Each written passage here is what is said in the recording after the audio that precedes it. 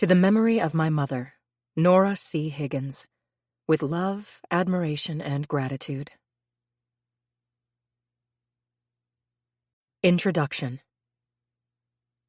Where Are the Children was my first suspense novel, and the book that really changed my life.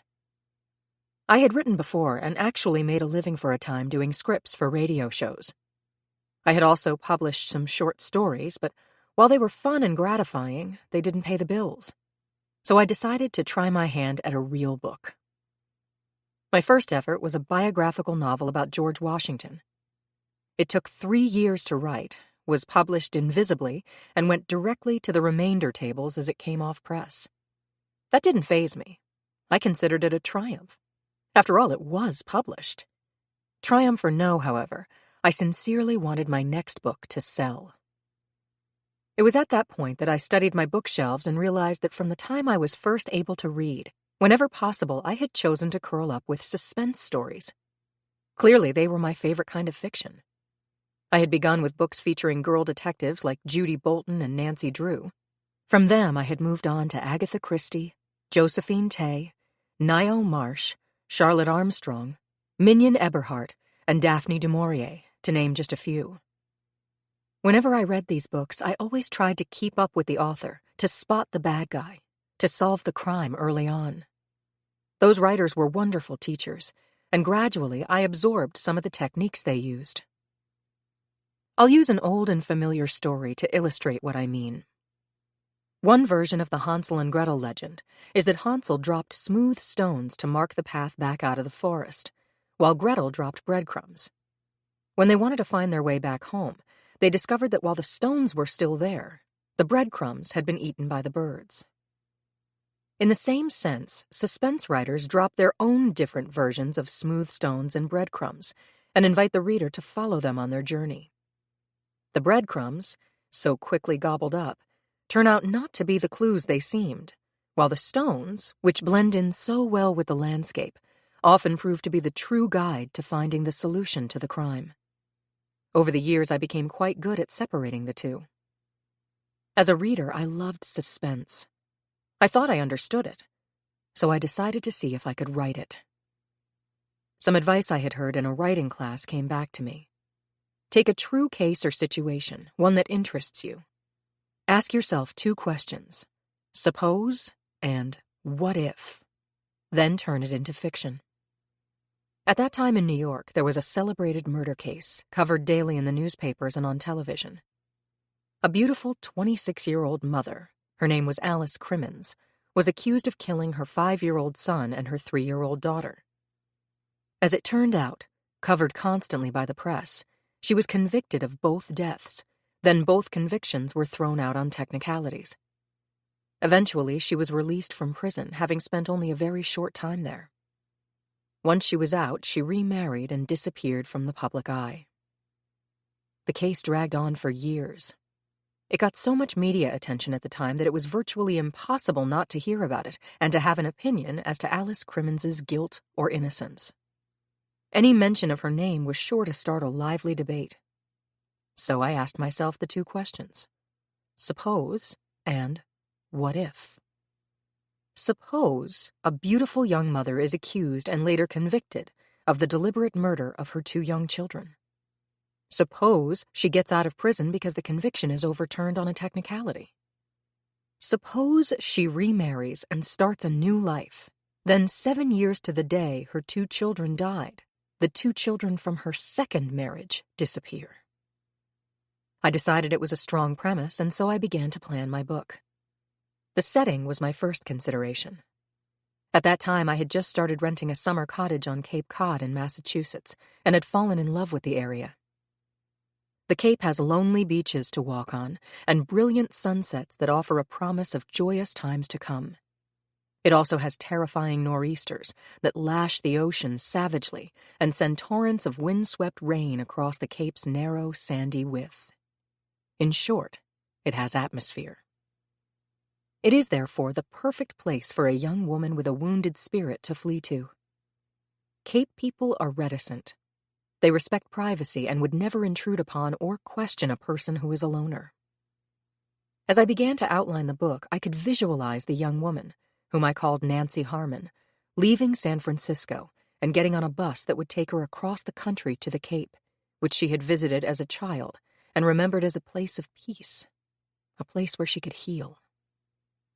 My working title for the book was Die a Little Death, a phrase I had read in a memoir written by a mistress of Louis XIV of France. She had borne him a child, and it lived only 8 months. In the memoir, she wrote, "And I, with my baby, died a little death." I thought it was an appropriate title because in my story, part of Nancy, in essence, died with her first 2 children. Since that time, she had managed to blot out all memories of her life with them, but now she must suddenly try to recall every detail of the events leading up to their disappearance if she is to save her second family. At the time I was writing the novel, I had a full-time job in radio, so the book took me 3 years to finish. When I was finally satisfied and knew I could add nothing more to it, I wrote in my journal, "I have finished the book, and it is good." I still remember the black and white suit I was wearing when I dropped off the manuscript with my agent's secretary. It was a very important day for me. Then 6 weeks passed without any word from my agent. Timidly, I phoned her. "Pat," I said, "by any chance have you had time to look at my book?" Pat Meyerer had been a senior editor before becoming an agent, and usually she ripped my short stories apart and had me rewrite them before she would send them out. When she told me that this time she felt no rewriting was necessary, that my novel was already out on submission with publishers, I realized I was on my way, because I was sure in my heart that the book would sell. The world was a slightly different place 30 years ago, and when I wrote that book, child molestation was pretty much a taboo subject. While there were no explicit scenes dealing with that, it was clear enough to the reader that the kidnapper was also a molester. As a result, 2 of the publishers to whom my manuscript was submitted turned it down.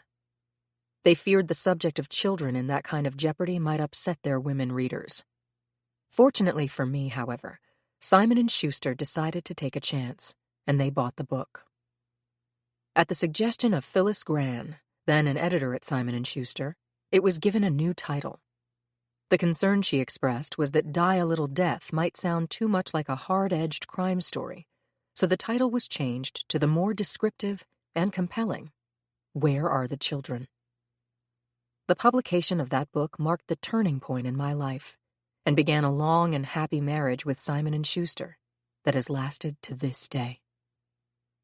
MHC. Prologue. He could feel the chill coming in through the cracks around the window panes. Clumsily, he got up and lumbered over to the window. Reaching for one of the thick towels he kept handy, he stuffed it around the rotting frame. The incoming draft made a soft, hissing sound in the towel, a sound that vaguely pleased him. He looked out at the mist-filled sky and studied the whitecaps churning in the water. From this side of the house, it was often possible to see Provincetown, on the opposite shore of Cape Cod Bay. He hated the Cape. He hated the bleakness of it on a November day like this, the stark grayness of the water, the stolid people who didn't say much but studied you with their eyes. He had hated it the one summer he'd been here, waves of tourists sprawling on the beaches, climbing up the steep embankment to this house, gawking in the downstairs windows, cupping their hands over their eyes to peer inside. He hated the large for sale sign that Ray Eldridge had posted on the front and back of the big house, and the fact that now Ray and that woman who worked for him had begun bringing people in to see the house. Last month, it had been only a matter of luck that he'd come along as they'd started through. Only luck that he'd gotten to the top floor before they had, and been able to put away the telescope. Time was running out. Somebody would buy this house, and he wouldn't be able to rent it again. That was why he'd sent the article to the paper. He wanted to still be here to enjoy seeing her exposed for what she was in front of these people. Now, when she must have started to feel safe. There was something else that he had to do, but the chance had never come. She kept such a close watch on the children. But he couldn't afford to wait anymore. Tomorrow. He moved restlessly around the room. The bedroom of the top-floor apartment was large. The whole house was large. It was a bastardized evolution of an old captain's house. Begun in the 17th century on a rocky crest that commanded a view of the whole bay, it was a pretentious monument to man's need to be forever on guard. Life wasn't like that. It was bits and pieces. Icebergs that showed in tips. He knew. He rubbed his hand over his face, feeling warm and uncomfortable even though the room was chilly. For 6 years now, he'd rented this house in the late summer and fall. It was almost exactly as it had been when he had first come into it. Only a few things were different. The telescope in the front room, the clothes that he kept for the special times, the peaked cap that he pulled over his face, which shaded it so well. Otherwise, the apartment was the same. The old-fashioned sofa and pine tables and hooked rug in the living room, the rock maple bedroom set. This house and apartment had been ideal for his purpose until this fall, when Ray Eldridge had told him they were actively trying to sell the place for a restaurant, and it could be rented only with the understanding it could be shown on telephoned notice. Raynor Eldridge. The thought of the man brought a smile. What would Ray think tomorrow when he saw the story? Had Nancy ever told Ray who she was? Maybe not. Women could be sly. If Ray didn't know, it would be even better. How wonderful it would be to actually see Ray's expression when he opened the paper. It was delivered a little after 10 in the morning. Ray would be in his office. He might not even look at it for a while. Impatiently, he turned from the window. His thick, trunk-like legs were tight in shiny black trousers. He'd be glad when he could lose some of this weight. It would mean that awful business of starving himself again, but he could do it. When it had been necessary, he'd done it before. Restlessly, he rubbed a hand over his vaguely itchy scalp. He'd be glad when he could let his hair grow back in its natural lines again. The sides had always been thick, and would probably be mostly gray now. He ran one hand slowly down his trouser leg, then impatiently paced around the apartment, finally stopping at the telescope in the living room. The telescope was especially powerful, the kind of equipment that wasn't available for general sale. Even many police departments didn't have it yet. But there were always ways to get things you wanted. He bent over and peered into it, squinting one eye. Because of the darkness of the day, the kitchen light was on, so it was easy to see Nancy clearly. She was standing in front of the kitchen window, the one that was over the sink. Maybe she was about to get something ready to put into the oven for dinner. But she had a warm jacket on, so she was probably going out. She was standing quietly, just looking in the direction of the water. What was she thinking of? Whom was she thinking of? The children? Peter? Lisa? He'd like to know. He could feel his mouth go dry and licked his lips nervously. She looked very young today. Her hair was pulled back from her face. She kept it dark brown. Someone would surely have recognized her if she'd left it the natural red-gold shade. Tomorrow she'd be 32. But she still didn't look her age. She had an intriguing young quality, soft and fresh and silky. He swallowed nervously. He could feel the feverish dryness of his mouth, even while his hands and armpits were wet and warm. He gulped, then swallowed again, and the sound evolved into a deep chuckle. His whole body began to shake with mirth and jarred the telescope. Nancy's image blurred, but he didn't bother refocusing the lens. He wasn't interested in watching her anymore today. Tomorrow. He could just see the expression she'd have at this time tomorrow. Exposed to the world for what she was, numbed with worry and fear. Trying to answer the question, the same question the police had thrown at her over and over 7 years ago. "Come on, Nancy," the police would be saying again. "Come clean with us. Tell the truth. You should know you can't get away with this. Tell us, Nancy. Where are the children?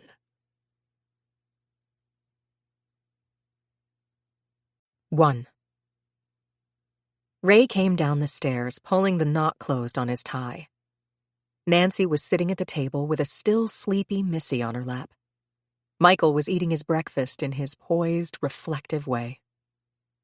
Ray tousled Mike's head and leaned over to kiss Missy. Nancy smiled up at him. She was so darn pretty. There were fine lines around those blue eyes, but you'd still never take her for 32. Ray was only a few years older himself, but always felt infinitely her senior. Maybe it was that awful vulnerability. He noticed the traces of red at the roots of her dark hair. A dozen times in the last year he'd wanted to ask her to let it grow out, but hadn't dared. "Happy birthday, honey," he said quietly. He watched as the color drained from her face. Michael looked surprised. "Is it Mommy's birthday? You didn't tell me that." Missy sat upright. "Mommy's birthday?" She sounded pleased. "Yes," Ray told them. Nancy was staring down at the table. "And tonight we're going to celebrate. Tonight I'm going to bring home a big birthday cake and a present, and we'll have Aunt Dorothy come to dinner. Right, Mommy?" "Ray, no." Nancy's voice was low and pleading. "Yes. Remember last year you promised that this year we'd—" Celebrate was the wrong word. He couldn't say it. But for a long time he'd known that they would someday have to start changing the pattern of her birthdays. At first she'd withdrawn completely from him and gone around the house or walked the beach like a silent ghost in a world of her own.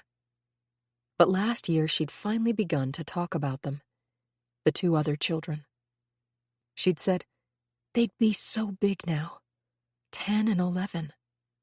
I try to think how they would look now, but can't seem to even imagine. Everything about that time is so blurred, like a nightmare that I only dreamed. It's supposed to be like that, Ray told her. Put it all behind you, honey. Don't even wonder what happened anymore.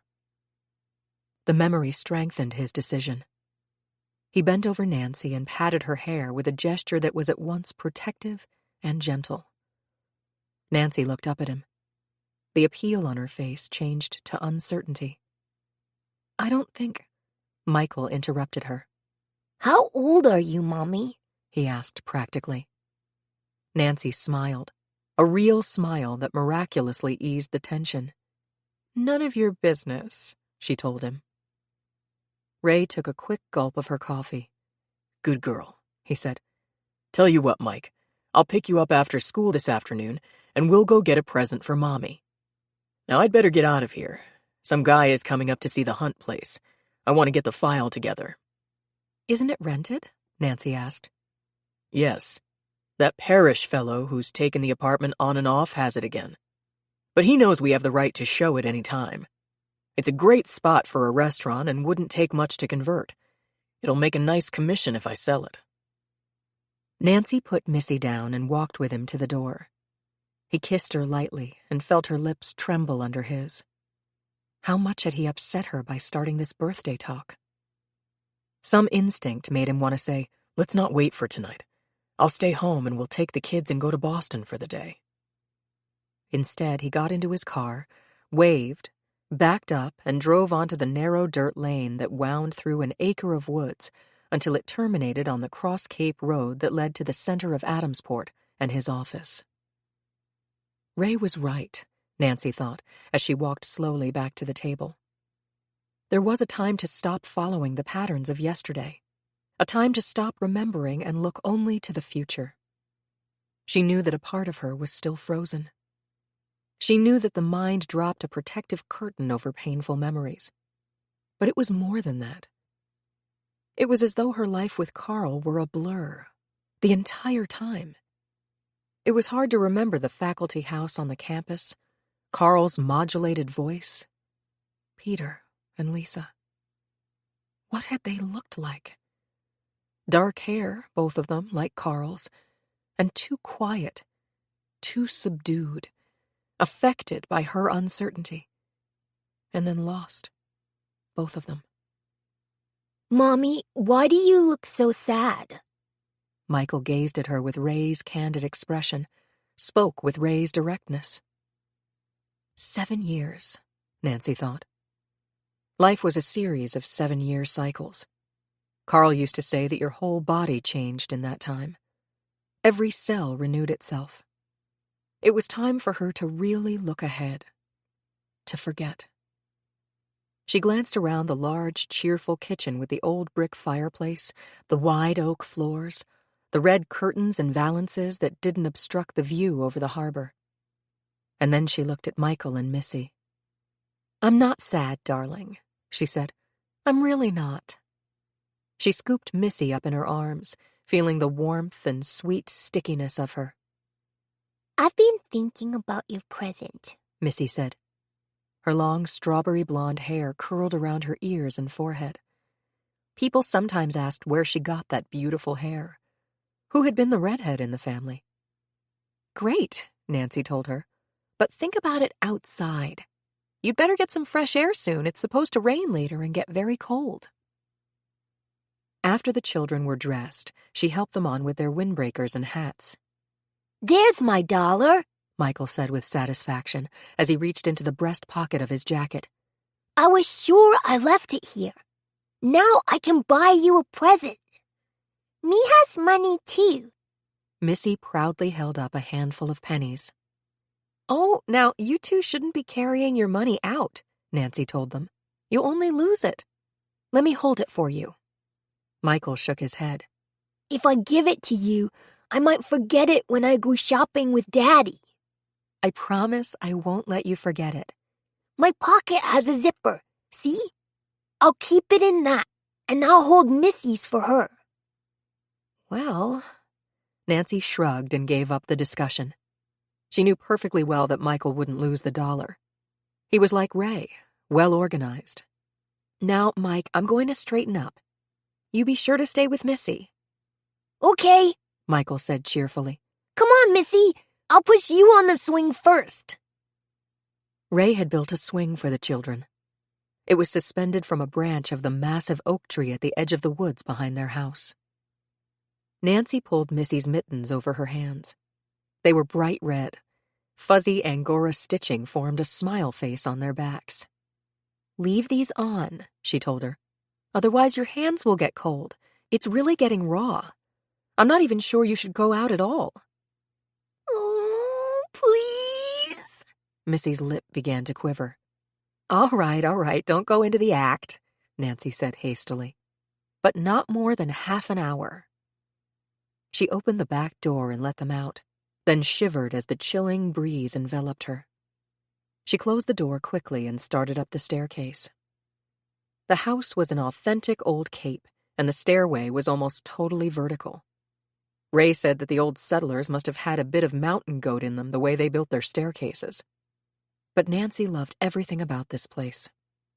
She could still remember the feeling of peace and welcome it had given her when she'd first seen it over 6 years ago. She'd come to the Cape after the conviction had been set aside. The district attorney hadn't pressed for a new trial because Rob Legler, his vital prosecution witness, had disappeared. She'd fled here, completely across the continent, as far away from California as she could get, as far away from the people she'd known and the place she'd lived and the college and the whole academic community there. She never wanted to see them again. The friends who had turned out not to be friends but hostile strangers who spoke of poor Carl because they blamed his suicide on her too.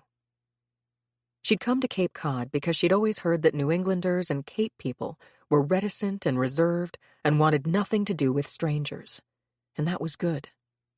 She needed a place to hide, to find herself, to sort it all out, to try to think through what had happened, to try to come back to life.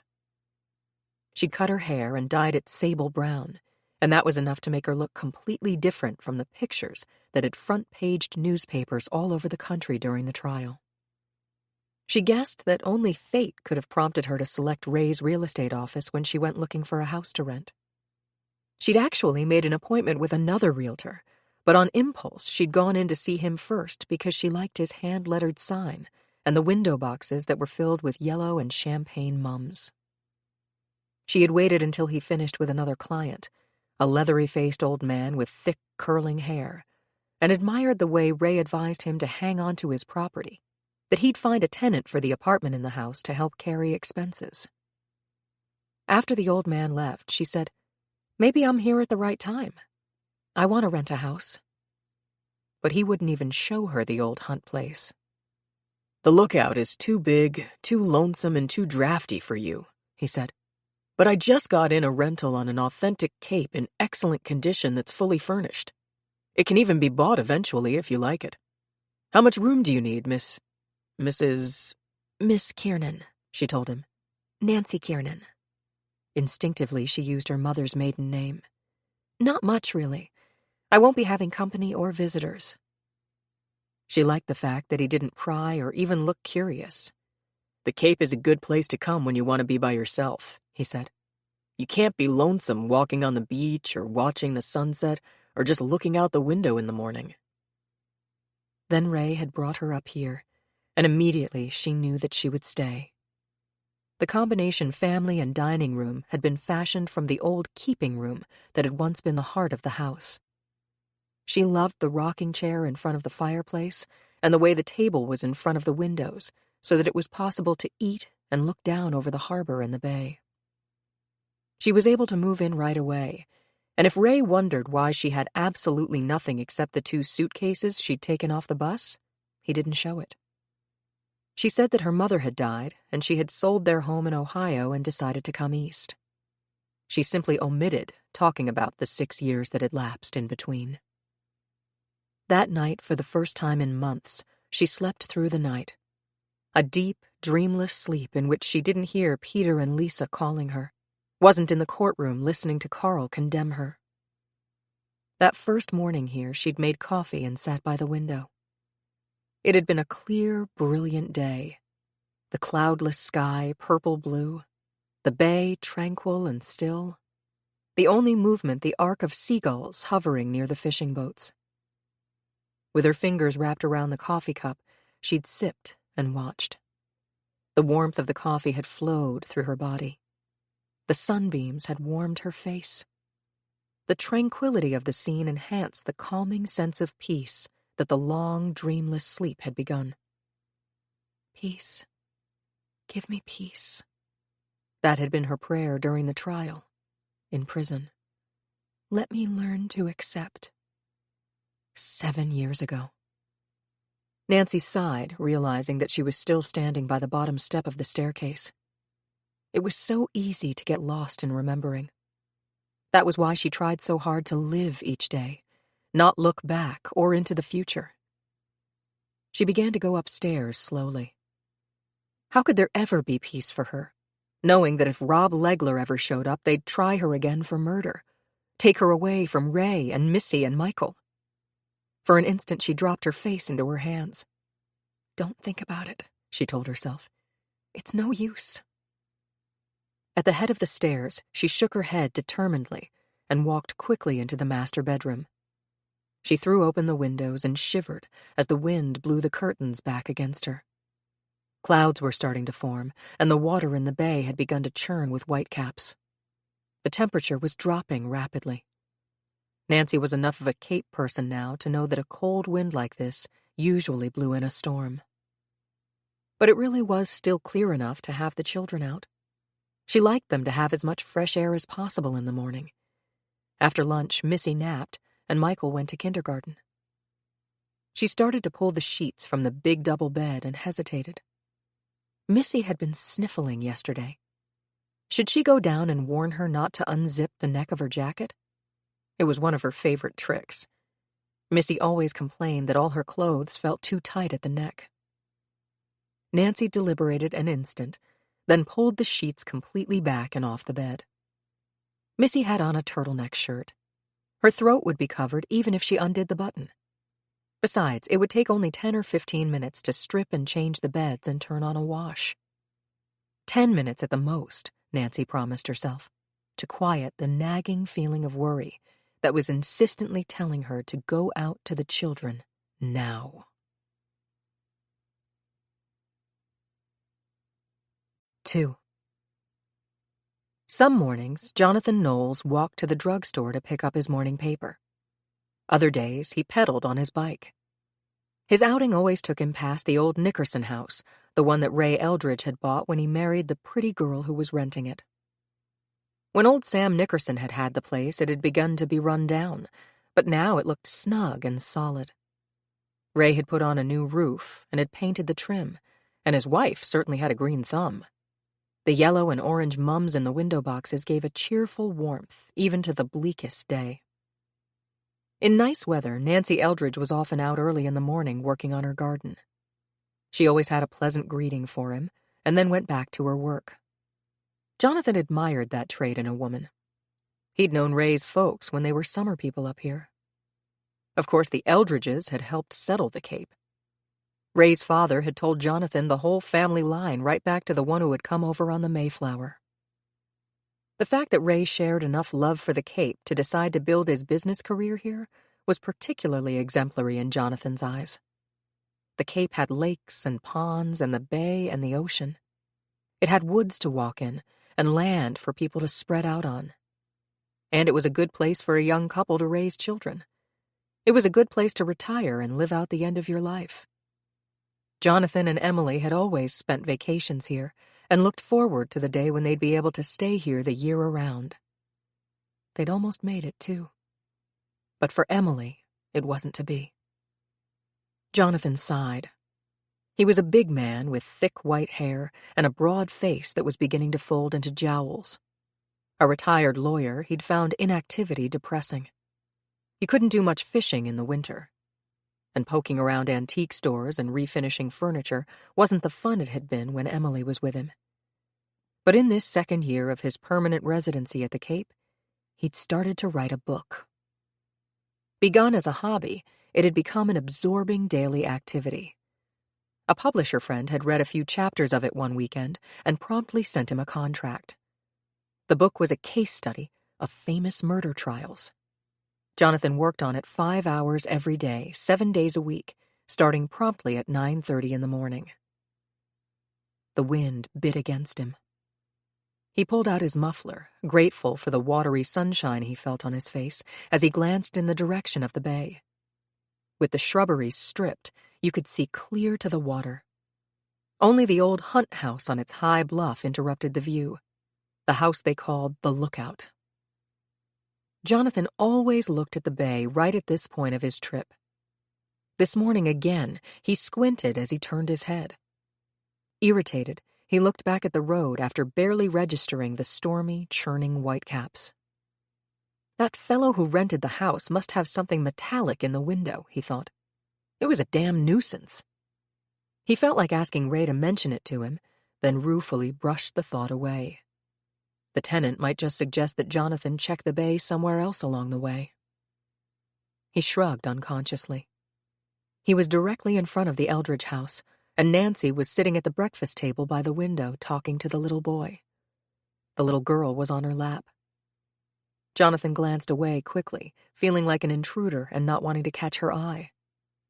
Oh well. He'd get the paper, fix his solitary breakfast, and get to his desk. Today, he'd begin working on the Harmon murder case, the one that he suspected would make the most interesting chapter of all. 3.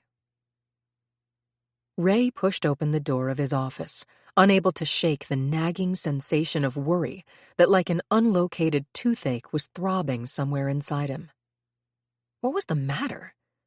It was more than just making Nancy acknowledge her birthday and risking the memories it aroused. Actually, she'd been pretty calm. He knew her well enough to understand when the tension was building about that other life.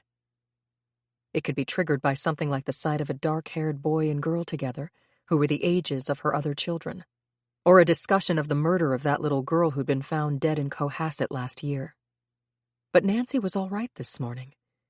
It was something else, a feeling of foreboding. Oh, no. What does that mean? Ray looked up, startled. Dorothy was at her desk. Her hair, more gray than brown, casually framed her long, pleasant face. Her sensible beige sweater and brown tweed skirt had an almost studied dowdiness and signaled the wearer's indifference to frills. Dorothy had been Ray's first client when he had opened this office. The girl he had hired didn't show up, and Dorothy had volunteered to help him out for a few days. She'd been with him ever since. "You do realize that you're shaking your head and frowning," she told him. Ray smiled sheepishly. "Just morning jitters, I guess. How are you doing?"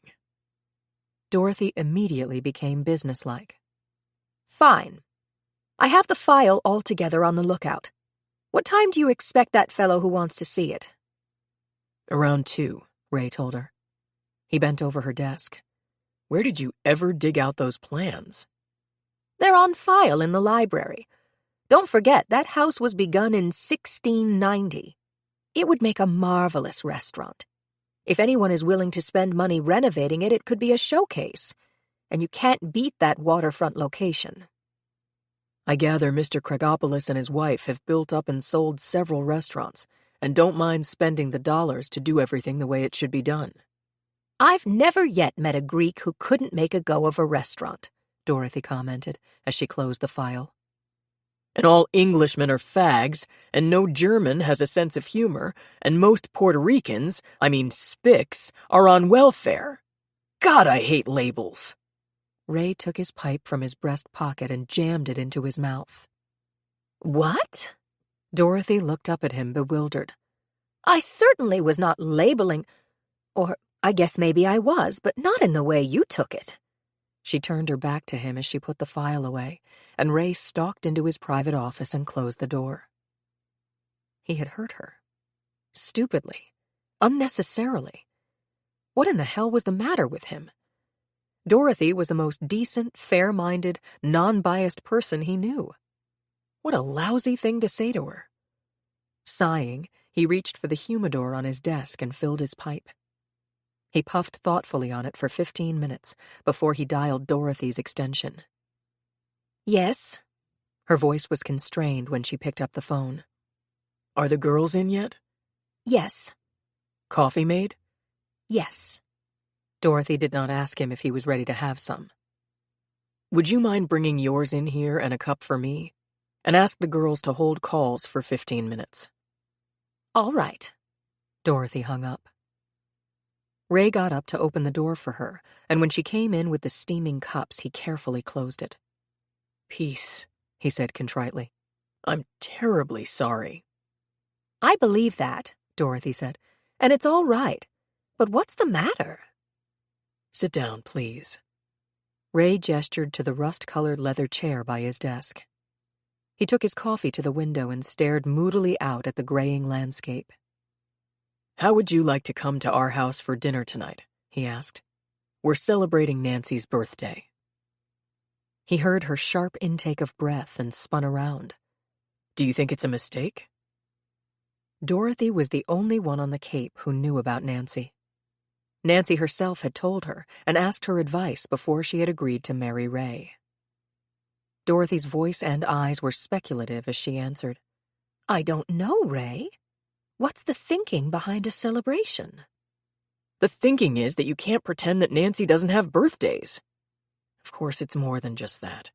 It's that Nancy has got to break with the past, to stop hiding." Can she break with the past? Can she stop hiding with the prospect of another murder trial always hanging over her? But that's just it. The prospect. Dorothy, do you realize that that fellow who testified against her hasn't been seen or heard of for over 6 years? God knows where he is now or if he's even alive. For all we know, he's sneaked back into this country under another name and is just as anxious as Nancy not to start the whole business up. Don't forget, he's officially a deserter from the army. There's a pretty stiff penalty waiting for him if he's caught. That's probably true, Dorothy agreed. It is true. And take it one step further. Level with me now. What do people in this town think of Nancy? And I include the girls in my own office here. Dorothy hesitated. They think she's very pretty. They admire the way she wears clothes. They say she's always pleasant. And they think she keeps to herself pretty much. That's a nice way of putting it. I've heard cracks about my wife thinking she's too good for the folks around here. At the club, I'm getting more and more ribbing about why I only have a golf membership and why I don't bring that beautiful wife of mine around. Last week, Michael's school called and asked if Nancy would consider working on some committee. Needless to say, she turned them down. Last month, I finally got her to go to the realtors' dinner, and when they took the group picture, she was in the ladies' room. She's afraid of being recognized. I understand that. But don't you see that that possibility gets less likely all the time? And even if someone said to her, "You're a dead ringer for that girl from California who was accused," well, you know what I mean, Dorothy. For most people, it would end there. A resemblance, period. God, remember that guy who used to pose for all those whiskey and bank ads? The one who was a ringer for Lyndon Johnson? I was in the army with his nephew. People do look like other people. It's that simple. And if there ever is another trial, I want Nancy to be entrenched with the people here. I want them to feel she's one of them and that they're rooting for her. Because after she's acquitted, she'll have to come here and take up life again. We all will. And if there's a trial, and she isn't acquitted? I simply won't consider that possibility, Ray said flatly. How about it? Have we got a date tonight? I'd like very much to come, Dorothy said. And I agree with most of what you've said. Most? Yes. She looked at him steadily. I think you've got to ask yourself how much of this sudden desire to opt for a more normal life is just for Nancy, and how much because of other motives. Meaning what? Ray, I was here when the Secretary of State of Massachusetts urged you to go into politics because the Cape needs young men of your caliber to represent it. I heard him say that he'd give you any help and endorsement possible. It's pretty hard not to be able to take him up on that. But as things stand now, you can't. And you know it. Dorothy left the room without giving him a chance to answer. Ray finished the coffee and sat down at his desk. The anger and irritation and tension drained from him, and he felt depressed and ashamed of himself. She was right, of course. He did want to pretend that there wasn't any threat hanging over them, that everything was just nifty. And he had a hell of a nerve, too. He'd known what he was getting into when he'd married Nancy. If he hadn't, she certainly had pointed it out. She'd done her best to warn him. Ray stared unseeingly at the mail on his desk, thinking of the times in the last few months when he'd blown up unreasonably at Nancy, just the way he had this morning at Dorothy. Like the way he had acted when she had shown him the watercolors she'd done of the house. She should study art. Even now, she was good enough to exhibit locally. He'd said, "It's very good. Now which closet are you going to hide it in?" Nancy had looked so stricken, so defenseless. He'd wanted to bite his tongue off. He'd said, "Honey, I'm so sorry. It's just that I'm so proud of you. I want you to show it off." How many of these flare-ups were being caused because he was tired of the constant constriction on their activities? He sighed and started going through his mail. At 10:15, Dorothy threw open the door of his office. Her usually healthy pink complexion was a sickly grayish-white. He jumped up to go to her. But shaking her head, she pushed the door closed behind her and held out the paper she'd been hiding under her arm. It was the weekly Cape Cod Community News. Dorothy had it open to the second section, the one that always featured a human interest story. She dropped it on his desk. Together they stared down at the large picture that to anyone was unmistakably Nancy. It was one he'd never seen before, in her tweed suit, with her hair pulled back and already darkened. The caption under it said, "Can this be a happy birthday for Nancy Harmon?" Another picture showed Nancy leaving the courtroom during her trial, her face wooden and expressionless, her hair cascading down her shoulders. A third picture was a copy of a snapshot of Nancy with her arms around two young children.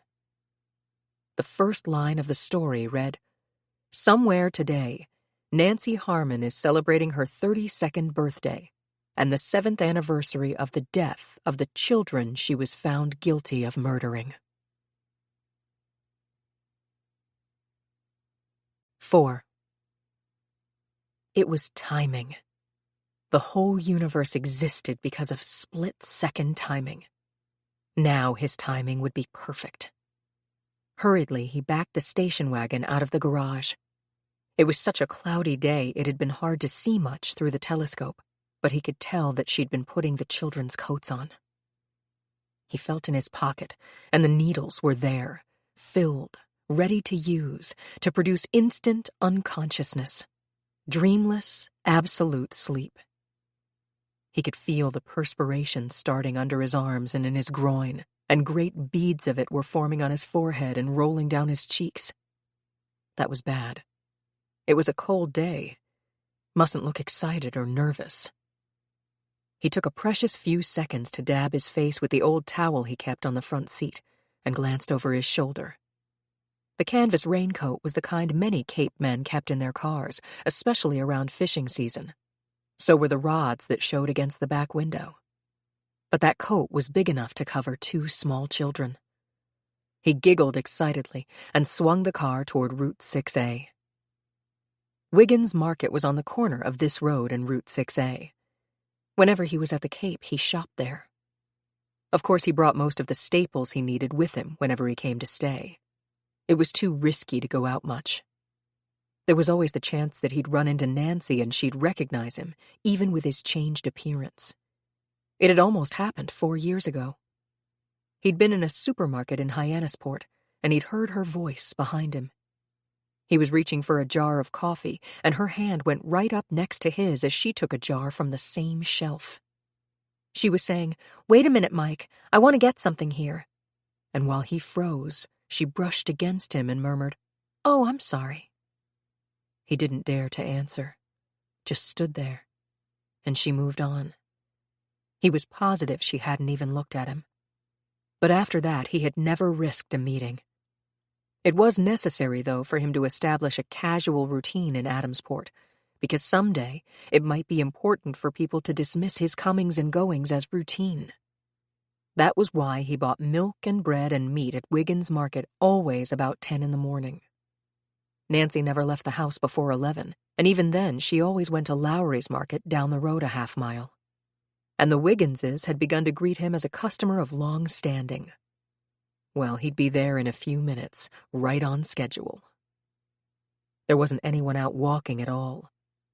The raw wind was probably discouraging any inclination to go outdoors.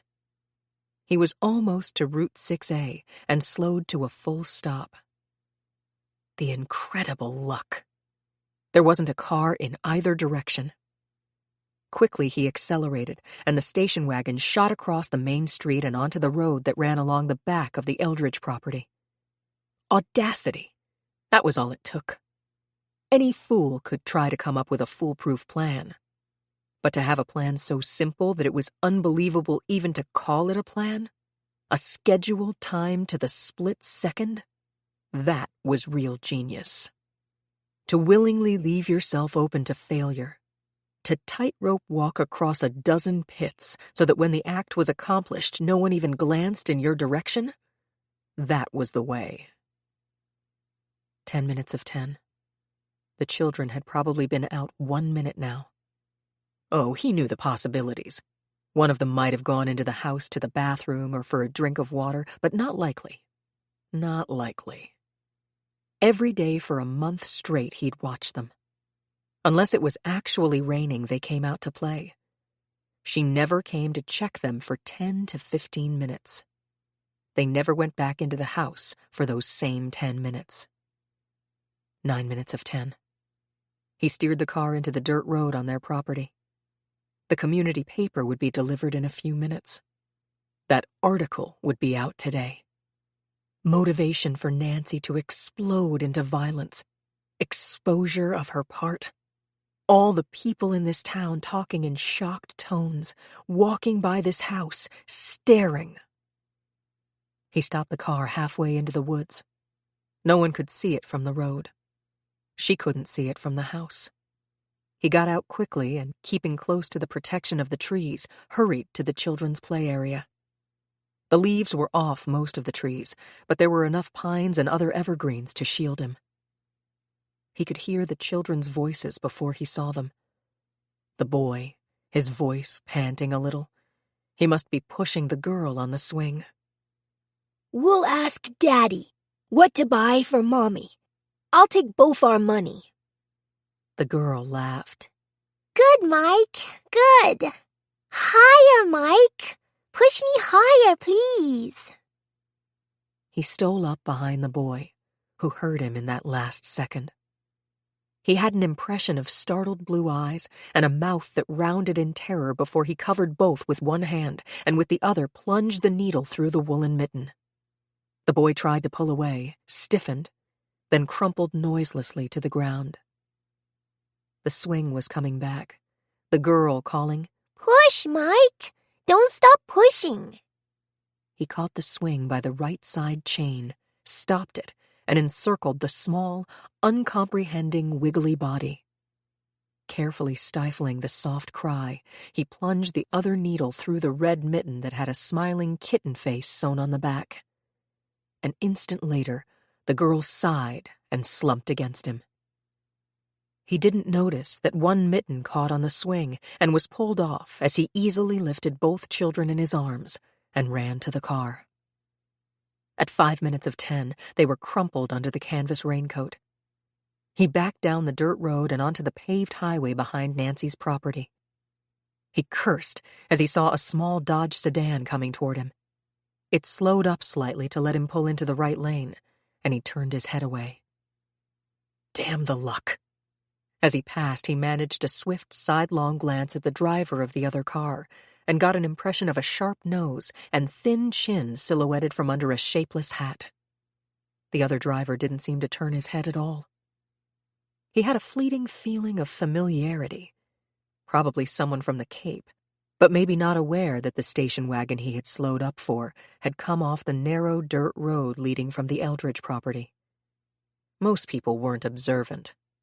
In a few minutes, this man probably wouldn't even have a recollection of having slowed for an instant to let a car complete a turn. He watched the Dodge through the rearview mirror until it disappeared. With a grunt of satisfaction, he adjusted the mirror so that it reflected the canvas raincoat on the back deck. It was apparently tossed casually over fishing gear. Satisfied, he flipped the mirror back into place without looking into it again. If he had looked into it, he would have seen that the car he had just been watching was slowing, backing up. At 4 minutes past 10, he walked into Wiggins Market and grunted a greeting as he reached into the refrigerator section for a quart of milk. 5. Nancy came down the steep staircase, precariously balancing an armful of towels and sheets, pajamas and underwear. On impulse, she decided to do a wash that could be hung outdoors to dry before the storm broke. Winter was here. It was on the edge of the yard, forcing the last few dead leaves off the trees. It was settling into the dirt road that now was as hardened as concrete. It was changing the color of the bay into a smoky gray blue. Outside, the storm was building, but now, while there was still some weak sun, she'd take advantage of it. She loved the fresh smell of sheets dried outside, loved to pull them against her face as she drifted off to sleep, with the way they captured the faint scent of cranberry bogs and pine and the salty smell of the sea, so different from the coarse, rough, dank smell of prison sheets. She pushed the thought away. At the foot of the staircase, she started to turn in the direction of the back door, then stopped. How foolish! The children were fine. They'd been out only 15 minutes, and this frantic anxiety that was her constant albatross had to be conquered. Even now, she suspected that Missy sensed it and was beginning to respond to her overprotection. She'd turn the wash on, then call them in. While they watched their 10:30 television program, she'd have a second cup of coffee and look at the weekly Cape Cod community news. With the season over, there might be some good antiques available, and not at tourist prices. She wanted an old-fashioned settee for the parlor, the high-backed kind they used to call a settle in the 1700s. In the laundry room off the kitchen, she sorted the wash, tossed the sheets and towels into the machine, added detergent and bleach, and finally pushed the button to start the cycle. Now it surely was time to call the children. But at the front door she detoured. The paper had just arrived. The delivery boy was disappearing around the curve in the road. She picked it up, shivering against the increasing wind, and hurried into the kitchen. She turned the burner jet under the still warm coffee pot. Then, anxious to get a look at the classified page, she thumbed quickly to the second section of the paper. Her eyes focused on the blaring headline and the pictures. All the pictures. Of her and Carl and Rob Legler. The one of her with Peter and Lisa. That clinging, trusting way they'd always huddled up to her. Through a roaring in her ears, she remembered vividly the time they'd posed for that one. Carl had taken it. "Don't pay attention to me," he'd said. "Pretend I'm not here." But they'd known he was there and had shrunk against her, and she had looked down at them as he snapped the picture. Her hands were touching their silky, dark heads. No. No. No, no! Now her body arched in pain. Unsteadily, she reached out her hand, and it hit the coffee pot, knocking it over. She drew it back, only dimly feeling the searing liquid that splattered on her fingers. She had to burn the paper. Michael and Missy mustn't see it. That was it. She'd burn the paper so that no one could see it. She ran to the fireplace in the dining room. The fireplace that wasn't cheery and warm and protecting anymore.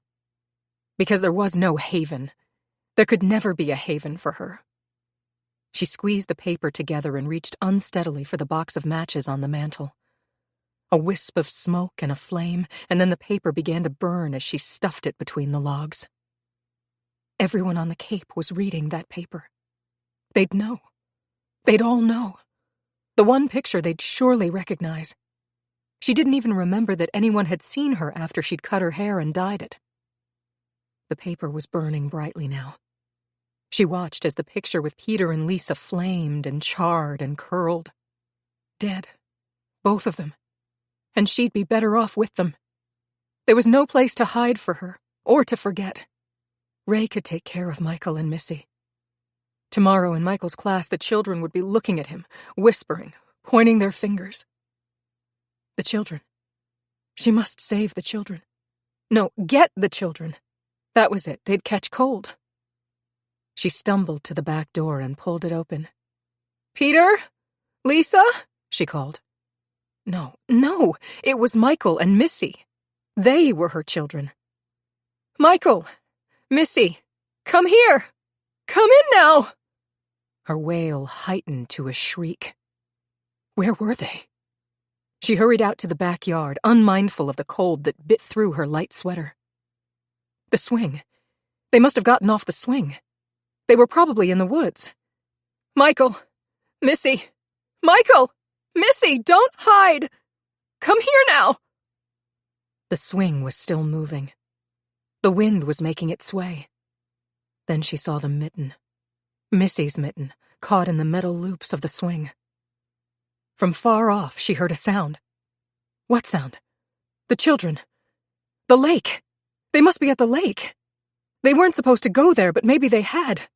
They'd be found, like the others, in the water, their faces wet and swollen and still. She grabbed Missy's mitten, the mitten with the smile face, and staggered toward the lake. She called their names over and over again. She pushed her way through the woods and out onto the sandy beach. In the lake, a little way out, something was glistening below the surface. Was it something red?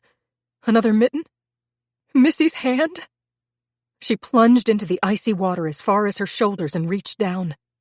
But there wasn't anything there.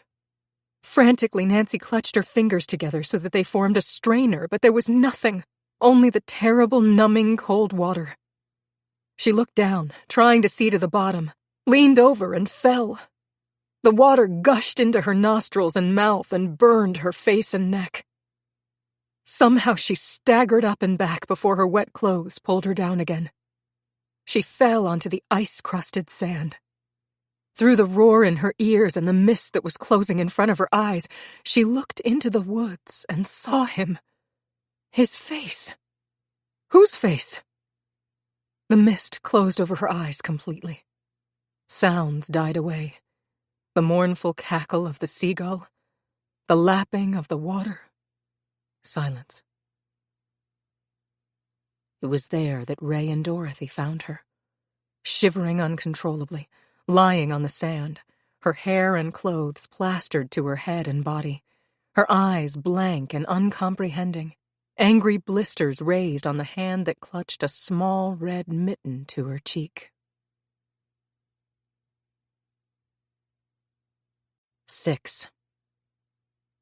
Jonathan carefully washed and rinsed his breakfast dishes, scoured the omelet pan, and swept the kitchen floor.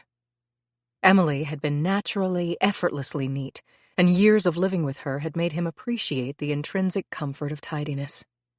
He always hung his clothes in the closets, put his laundry in the bathroom hamper, and cleared up immediately after his solitary meals.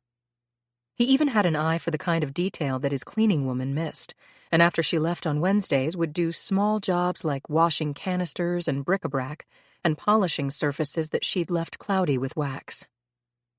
In New York, he and Emily had lived on Sutton Place, on the southeast corner of 55th Street. Their apartment building had extended over the FDR Drive to the edge of the East River. Sometimes they had sat on their 17th floor balcony and watched the lights of the bridges that spanned the river, and talked about the time when they'd be retired at the Cape and looking out over Mawshop Lake. You won't have Bertha in every day to keep the wheels spinning, he'd teased her. By the time we get up there, Bertha will be ready to retire, and I'll break you in as my assistant.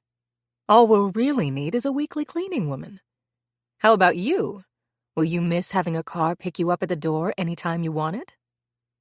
Jonathan had answered that he'd decided to buy a bicycle.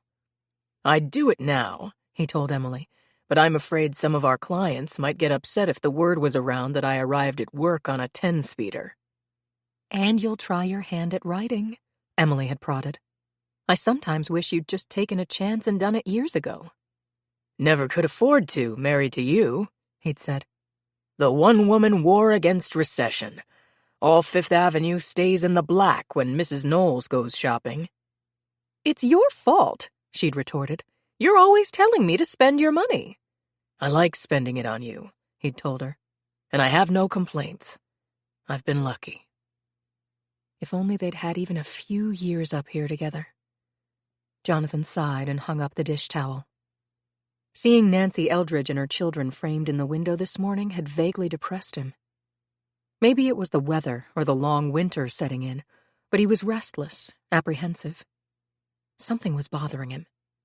It was the kind of itch he used to get when he was preparing a brief, and some facts just didn't jibe. Well, he'd get to his desk. He was anxious to start working on the Harmon chapter. He could have taken early retirement, he thought, as he walked slowly into his study. As it turned out, that was just what he had done anyway. The minute he lost Emily, he'd sold the New York apartment, put in his resignation, pensioned off Bertha, and, like a dog licking its wounds, had come here to this house that they'd picked out together. After the first bleak grief, he'd found a measure of contentment. Now writing the book was a fascinating and absorbing experience. When he'd gotten the idea for doing it, he had asked Kevin Parks, a meticulous freelance researcher and old friend, to come up for a weekend. Then he had outlined his plan to him. Jonathan had selected 10 controversial criminal trials. He'd proposed that Kev take on the job of putting together a file of all available material on those trials. Court transcripts, depositions, newspaper accounts, pictures, gossip, anything he could find. Jonathan planned to study each file thoroughly and then decide how to write the chapter, either agreeing with the verdict or rejecting it, and giving his reasons. He was calling the book Verdict in Doubt. He'd already finished 3 chapters. The first was called The Sam Shepard Trial. His opinion? Not guilty. Too many loopholes, too much suppressed evidence. Jonathan agreed with the Dorothy Kilgallen opinion that the jury had found Sam Shepard guilty of adultery, not murder. The second chapter was the Capolino trial. Marge Farger, in his opinion, belonged in a prison cell with her former boyfriend. The just-completed chapter was the Edgar Smith trial. Jonathan's view was that Edgar Smith was guilty but deserved his freedom. 14 years constituted a life sentence today, and he had rehabilitated and educated himself in a grisly cell on death row. Now he sat down at his massive desk and reached into the file drawer for the thick cardboard folders that had arrived the previous day. They were labeled the Harmon Case. A note from Kevin was stapled to the first envelope. It read, "John, I have a hunch you'll enjoy getting your teeth into this one. The defendant was a sitting duck for the prosecutor. Even her husband broke down on the stand and practically accused her in front of the jury. If they ever locate the missing prosecution witness and try her again, she'd better have a stronger story than last time. The district attorney's office out there knows where she is, but I couldn't get it from them. Somewhere in the East is the best I can do." Jonathan opened the file with the accelerating pulse that he always associated with the beginning of an interesting new case. He never allowed himself to do much speculating until he got the research all together, but his memory of this case when it was being tried 6 or 7 years ago made him curious. He remembered how at that time just reading the trial testimony had left so many questions in his mind, questions he wanted to concentrate on now. He recalled that his overall impression of the Harmon case was that Nancy Harmon never had told all she knew about the disappearance of her children. He reached into the folder and began to lay out the meticulously labeled items on the desk. There were pictures of Nancy Harmon taken during her trial. She certainly was a pretty little thing with that waist-length hair. According to the papers, she was 25 at the time the murders were committed. She looked even younger, not much more than a teenager. The dresses she wore were so youthful, almost childish. They added to the overall effect. Probably her attorney had suggested that she look as young as possible. Funny, but ever since he'd started planning this book, he'd felt that he'd seen that girl somewhere. He stared at the pictures in front of him. Of course, she looked like a younger version of Ray Eldridge's wife. That explained the nagging resemblance. The expression was totally different, but wouldn't it be a small world if there was some family relationship? His eye fell on the first typewritten page, which gave a rundown on Nancy Harmon. She had been born in California and raised in Ohio. Well, that let out any possibility of her being a close relative to Nancy Eldridge. Ray's wife's family had been neighbors of Dorothy Prentice in Virginia. Dorothy Prentice. He felt a quick dart of pleasure at the thought of the handsome woman who worked with Ray. Jonathan often stopped by their office around 5 o'clock when he picked up the evening paper, the Boston Globe. Ray had suggested some interesting land investments to him, and they had all proved sound. He'd also persuaded Jonathan to become active in the town, and as a result, they'd become good friends. Still, Jonathan realized that he went into Ray's office more often than necessary. Ray would say, "You're just in time for an end-of-the-day drink," and call out Dorothy to join them. Emily had liked daiquiris. Dorothy always had Jonathan's favorite drink, a Rob Roy with a twist. The three of them would sit for a half hour or so in Ray's private office. Dorothy had a penetrating humor that he enjoyed. Her family had been show business people, and she had countless great stories about traveling with them. She'd planned a career too, but after 3 small parts off Broadway, she had gotten married and settled down in Virginia. After her husband died, she'd come up to the Cape, planning to open an interior decorating shop, then had gotten started working with Ray. Ray said that Dorothy was a hell of a real estate saleswoman. She could help people visualize the possibilities in a place, no matter how seedy it looked at first glance. More and more often lately, Jonathan had toyed with the idea of suggesting that Dorothy join him for dinner. Sundays were long, and a couple of Sunday afternoons recently he'd actually started to dial her number, then stopped. He didn't want to rush into getting involved with someone he'd run into constantly, and he just wasn't sure. Maybe she came on a little too strong for him. All those years of living with Emily's total femininity had made him somewhat unprepared for reacting on a personal level to a terribly independent woman. God, what was the matter with him? He was so easily diverted into wool gathering this morning. Why was he letting himself get distracted from this Harmon case? Resolutely, he lit his pipe, picked up the file, and leaned back in his chair. Deliberately, he picked up the first batch of papers. An hour and 15 minutes passed. The silence was unbroken except for the ticking of the clock, the increasing insistence of the wind through the pines outside his window, and Jonathan's occasional snort of disbelief. Finally, frowning in concentration, he laid the papers down and walked slowly to the kitchen to make coffee. Something smelled about that whole Harmon trial. From as much of the transcript as he'd read through so far, it was evident that there was something fishy there, an undercurrent that made it impossible for the facts to hang together in any kind of reasonably cohesive way. He went into the immaculate kitchen and absently half-filled the kettle. While he waited for it to heat, he walked to the front door. The Cape Cod Community News was already on the porch. Tucking it under his arm, he went back into the kitchen, poured a rounded teaspoon of Taster's Choice into a cup, added the boiling water, stirred, and began to sip, as with the other hand he turned the pages of the paper, scanning the contents. He had almost finished the coffee when he got to the second section. His hand with the cup stopped in mid-air as his gaze froze on the picture of Ray Eldridge's wife. In that first instant of realization, Jonathan sadly accepted two irrefutable facts. Dorothy Prentice had deliberately lied to him about having known Nancy as a child in Virginia, and, retired or not, he should have been enough of a lawyer to trust his own instincts. Subconsciously, he had always suspected that Nancy Harmon and Nancy Eldridge were one and the same person.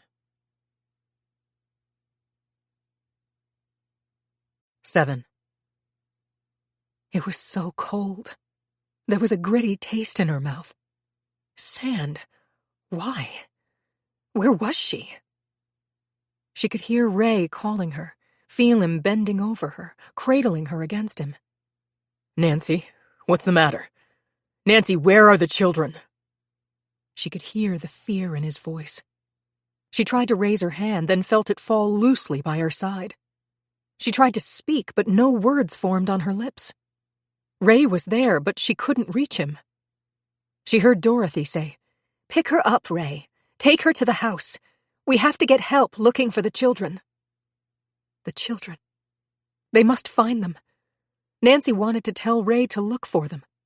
She felt her lips trying to form words, but the words wouldn't come. Oh my God. She heard the break in Ray's voice. She wanted to say, "Don't bother with me! Don't bother with me! Look for the children!" But she couldn't speak. She felt him pick her up and hold her against him. What's happened to her, Dorothy? He asked. What's the matter with her? Ray, we've got to call the police. The police? Vaguely, Nancy could hear the resistance in his voice. Of course. We need help finding the children. Ray, hurry! Every moment is precious. Don't you see you can't protect Nancy now? Everyone will know her from that picture. The picture. Nancy felt herself being carried. Remotely, she knew she was shivering. But that wasn't what she had to think about. It was the picture of her in the tweed suit she'd bought after the conviction was overturned. They'd taken her out of prison and brought her to court. The state hadn't tried her again. Carl was dead, and the student who'd testified against her had disappeared, and so she'd been released. The prosecuting attorney had said to her, "Don't think this is over. If I spend the rest of my life, I'll find a way to get a conviction that sticks." And with his words beating against her, she'd left the courtroom. Afterward, when she'd received permission to leave the state, she'd had her hair cut and dyed and gone shopping. She had always hated the kind of clothes Carl liked her to wear and had bought the three-piece suit and brown turtleneck sweater. She still wore the jacket and slacks. She'd worn them shopping only last week. That was another reason the picture was so recognizable. The picture. It had been taken in the bus terminal. That was where she'd been. She hadn't known that anyone was taking a picture of her. She'd left on the last evening bus for Boston. The terminal hadn't been crowded, and no one had paid any attention to her. She'd really thought that she could just slip away and try to begin again. But someone had just been waiting to start it all over again. I want to die, she thought. I want to die. Ray was walking swiftly, but trying to shield her with his jacket. The wind was biting through the wet clothes. He couldn't shield her. Not even he could shield her. It was too late. Maybe it had always been too late. Peter and Lisa and Michael and Missy, they were all gone. It was too late for all of them. No. Michael and Missy, they were here a little while ago. They were playing. They were out on the swing, and then the mitten was there. Michael wouldn't leave Missy. He was so careful of her. It was like last time. And they'd find them the way they found Peter and Lisa, with the wet seaweed and bits of plastic on their faces and in their hair and their bodies swollen. They must be at the house.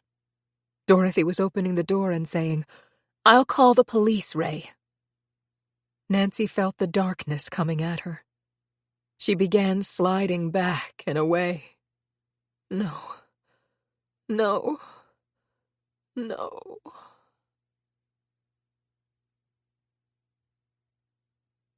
8. Oh, the activity. Oh, the way they were all scurrying around like ants, all milling around her house and yard. He licked his lips anxiously. They were so dry when all the rest of him was wet, his hands and feet and groin and underarms. Perspiration was streaming down his neck and back. As soon as he got back to the big house, he carried the children in and brought them right up to the room with the telescope. He could keep an eye on them here and talk to them when they woke up and touch them. Maybe he'd give the little girl a bath and dry her off in a nice soft towel and rub baby powder on her and kiss her. He had all day to spend with the children, all day. The tide wouldn't come in until 7 tonight. By then it would be dark, and no one would be nearby to see or hear. It would be days before they'd be washed in. It would be like last time. It was so much more enjoyable touching them when he knew their mother was being questioned by now. "What did you do with your children?" they'd ask her. He watched more police cars swarm up the dirt road into her backyard. But some of them were passing the house. Why were so many of them going to Mawshop Lake? Of course, they thought she had taken the children there. He felt wonderfully gratified. Here he could see everything that was happening without risk, perfectly safe and comfortable. He wondered if Nancy was crying. She had never cried once at her trial until the very end, after the judge sentenced her to the gas chamber. She'd begun sobbing and buried her face in her hands to cover the sound. The court attendants had snapped handcuffs on her, and her long hair had spilled forward, covering the tear-stained face that looked hopelessly out at the hostile faces. He remembered the first time he'd seen her walking across the campus. He'd been immediately attracted to her, the way the wind blew her strawberry gold hair around her shoulders, the delicately formed face, the small, even white teeth, the enchanting round blue eyes that looked gravely out from thick, sooty brows and lashes. He heard a sob. Nancy? But of course not. It was coming from the girl. Nancy's child. He turned from the telescope and stared resentfully. But his expression changed to a smile as he studied her. Those damp ringlets on her forehead, the tiny, straight nose, the fair skin. She looked a lot like Nancy. Now she wailed as she started to wake up. Well, it was just about time for the drug to wear off. They'd been unconscious nearly an hour. Regretfully, he left the telescope. He'd laid the children on opposite ends of the musty-smelling velour couch. The little girl was crying in earnest now. Mommy. Mommy. Her eyes were squeezed shut. Her mouth was open. Her little tongue was so pink. Tears were running down her cheeks. He sat her up and unzipped her jacket. She shrank away from him. There, he said soothingly. It's all right. The boy stirred and woke up too. His eyes were startled, just as they had been when he had seen him in the yard. Now he sat up slowly. Who are you? He demanded. He rubbed his eyes, shook his head and looked around. Where are we? An articulate child, well-spoken, his voice clear and well-modulated. That was good. Well-trained children were easier to handle. Didn't make a fuss. Taught respect for older people, they tended to be pliable. Like the others. They'd come with him so quietly that day. They had knelt in the trunk of the car unquestioningly when he had said they were going to play a game on Mommy. "It's a game," he told this little boy. "I'm an old friend of your Mommy's and she wants to play a birthday game. Did you know it was her birthday today?" He kept patting the little girl while he spoke. She felt so soft and good. The boy, Michael, looked uncertain. I don't like this game, he said firmly. Unsteadily, he got to his feet. He pushed aside the hands that were touching Missy and reached for her. She clung to him. Don't cry, Missy, he said soothingly. It's just a silly game. We'll go home now. It was obvious that he wasn't going to be fooled easily. The boy had Ray Eldridge's candid expression. We're not going to play any of your games, he said. We want to go home. There was a wonderful way he could make the little boy cooperate. Let go of your sister, he ordered. Here, give her to me. He yanked her from the boy. With the other hand, he took Michael's wrist and pulled him over to the window. Do you know what a telescope is? Michael nodded uncertainly. Yes. It's like the glasses my daddy has. It makes things bigger. That's right. You're very smart. Now look in here. The boy put his eye to the viewer. Now tell me what you see. No, squeeze your other eye shut. It's looking at my house. What do you see there? There are lots of cars. Police cars. What's the matter? Alarm made his voice quiver. He looked down happily at the worried face. A faint pinging sound came from the window. It was starting to sleet. The wind was driving hard little pellets against the glass panes. The visibility would be very poor soon. Even with the telescope, it would be hard to see much. But he could have a wonderful time with the children, the whole long afternoon. And he knew how to make the boy obey. Do you know what it's like to be dead? He asked. It means to go to God, Michael answered. He nodded approvingly. That's right. And this morning your mother went to God. That's why all the police cars are there. Your daddy asked me to mind you for a while and said for you to be good and help me take care of your sister. Michael looked as though he'd cry too. His lip quivered as he said, If my mommy went to God, I want to go too. Running his fingers through Michael's hair, he rocked the still wailing Missy. You will, he told him. Tonight.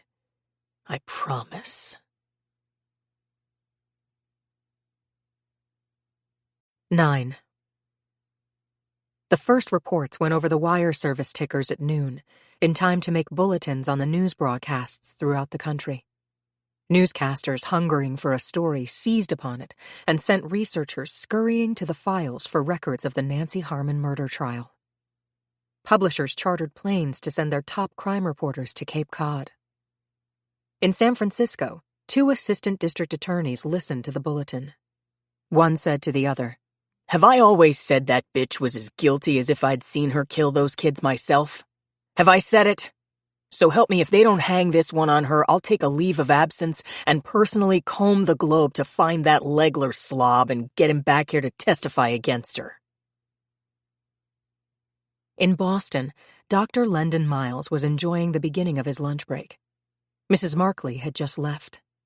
After a year of intense therapy, she was finally beginning to get pretty good insight. She'd made a funny remark a few minutes ago.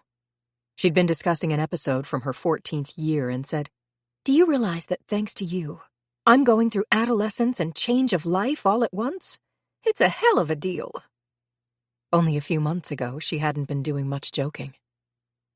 Lendon Miles enjoyed his profession.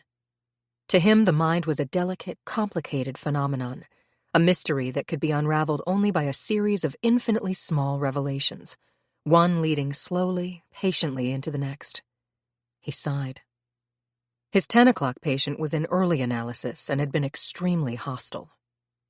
He switched on the radio next to his desk to catch the balance of the noon news and was just in time to hear the bulletin. A shadow of an old pain crossed his face. Nancy Harmon, Priscilla's daughter. After 14 years, he could still see Priscilla so clearly. The slender, elegant body, the way she held her head, the smile that came like quicksilver. She had started working for him a year after her husband's death. She'd been 38 then, 2 years his junior. Almost immediately, he began taking her out to dinner when they worked late, and soon he realized that for the first time in his life, the idea of marriage seemed logical and even essential. Until he met Priscilla, work, study, friends, and freedom had been enough. He'd simply never met anyone who made him want to alter his status quo. Gradually, she'd told him about herself. Married after her first year in college to an airline pilot, she had one child, a daughter. The marriage had obviously been a happy one. Then, on a trip to India, her husband had come down with viral pneumonia and had died within 24 hours. "It was so hard to take," Priscilla told him. "Dave flew over 1,000,000 miles. He brought 707s down in blizzards. And then something so totally unexpected. I didn't realize people still died of pneumonia." Lendon never did meet Priscilla's daughter. She had left for school in San Francisco soon after Priscilla had come to work for him. Priscilla had talked out her reasons for sending her so far away. "She was growing too close to me," Priscilla had worried. "She's taken Dave's death so hard. I want her to be happy and young and to get away from the whole climate of grief that I think is closing in on us. I went to Alberley and met Dave while I was there. Nancy had been with me to reunions, so it isn't as if it's too strange to her." In November, Priscilla had taken a couple of days off to visit Nancy at college. Lendon had driven her to the airport. For a few minutes, they had stood in the terminal waiting for her flight to be called. "Of course, you know I'll miss you terribly," he'd said. She was wearing a dark brown suede coat that showed off her patrician blonde beauty. "I hope so," she said, and her eyes were clouded. "I'm so worried," she told him. "Nancy's letters are so down lately. I'm just terribly afraid. Did you ever have a feeling of something awful hanging over you?" Then when he stared at her, they both began to laugh. "You see why I didn't dare mention this before?" she said. "I knew you'd think I was crazy." "On the contrary, my training has taught me to appreciate the value of hunches, only I call it intuition. But why didn't you tell me you were so worried? Maybe I should be going with you. I only wish I'd met Nancy before she left." "Oh no, it's probably me being a mother hen. Anyhow, I'll pick your brains when I get back." Somehow their fingers had become entwined. "Don't worry. Kids all straighten out, and if there are any real problems, I'll fly out over the weekend if you want me." "I shouldn't bother you." An impersonal voice came over the loudspeaker. "Flight 569 now boarding for San Francisco." "Priscilla, for God's sake, don't you realize that I love you?" "I'm glad. I know. I love you too." Their last moment together. A beginning. A promise of love. She had called him the next night to say that she was worried and had to talk to him. She was at dinner with Nancy but would call as soon as she got back to her hotel. Would he be home? He waited all night for the call, but it never came. She never got back to the hotel. The next day, he learned about the accident. The steering apparatus of the car she'd rented had failed. The car had careened off the road into a ditch. He probably should have gone to Nancy, but when he finally got through to where she was staying, he spoke to Carl Harmon, the professor who said he and Nancy were planning to marry. He sounded perfectly competent and very much in charge. Nancy wouldn't be returning to Ohio. They had told her mother of their plans at dinner. Mrs. Kiernan had been concerned about Nancy's youth, but that was natural. She would be buried out there where her husband was interred. The family had, after all, been residents of California for 3 generations until Nancy was a baby. Nancy was bearing up well. He thought that it was best for them to have a quiet wedding immediately. Nancy should not be alone now. There had been nothing for Lendon to do. What could he do? Tell Nancy that he and her mother had been falling in love? The odds were that she would simply have resented him. This Professor Harmon sounded fine, and undoubtedly Priscilla had simply been worried about Nancy's taking such a decisive step as marriage at barely 18. But surely there was nothing that he, Lendon, could do about that decision. He'd been glad to accept the offer to teach at the University of London. That was why he'd been out of the country, and had never learned of the Harmon murder trial until after it was over. It was at the University of London that he had met Allison. She was a teacher there, and the sense of sharing that Priscilla had begun to show him had made it impossible to go back to his well-ordered, solitary, selfish life. From time to time, he had wondered where Nancy Harmon had vanished. He'd been living in the Boston area for the last 2 years, and she was only an hour and a half away. Maybe now he could somehow make up for the way he had failed Priscilla before. The phone rang. An instant later, the intercom light blinked on his phone. He picked up the receiver. "Mrs. Miles is on the phone, Doctor," his secretary said. Allison's voice was filled with concern. "Darling, did you by chance hear the news about the Harmon girl?" Yes, I did. He had told Allison about Priscilla. "What are you going to do?" Her question crystallized the decision he had already made subconsciously. What I should have done years ago. I'm going to try to help that girl. I'll call you as soon as I can. "God bless, darling." Lendon picked up the intercom and spoke crisply to his secretary. Ask Dr. Marcus to take over my afternoon appointments, please. Tell him it's an emergency. And cancel my 4 o'clock class. I'm driving to Cape Cod immediately. 10. We've started dragging the lake, Ray. We've got bulletins going out on the radio and TV stations, and we are getting manpower from all over to help in the search. Chief Jed Coffin of the Adamsport Police tried to adopt the hearty tone that he would normally use if 2 children were missing. But even looking at the agony in Ray's eyes and the ashen pallor of his face, it was difficult to sound reassuring and solicitous. Ray had deceived him, introduced him to his wife, talked about her coming from Virginia and having known Dorothy there. He'd filled him with talk and never once told the truth. And the chief hadn't guessed or even suspected. That was the real irritation. Not once had he suspected. To Chief Coffin, what had happened was very clear. That woman had seen the article about herself in the paper, realized that everyone would know who she was, and gone berserk. Did to these poor kids the same thing she'd done to her others. Studying Ray shrewdly, he guessed that Ray was thinking pretty much the same thing. Charred bits of the morning paper were still in the fireplace. The chief realized Ray was looking at them. From the jagged way the unburned parts were torn, it was obvious they'd been pulled apart by someone in a frenzy. Doc Smathers still upstairs with her? There was unconscious discourtesy in the question. He'd always called Nancy Mrs. Eldridge till now. Yes. He's going to give her a needle to relax her, but not to put her out.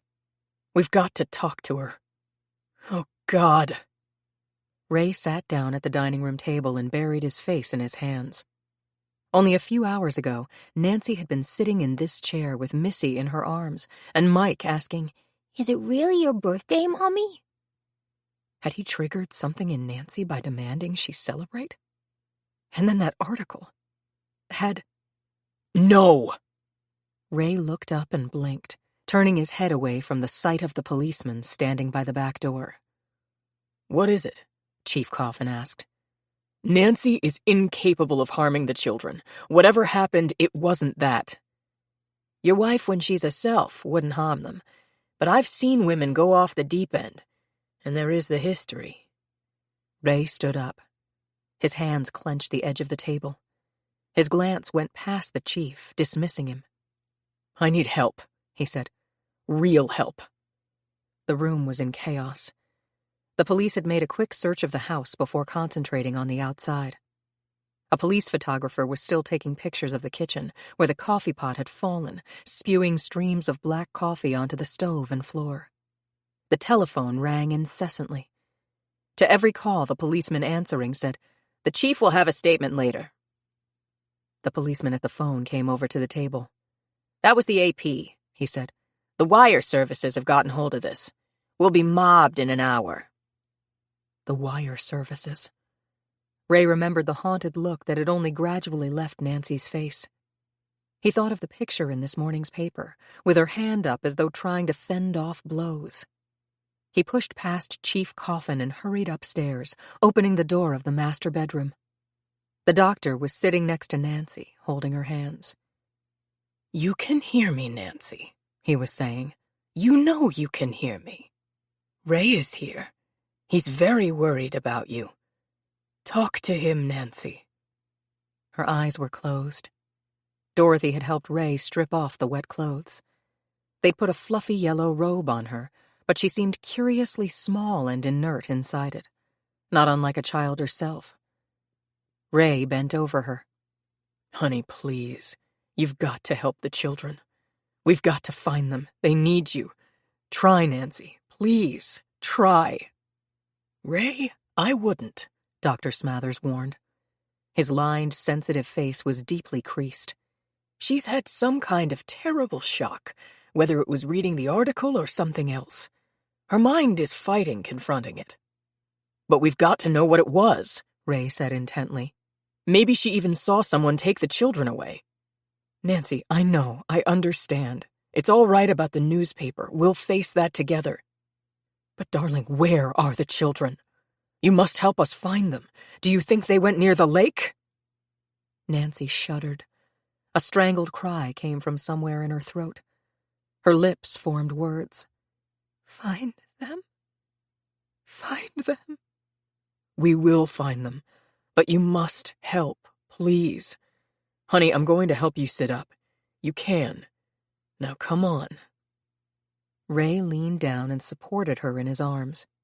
He saw the raw skin on her face where the sand had burned it. There was wet sand still clinging to her hair. Why? Unless... I gave her a shot, the doctor said. It should relieve the anxiety, but it won't be enough to knock her out. She felt so heavy and vague. This was the way she'd felt for such a long time, from the night Mother died, or maybe even before that. So defenseless, so pliable, so without ability to choose or move or even speak. She could remember how so many nights her eyes would be glued together, so heavy, so weary. Carl had been so patient with her. He had done everything for her. She had always told herself that she had to get stronger, had to overcome that terrible lethargy, but she never could. But that was so long ago. She didn't think about that anymore. Not about Carl, not about the children, not about Rob Legler, the handsome student who'd seemed to like her, who'd made her laugh.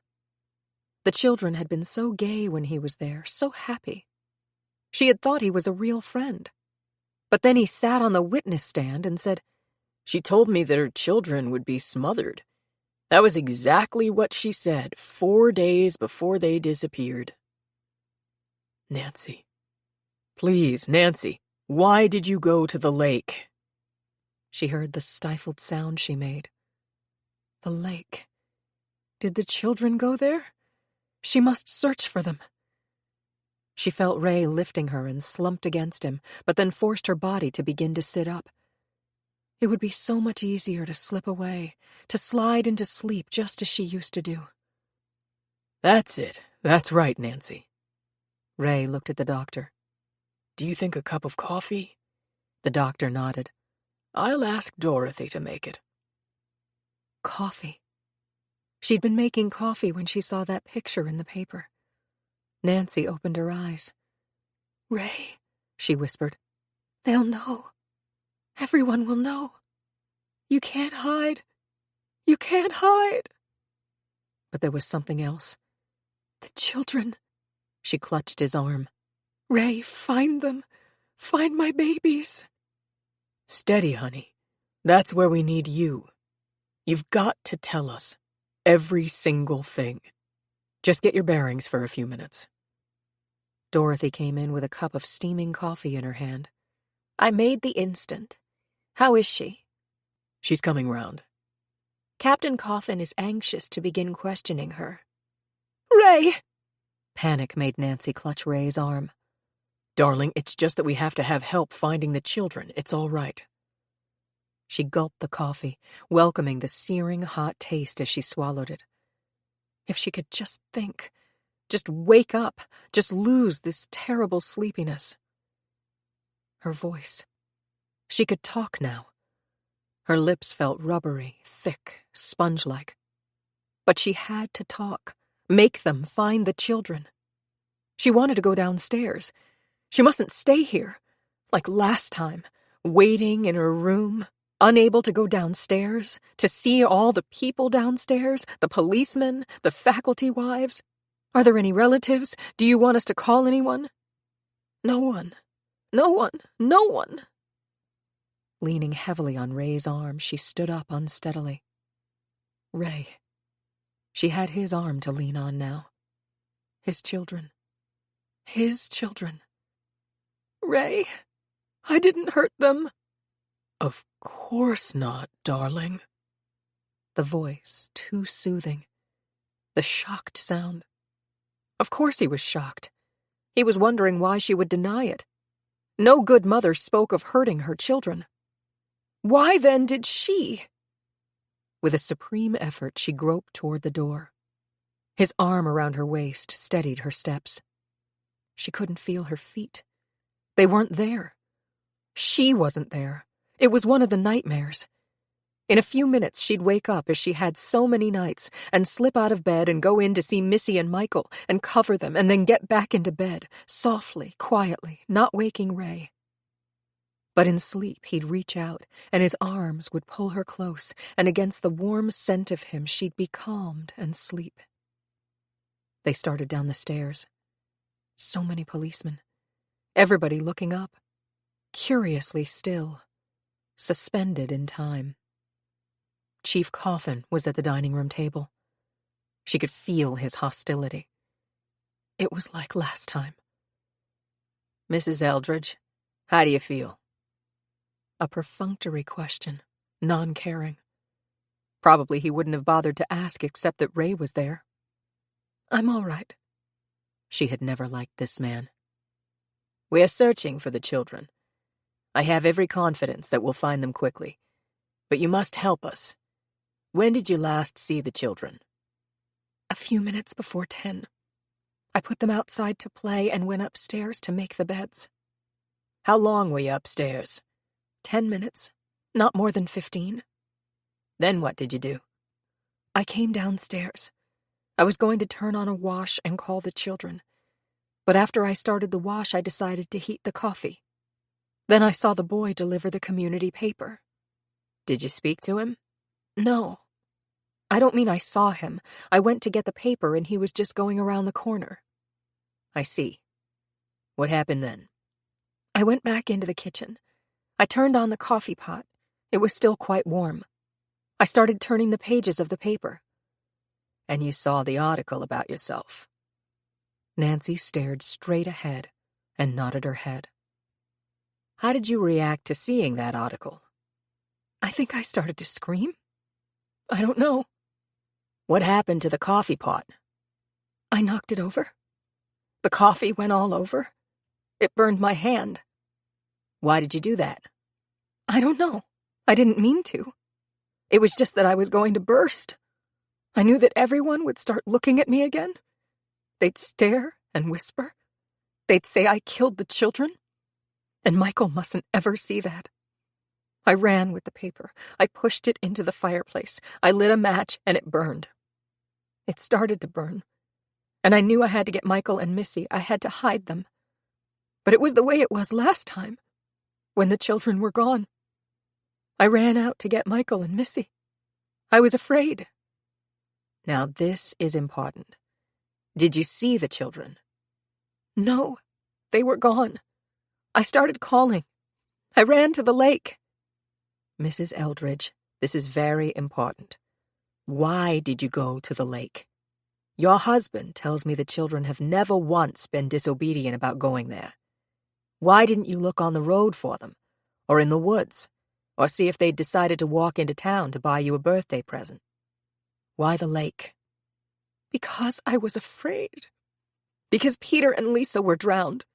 Because I had to find Michael and Missy. Missy's mitten was caught on the swing. She's always losing a mitten. I ran to the lake. I had to get the children. It's going to be just like last time. Their faces all wet and quiet, and they won't talk to me. Chief Coffin straightened up. His tone became formal. Mrs. Eldridge, he said, it is my duty to inform you that you have a right to legal advice before you answer any further questions, and that anything you say can be used against you. Without waiting for her response, he got up and stalked out of the room and to the back door. A car with a policeman at the wheel was waiting for him in the rear driveway. As he stepped from the house, thin driving pellets of sleet stung his face and head. He got into the car and the wind blew the door closed behind him, scraping it against his shoe. He winced at the short stab of pain in his ankle and growled, "The lake." Fat chance they had of doing any searching if this weather got any worse. At noon it was already so dark you'd think it was nighttime. The diving operation was a mess under optimal conditions. Mawshop was among the biggest lakes on the Cape and one of the deepest and most treacherous. That was why over the years there'd been so many drownings there. You could be wading up to your waist and at the next step be in 40 feet of water. If those kids had been drowned, it might be spring before their bodies surfaced. The way the temperature was dropping, the lake would be fit for ice skating in a few days. The lakeside, normally deserted at this time of the year, and certainly in this kind of weather, was crowded with bystanders, who huddled together in small clusters, silently watching the roped-off area where the divers and their apparatus were flanked by police. Chief Coffin jumped out of the squad car and hurried to the beach. He went directly to Pete Regan, the lieutenant who was supervising the operation.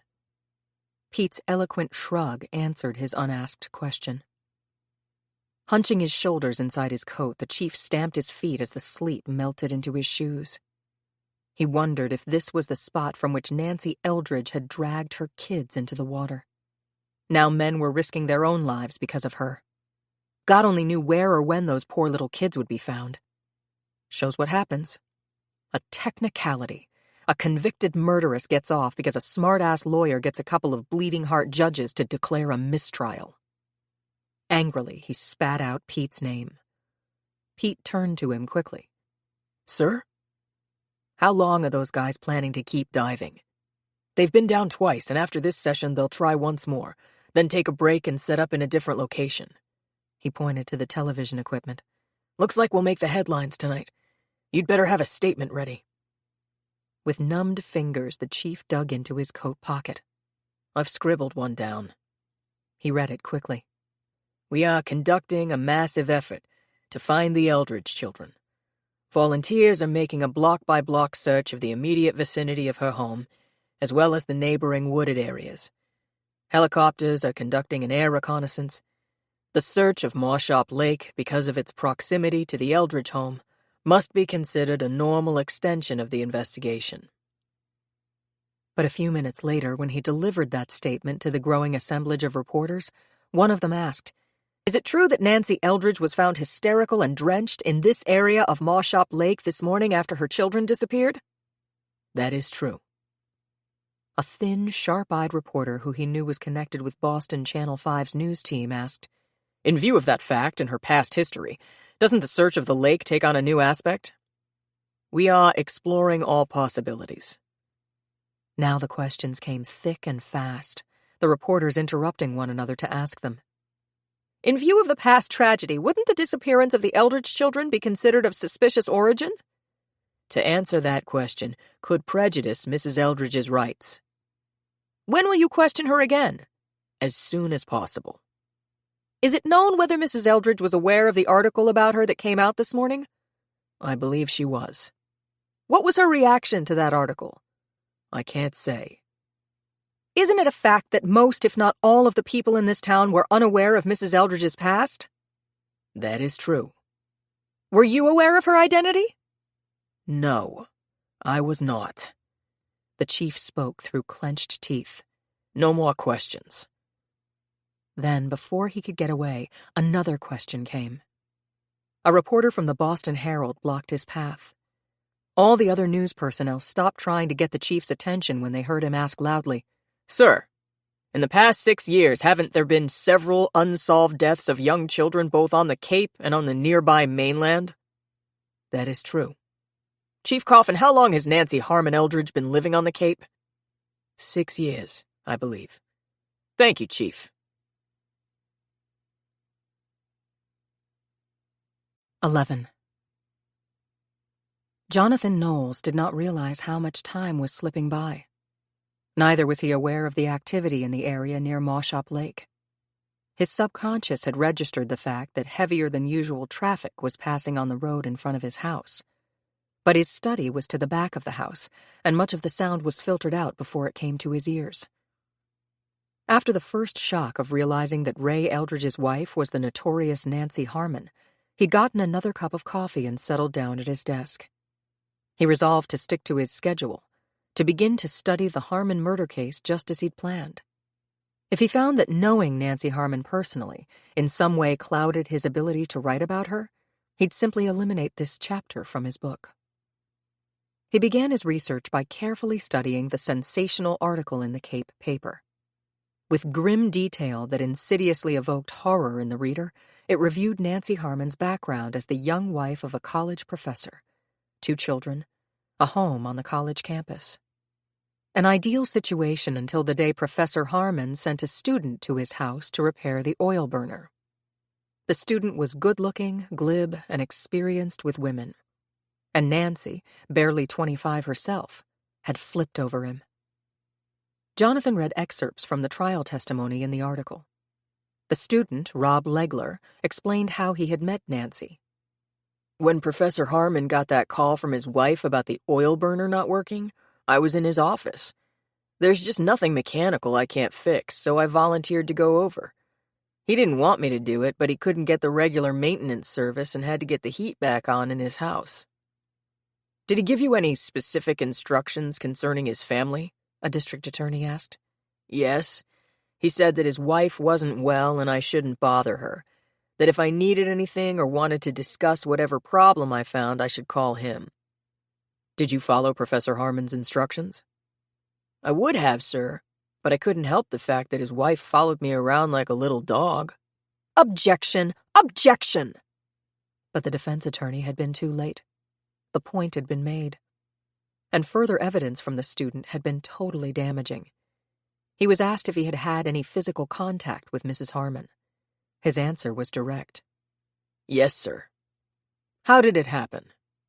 I was showing her where the emergency switch was on the oil burner. It was one of those old-fashioned hot air blower types, and the switch had caused the problem. Didn't Professor Harmon tell you not to trouble Mrs. Harmon with any questions or explanations? She insisted on knowing about it. Said she had to learn how to manage things in her house. So I showed her.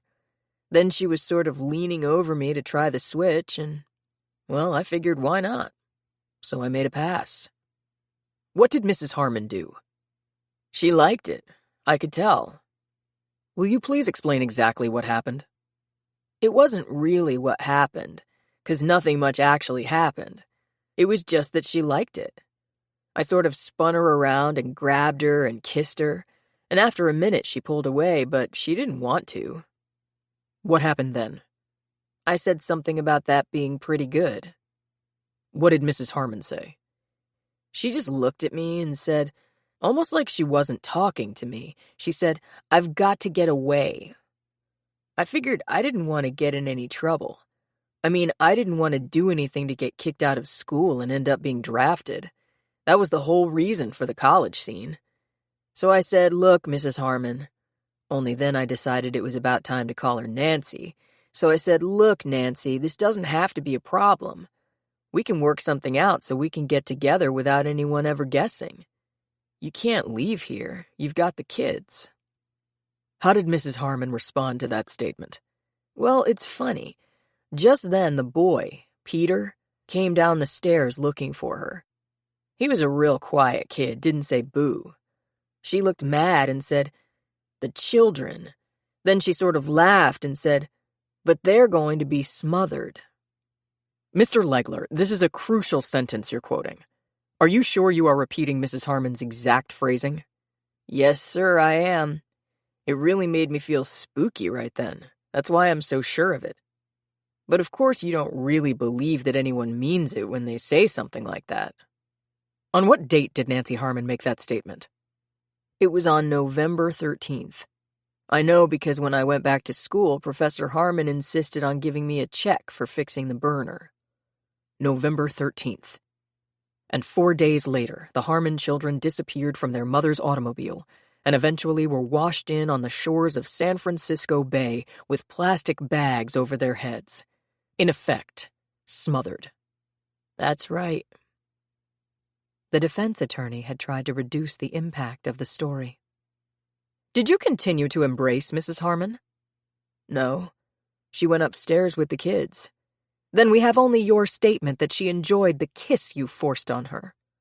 Believe me, I can tell a receptive babe when I'm with one.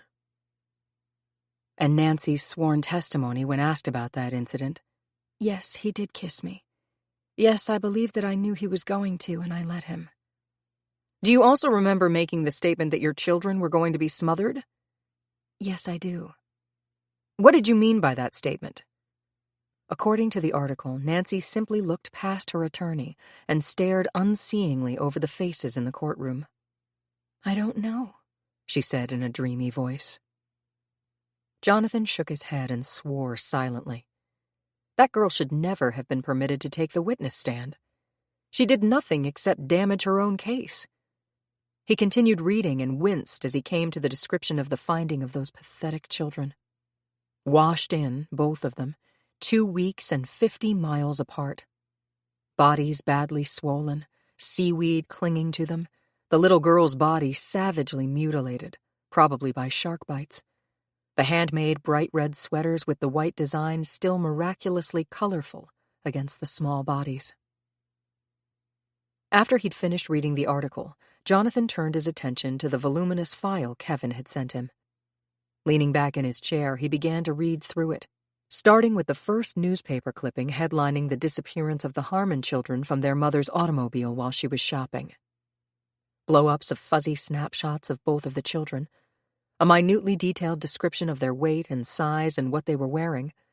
Anyone with any information, please call this special number. With his carefully trained mind and eyes, Jonathan read rapidly, assorting and assimilating information, lightly underlining cogent facts he wanted to refer to later. When he began reading the transcript of the trial, he understood why Kevin had referred to Nancy Harmon as a sitting duck for the prosecutor. The girl didn't even make sense. She had played so completely into the prosecutor's hands the way she testified, without fight, her protestations of innocence sounding perfunctory and emotionless. What had been the matter with her?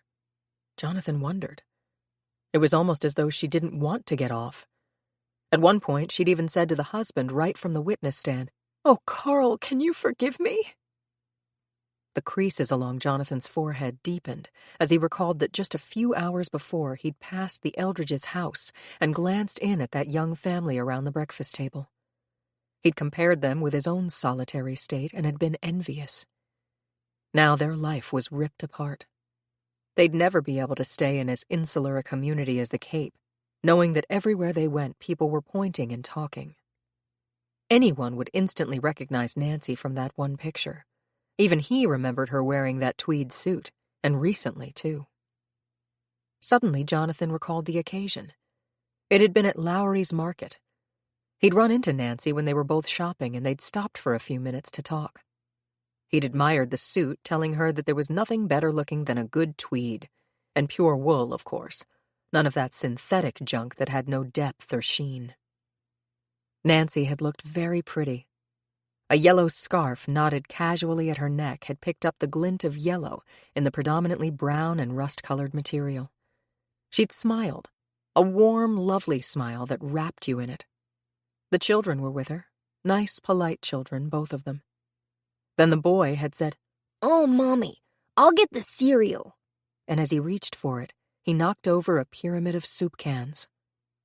The clatter had brought everyone in the store running, including Lowry himself, who was a sour, disagreeable man.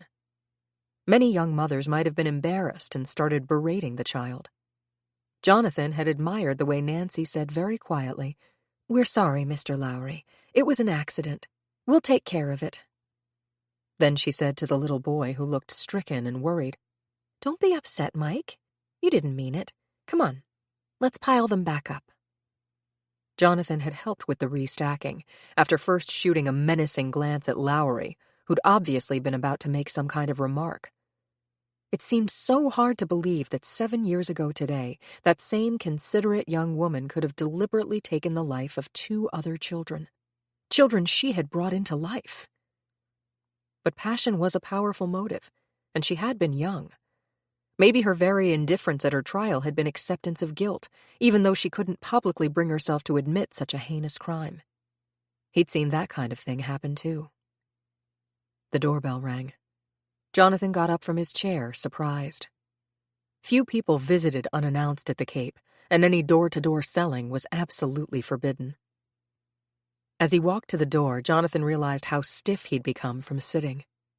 To his amazement, the visitor was a policeman, a young man whose face he only vaguely recognized from seeing him in a squad car. Selling some kind of tickets was Jonathan's immediate thought, but he discarded that idea at once. The young officer accepted his invitation to step inside. There was something crisply efficient and serious about his demeanor. "Sir, I'm sorry to bother you, but we're investigating the disappearance of the Eldridge children." Then, while Jonathan stared at him, he pulled out a notebook. His eyes darting around the orderly house, he began his questions. "You live alone here, sir, do you not?" Without answering, Jonathan reached past him and opened the massive front door. At last, he became aware of the presence of cars driving down the road toward the lake, and the sight of grim-faced men in heavy rain gear swarming through the neighborhood.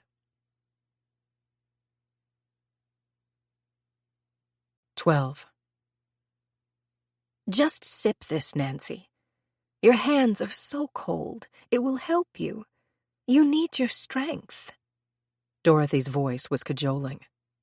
Nancy shook her head. Dorothy set the cup on the table, hoping the aroma of the fresh vegetables, bubbling up in a spicy base of tomato soup, might tempt her. "I made that yesterday," Nancy said tonelessly. "for the children's lunch. The children must be hungry."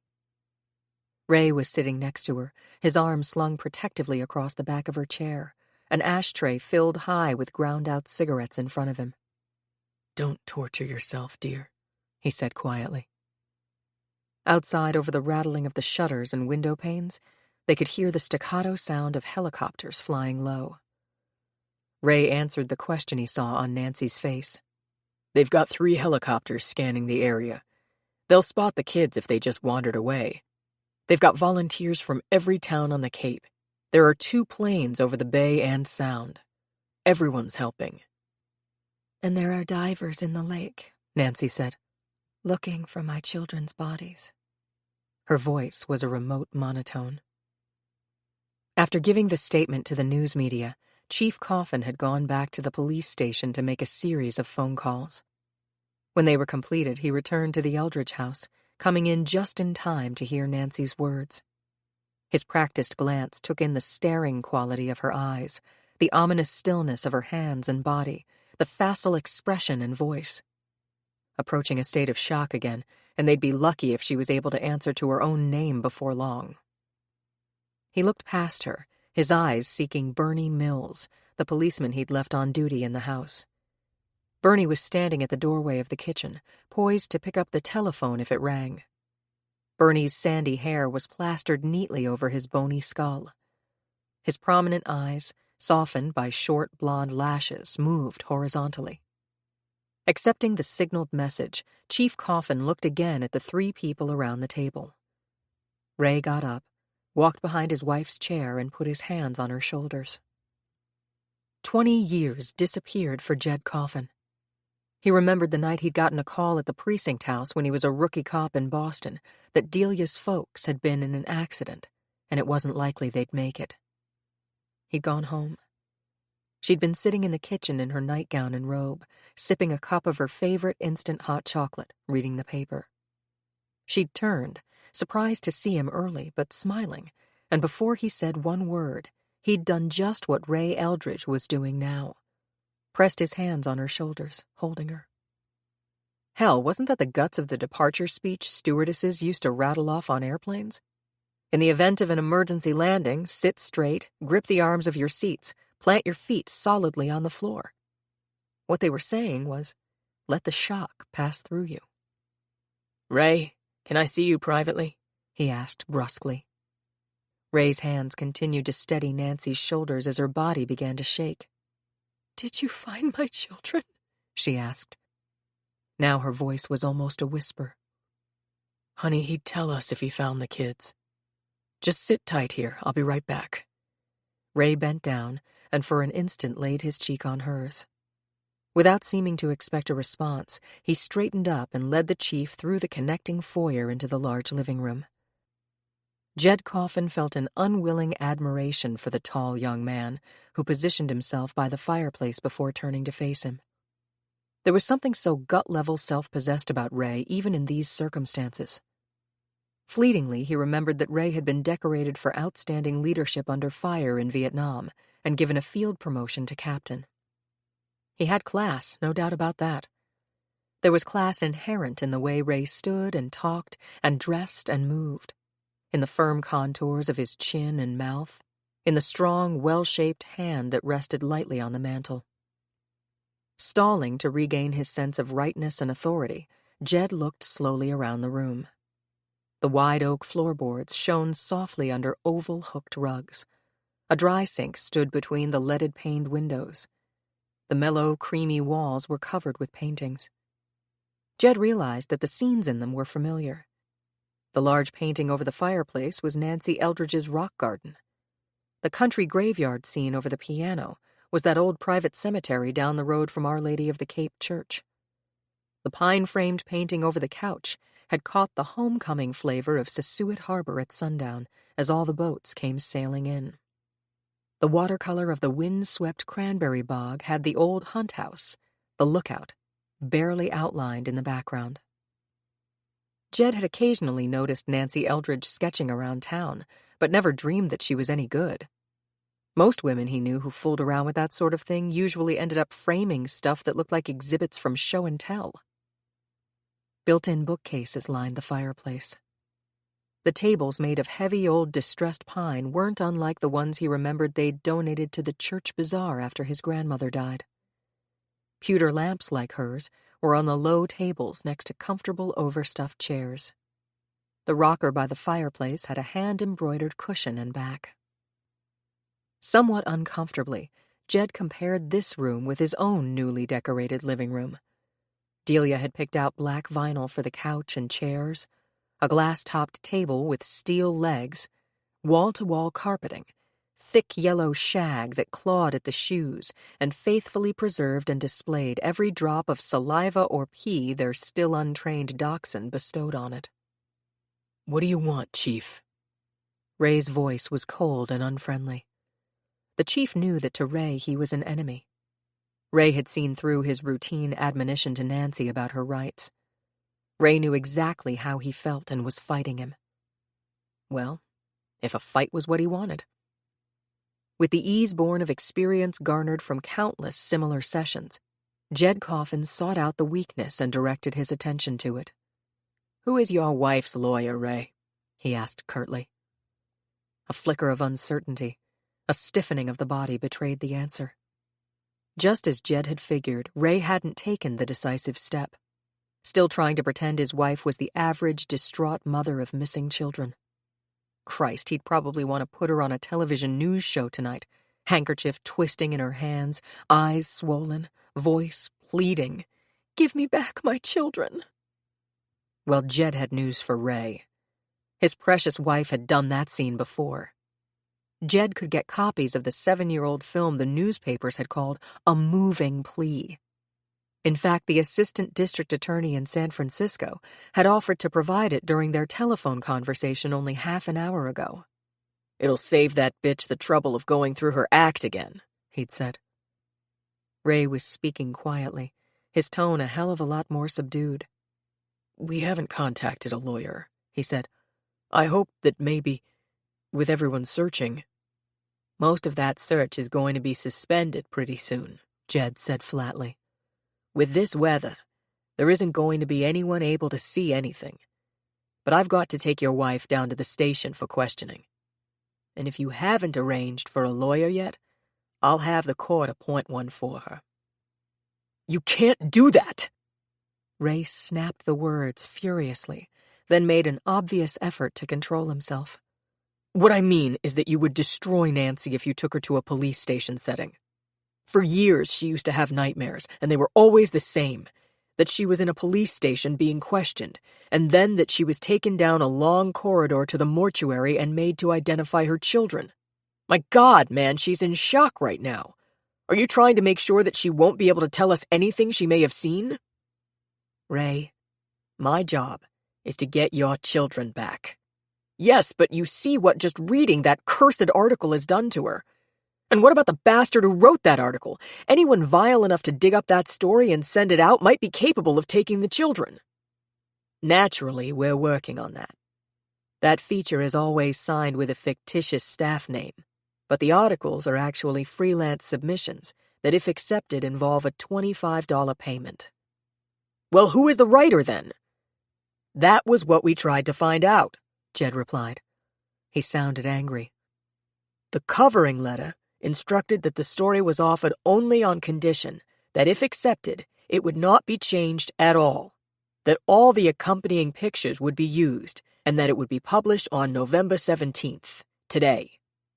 The editor told me that he found the story both well-written and fascinating. In fact, he felt it was so good that he thought the writer was a fool to have submitted it to him for a lousy $25. But of course he didn't say so. He dictated a letter accepting the conditions and enclosing the check. Jed reached into his hip pocket for his notebook and flipped it open. The letter of acceptance was dated October 28th. On the 29th, the editor's secretary remembers receiving a phone call asking if a decision had been reached about the Harmon article. It was a bad connection, and the voice was so muffled she could hardly hear the caller, but she told him or her that a check was in the mail, care of General Delivery, Hyannisport. The check was made out to one J.R. Penrose. The next day it was picked up. Man or woman? Ray asked quickly. We don't know. As you have to realize, a town like Hyannisport has a fair number of tourists going through it even at this time of the year. Anyone requesting something from General Delivery would only have to ask for it.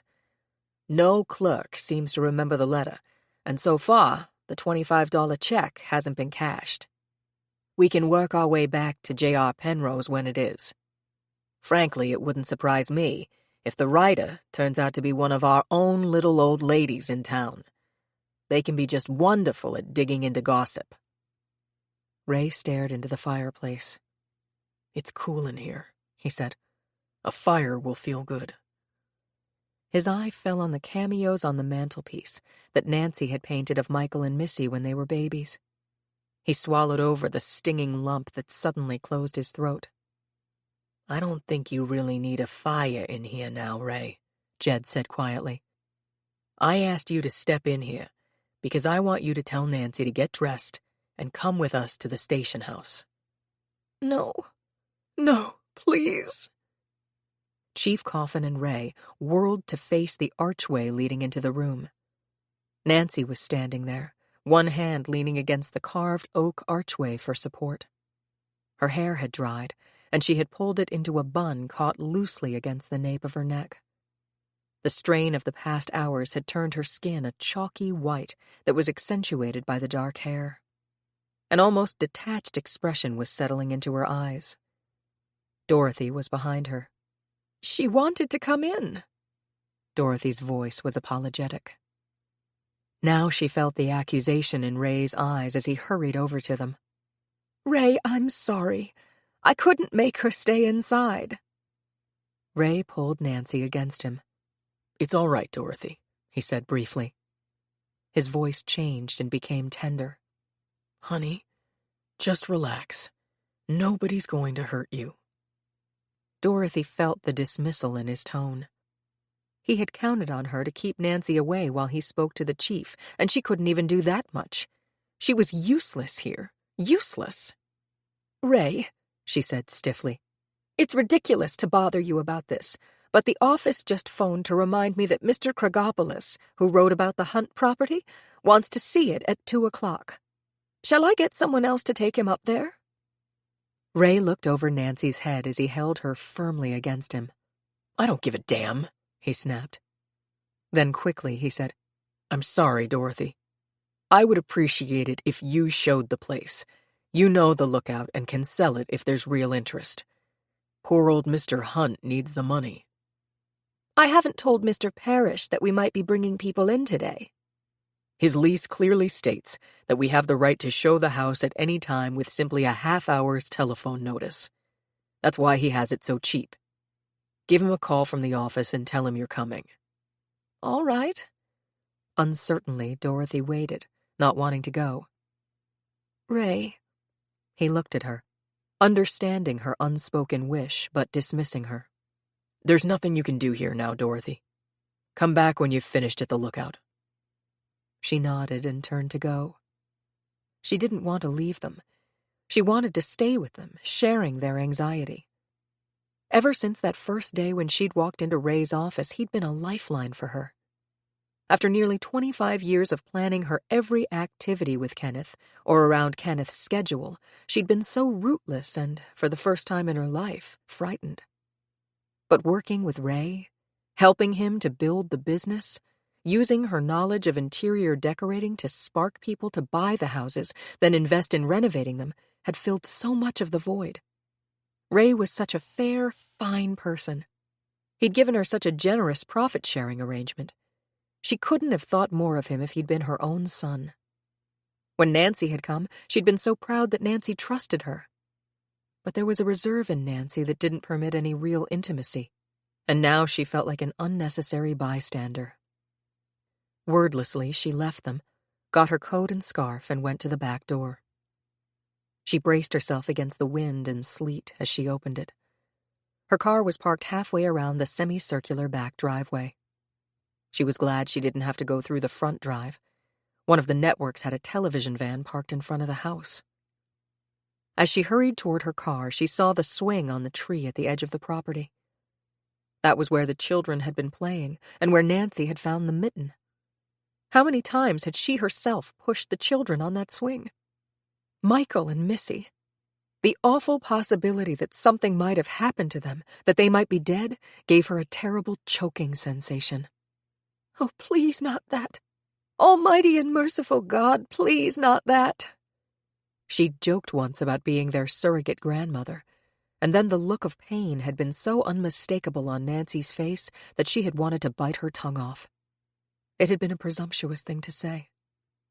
She stared at the swing, lost in thought, unmindful of the wet sleet stinging her face. Whenever Nancy stopped in the office, the children made a beeline for her desk. She tried to always have a surprise for them.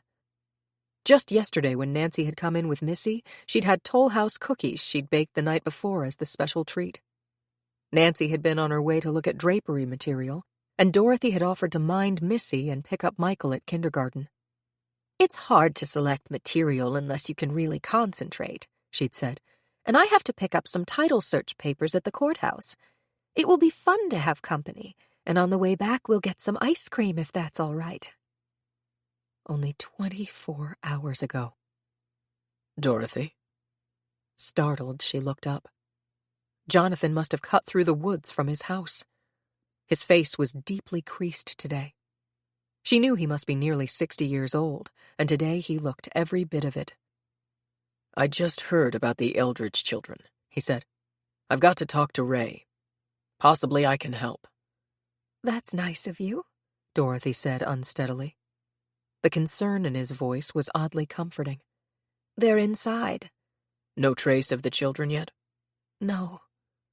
I saw the article in the paper.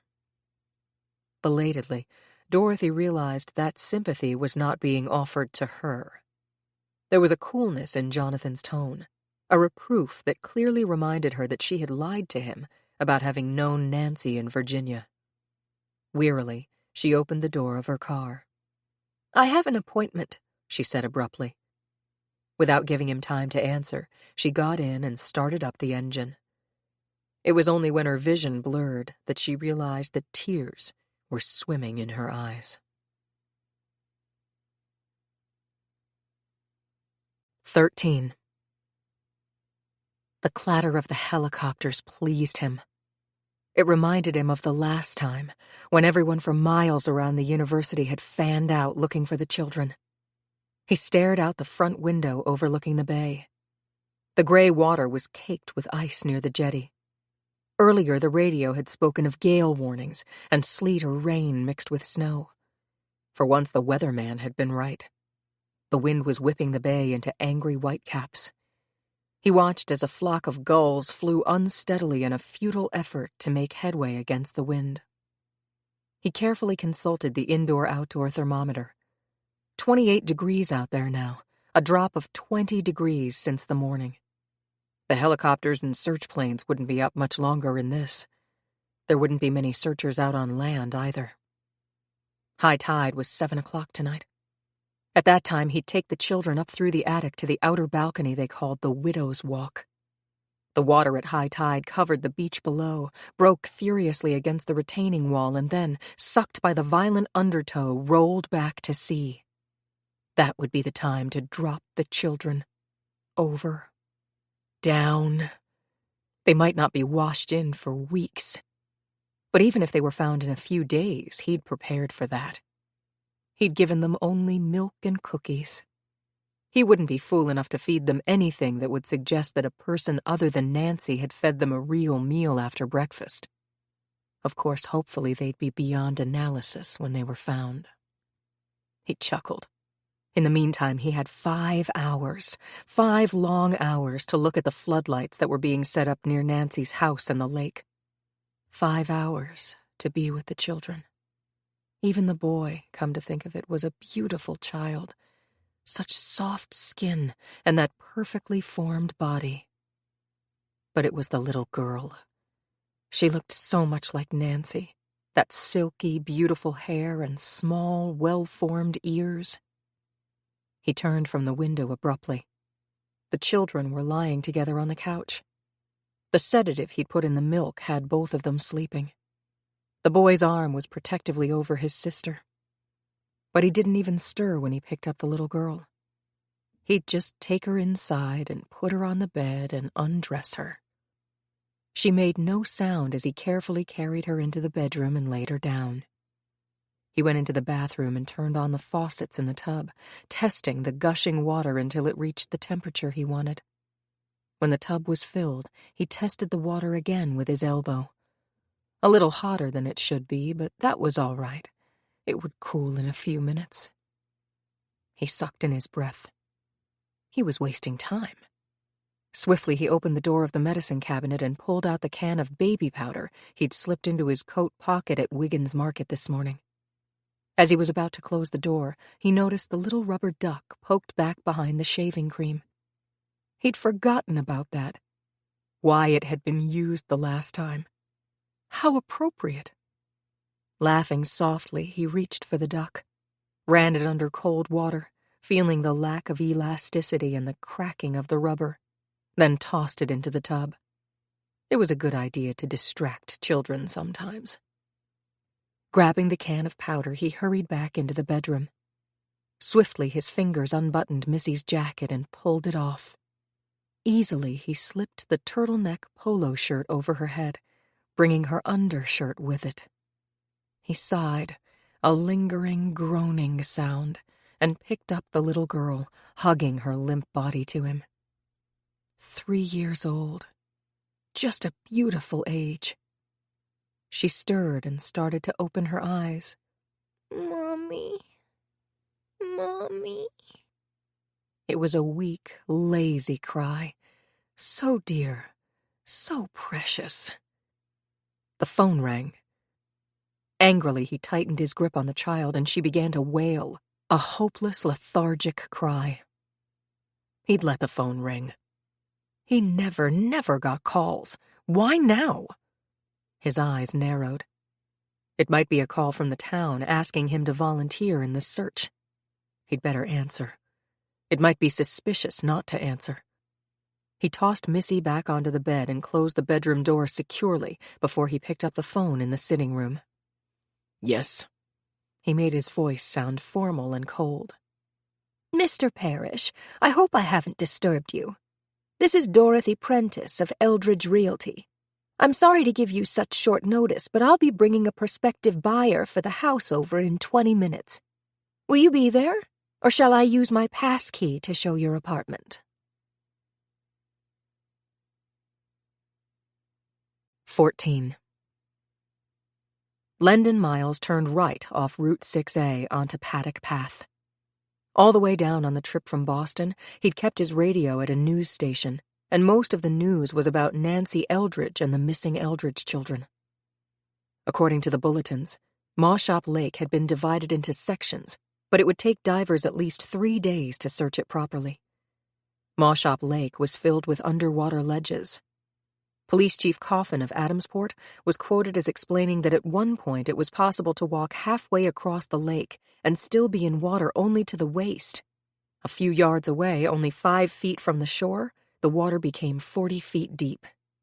The underwater ledges caught and held objects and made the search hazardous and inconclusive. The bulletins announced that helicopters, small seaplanes, and ground search parties had been out, but gale warnings for the Cape were in effect, and the air search was being called off. At the news that Nancy Eldridge was expected to be taken to police headquarters for questioning, Lendon unconsciously accelerated the car. He felt a desperate urgency about getting to Nancy, but he quickly found that he had to reduce his speed. Sleet was glazing the windshield so rapidly that the defroster was having trouble melting the crusting ice. When at last he turned onto Paddock Path, he had no trouble finding the Eldridge home. There was no mistaking the center of activity on the street. Halfway up the road, a television van was parked across the street from a house that had 2 police cars stationed in front of it. Private cars lined the road near the television van. Many bore special press identifications. The entrance to the semicircular driveway was blocked by one of the police cars. Lendon stopped and waited for a policeman to come over to him. When one did, his tone was brusque. "State your business, please." Lendon had anticipated the question and was ready. He handed out his card with a note scrawled on it. "Please take this to Mrs. Eldridge." The policeman looked uncertain. "If you'll wait here, Doctor, I'll have to check." He returned promptly, his attitude subtly less hostile. "I'll move the squad car out of the way. Park in the driveway and go into the house, sir." From across the street, reporters had been watching the byplay, and they hurried over. One of them thrust a microphone in front of Lendon's face as he got out of the car. "Dr. Miles, may we ask you a few questions?" Without waiting for an answer, he went on quickly. "Sir, you are a prominent psychiatrist on the staff of Harvard Medical School. Has the Eldridge family sent for you?" "No one has sent for me," Lendon replied sharply. "I am a friend, was a friend, of Mrs. Eldridge's mother. I have come here because of personal friendship and that alone." He tried to pass, but was blocked by the microphone-holding reporter. "You say you were a friend of Mrs. Eldridge's mother. Will you tell us this? Was Nancy Harmon Eldridge ever a patient of yours?" "Absolutely not." Lendon literally shoved his way through the reporters and onto the porch. The front door was being held open by another policeman. "Right in there," the man said, indicating the room to the right. Nancy Eldridge was standing at the fireplace next to a tall young man, undoubtedly her husband. Lendon would have known her anywhere. The finely chiseled nose, the large midnight blue eyes that looked straight out from under thick lashes, the widow's peak at the hairline, the profile that was so like Priscilla's. Ignoring the openly hostile look of the police officer and the scrutiny of the craggy-faced man at the window, he went directly to Nancy. "I should have come before," he said. The girl's eyes had a staring quality, but she knew what he meant. "I thought you would come last time," she told him. "When Mother died. I was so sure you would come. And you didn't." Expertly, Lendon measured the symptoms of shock that he could see. The enlarged pupils, the rigidity of her body, the low, monotone quality of her voice. He turned to Ray. "I want to help, if there's any possible way," he said. Ray studied him intently and instinctively liked what he saw. "Then as a doctor, try to persuade the chief here that it would be a disaster to take Nancy to the police station," he said flatly. Nancy stared into Lendon's face. She felt so detached, as though each minute she were slipping farther and farther away. But there was something about this Dr. Miles. Mother had liked him so much. Mother's letters had sounded so happy. More and more often his name had been in them. When her mother had come out to visit her at college, she'd asked about the doctor. How important was he? But Carl was with them, and Mother didn't seem to want to talk about him then. She just smiled and said, "Oh, terribly important, but I'll fill you in later, dear." She could remember that so clearly. She had wanted to meet Dr. Miles. Somehow she'd been sure that when he heard about Mother's accident, he would call her. She had needed to talk to someone who loved Mother too. "You loved my mother, didn't you?" It was her voice asking that question. She wasn't even aware that she had intended to ask it. "Yes, I did. Very much. I didn't know that she had told you about me. I thought you might resent me. I should have tried to help you." "Help me now!" He took her hands in his, her terribly cold hands. "I'll try, Nancy. I promise." She sagged, and her husband put his arms around her. Lendon liked the looks of Ray Eldridge. The younger man's face was gray with anxiety, but he bore himself well. His attitude toward his wife was protective. He obviously had a firm grip on his own emotions. Lendon noticed the small framed picture on the table next to the sofa. It was an outdoor snapshot of Ray holding a little boy and girl. The missing children. Of course. What a handsome family. Interesting that nowhere in this room could he see a single picture of Nancy. He wondered if she ever allowed herself to be photographed. "Nancy, come, honey. You've got to rest." Ray gently eased her down onto the sofa and lifted her feet. "Now that's better." She obediently leaned back. Lendon watched as her eyes focused on the snapshot of Ray and the children, and then closed in pain. A shiver made her entire body tremble. "I think we'd better stir up this fire," he told Ray.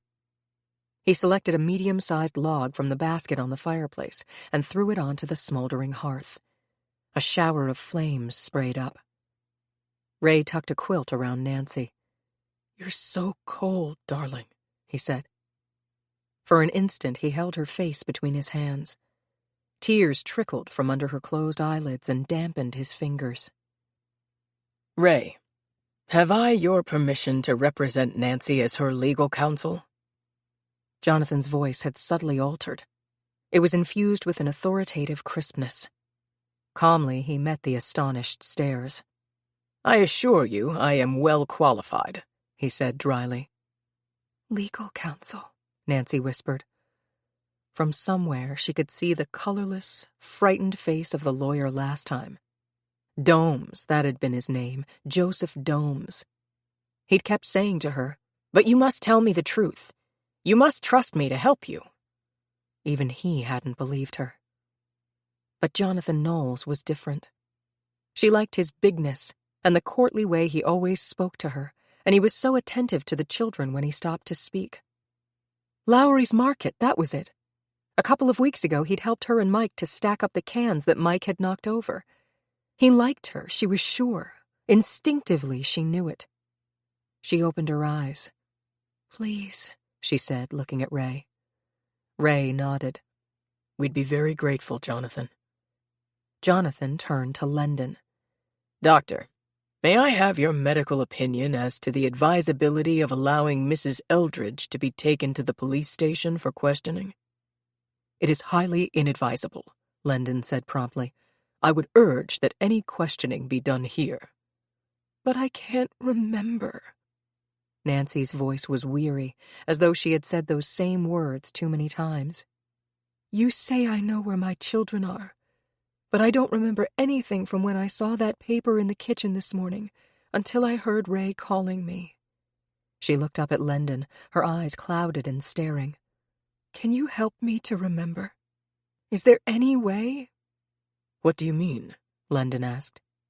I mean, isn't there some way you can give me something so that if I know, or saw, or did, even if I did something, I have to know?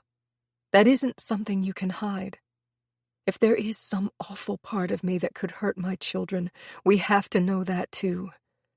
And if there isn't, but if somehow I know where they might be, we're just wasting time now. Nancy, I won't let...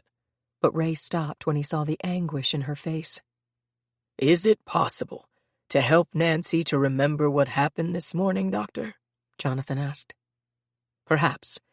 She is probably suffering from a form of amnesia, which is not uncommon after what to her was a catastrophic experience. In medical terms, it's a hysterical amnesia. Under an injection of sodium amytal, she would be relaxed and probably able to tell us what happened. The truth, as she knows it.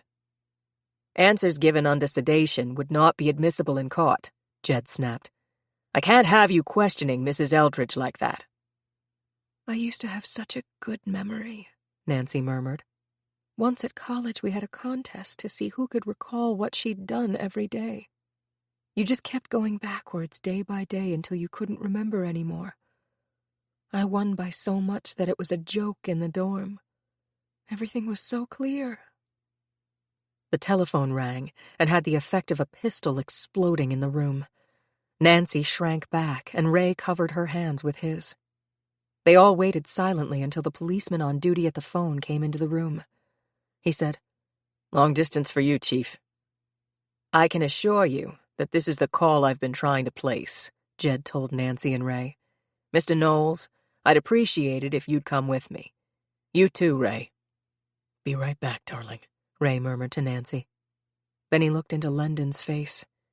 Satisfied with what he saw, he followed the other men out of the room. Lendon watched as relief drained from Nancy's expression. Every time it rings, I think somebody has found the children and they're safe, she murmured.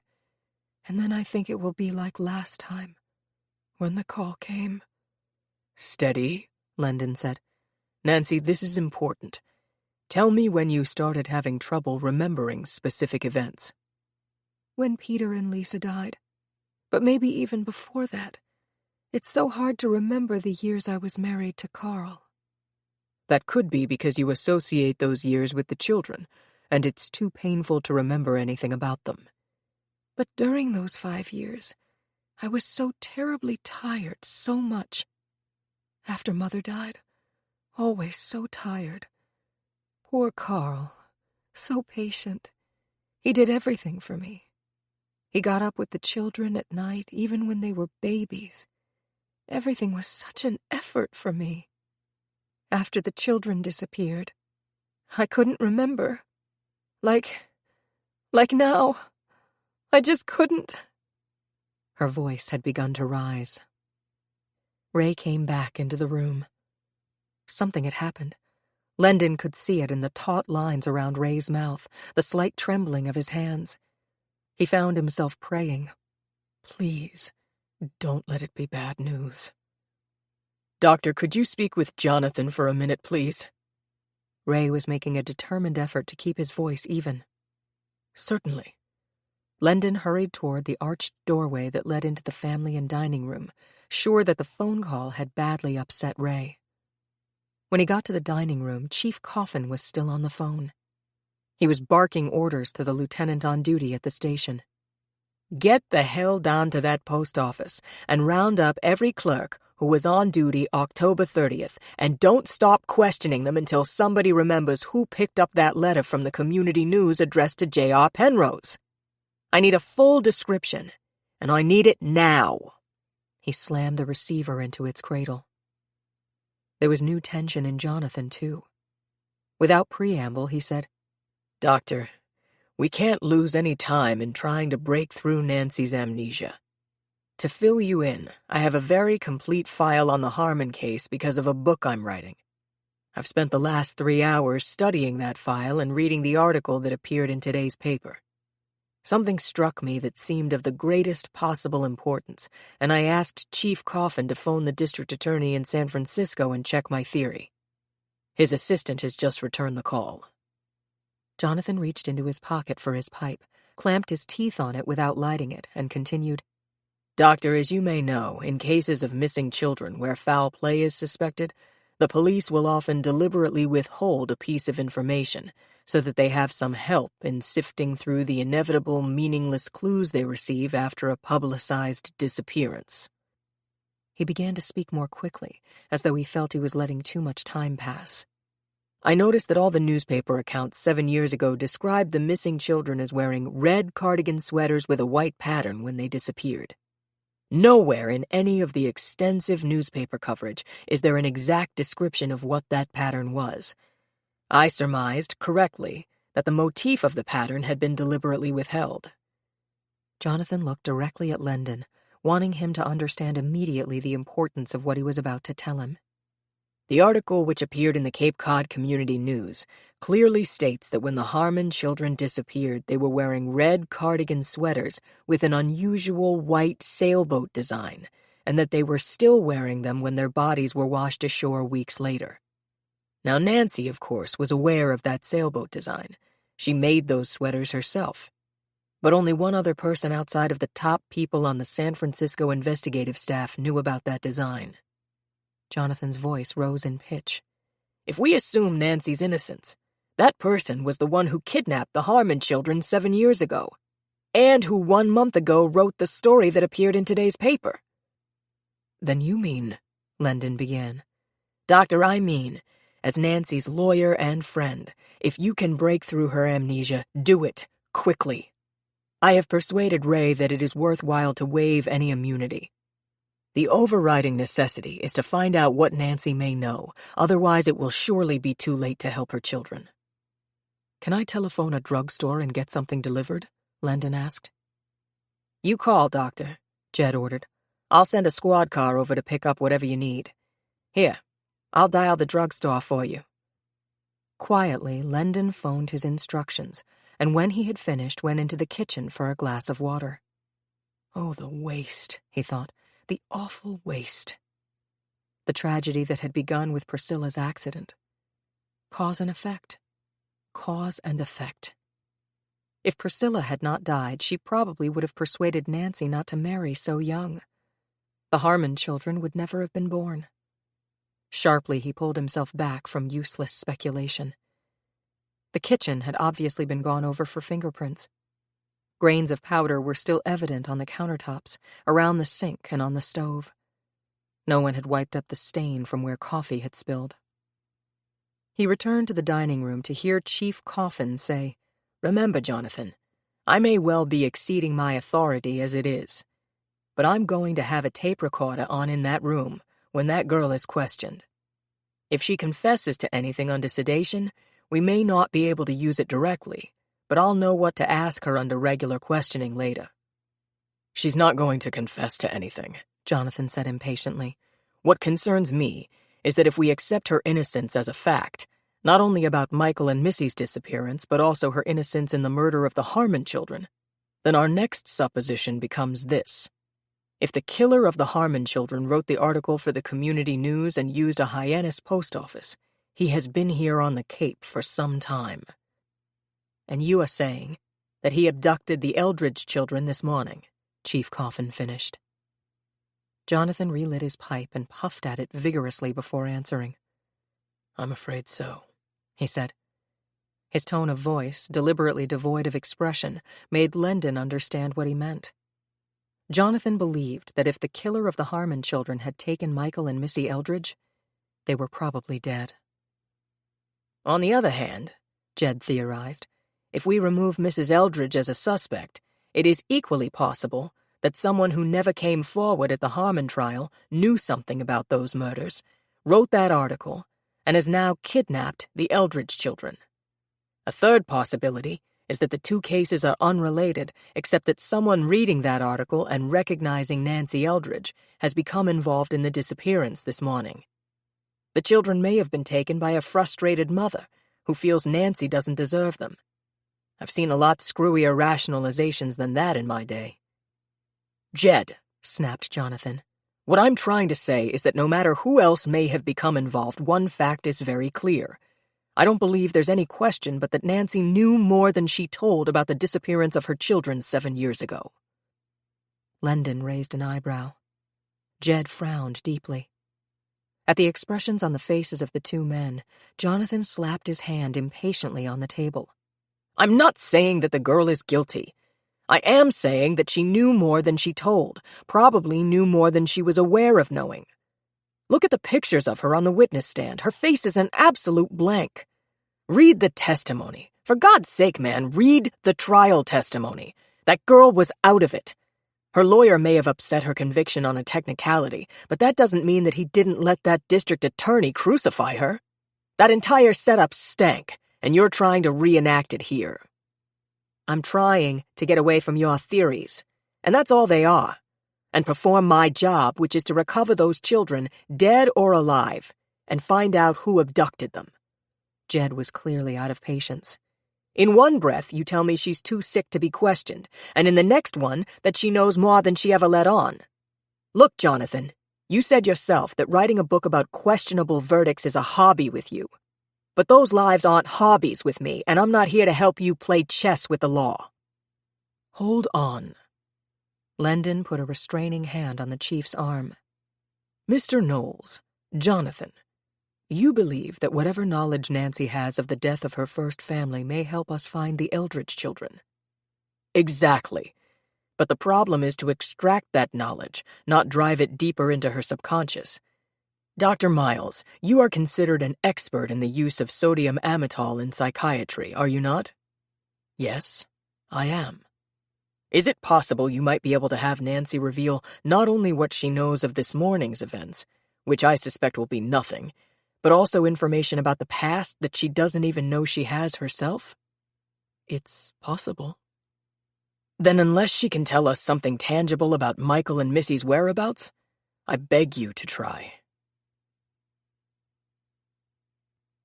When Dorothy was readmitted to the house an hour later, the family room and kitchen were deserted except for Bernie Miles, the policeman charged with answering the phones. They're all in there, he said, jerking his head toward the front parlor.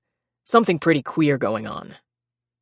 Dorothy hurried down the hall but stopped at the doorway of the room. The greeting she was about to utter died on her lips as she took in the scene before her.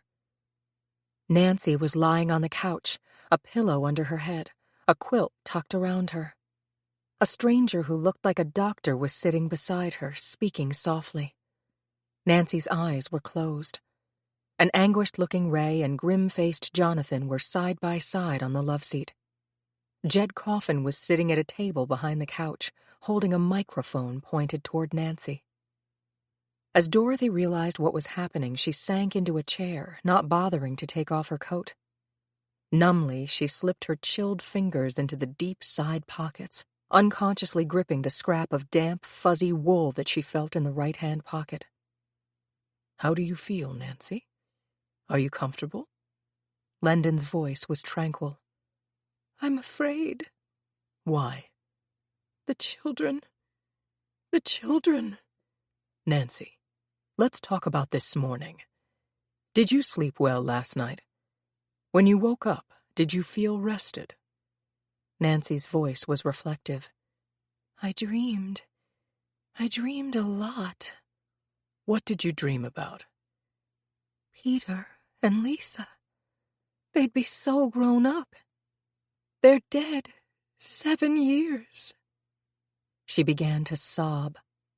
Then, as Jonathan's iron grip held Ray back, she cried, "How could I have killed them? They were my children! How could I have killed them?"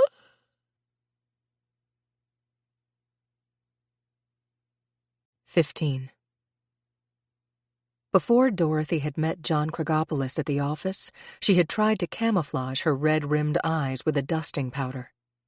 She'd tried to convince herself that after all, showing the Hunt place would be an outlet, an action that could be concentrated on for a little while and keep her mind from its endless swirling for clues to the children's whereabouts. What clues? Normally, she took prospective clients on a brief tour of the area before showing a property, to let them see the beaches and lakes and marina, the stately old homes that were scattered between Cranberry Highway and the bay, the breathtaking view from Mawshop Tower, the old landmarks. But today, with the sleet beating a sharp tattoo on the car roof and windows, with the sky filled with black fields of clouds, and with the cold sea air chilling the very marrow of the bones, she headed directly for the lookout. It was so hard to keep her mind on what she was doing. She felt so distracted and shaken. She, who hadn't cried in years, was having to bite her lips to keep tears back. There was a crushing weight on her shoulders, a weight of grief and fear that she could not hope to support alone. As she drove the car along the treacherously slick road, she stole an occasional glance at the swarthy, complexioned man beside her. John Kragopoulos was somewhere in his mid-40s. He had the build of a weightlifter, yet there was an innate courtliness in his bearing that complemented his slightly accented manner of speaking. He told Dorothy that he and his wife had just sold their restaurant in New York and agreed their next venture would be in an area where they would want to settle permanently. They were anxious to be where well-to-do retired people could be found for winter business, as well as the summer resort trade. Mentally reviewing these points, Dorothy said, "I'd never recommend investing in a restaurant over on the other side of the Cape anymore. It's just one mass of motels and pizza parlors now. Absolutely frightful zoning. But this side of the Cape is still lovely. The Lookout has unlimited possibilities as a restaurant and inn. During the 30s, it was renovated extensively and turned into a country club. People didn't have money to join expensive country clubs at that time, and so it never caught on. Eventually, Mr. Hunt bought the house and grounds, 9 acres in all, including 1,000 feet of waterfront property and one of the finest views on the Cape." "The Lookout was originally a captain's house, was it not?" Dorothy realized that John Kragopoulos had done some homework on the place, a sure sign of real interest. "Yes, it was," she agreed. "It was built by a whaling captain in the 1690s as a gift for his bride. The most recent renovation, 40 years ago, added 2 floors, but the original roof was put back on, including one of those charming little balconies near the peak of the chimney. Widows' walks, they're called, because so many of the captain's wives used to watch in vain for their men to come back from a voyage." "The sea can be treacherous," her passenger agreed. "By the way, is there a dock with the property? If I relocate up here, I plan to buy a boat." "A very good one," Dorothy assured him. "Oh, dear," she gasped as the car skidded dangerously when she turned onto the narrow, winding road that led up to the lookout. She managed to straighten the wheels and glanced anxiously at her passenger. But he seemed unperturbed and remarked mildly that she was a brave lady to risk driving on such icy roads. Like a surgeon's knife, the words penetrated to the core of Dorothy's misery. It was a frightful day. It would be a miracle if the car didn't skid right off this narrow road. Whatever interest she had talked herself into about showing the house vanished. If the weather were only decent, the beaches and streets and woods would be filled with men and boys looking for Missy and Michael. But in this weather, only the hardiest would think of going out, especially since many felt it was a useless search. "I don't mind driving," she said thickly. "I'm just sorry Mr. Eldridge isn't with us. But I'm sure you understand." "I understand very well," John Kragopoulos said. "What an agonizing experience for the parents to have young children missing. I am only sorry to take your time today.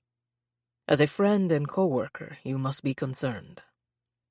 Determinedly, Dorothy did not let herself reply to the sympathy in the man's voice and manner. "Let me tell you more about the house," she said. "All the windows to the front look over the water. The front door has an exquisite fanlight which was a feature on the finer houses of that period. The large downstairs rooms have wonderful gable-end fireplaces. On a day like this, many people would enjoy going to a restaurant where they can watch the storm while they enjoy a good drink and good food and a warm fire. Here we are." They rounded the curve, and the lookout was in full view. To Dorothy it seemed strangely bleak and dreary as it loomed against the shrouded embankment. The weather-beaten shingles were stark gray. The sleet slapping against the windows and porches seemed to reveal mercilessly the peeling shutters and sagging outside steps. She was surprised to see that Mr. Parrish had left the garage doors open. Maybe he had been carrying groceries his last trip in and had forgotten to come out again to pull the door down. But it was a break for them. She'd drive right into the roomy garage and park her car beside his old station wagon, and they'd be able to make a run for the house with some protection from the garage overhang. "I've got a key to the back door," she told John Krigopoulos after they'd gotten out of the car. "I'm so sorry I didn't think to bring Ray's golf umbrella. I hope you don't get too wet." "Don't worry about me," he chided. "I'm pretty rugged. Don't I look it?" She smiled faintly and nodded. "All right, let's make a dash for it." They ran out of the garage and kept close to the wall as they covered the 50 feet to the kitchen door. Even so, the sleet pelted their faces and the wind pulled at their coats. To her annoyance, Dorothy found that the door was double-locked. Mr. Parrish might have been more considerate, she fumed. She rummaged through her bag for the key to the top lock and found it. She gave a quick yank at the bell to let Mr. Parrish know they had arrived. She could hear the ringing sound echoing upstairs as she pushed the door in. Her prospective buyer seemed unperturbed as he brushed sleet from his coat and dried his face with a handkerchief. He was a low-keyed person, Dorothy decided. She had to will herself not to sound either nervous or overly talkative showing the place. Every fiber of her being made her want to rush this man through the house. "See this, and this, and this? Now let me go back to Ray and Nancy, please. Maybe there's been some news of the children." She did notice that he was carefully studying the kitchen. Deliberately, she reached for her own handkerchief to dab at her face, aware suddenly that she was wearing her new suede winter coat. This morning she decided to wear it because of this appointment. She knew it was becoming, and that the gray shade complemented her pepper and salt-colored hair. The big, deep pockets were what made her conscious that she wasn't wearing her old storm coat, but the storm coat would certainly have been a better choice today. And there was something else. Oh, yes.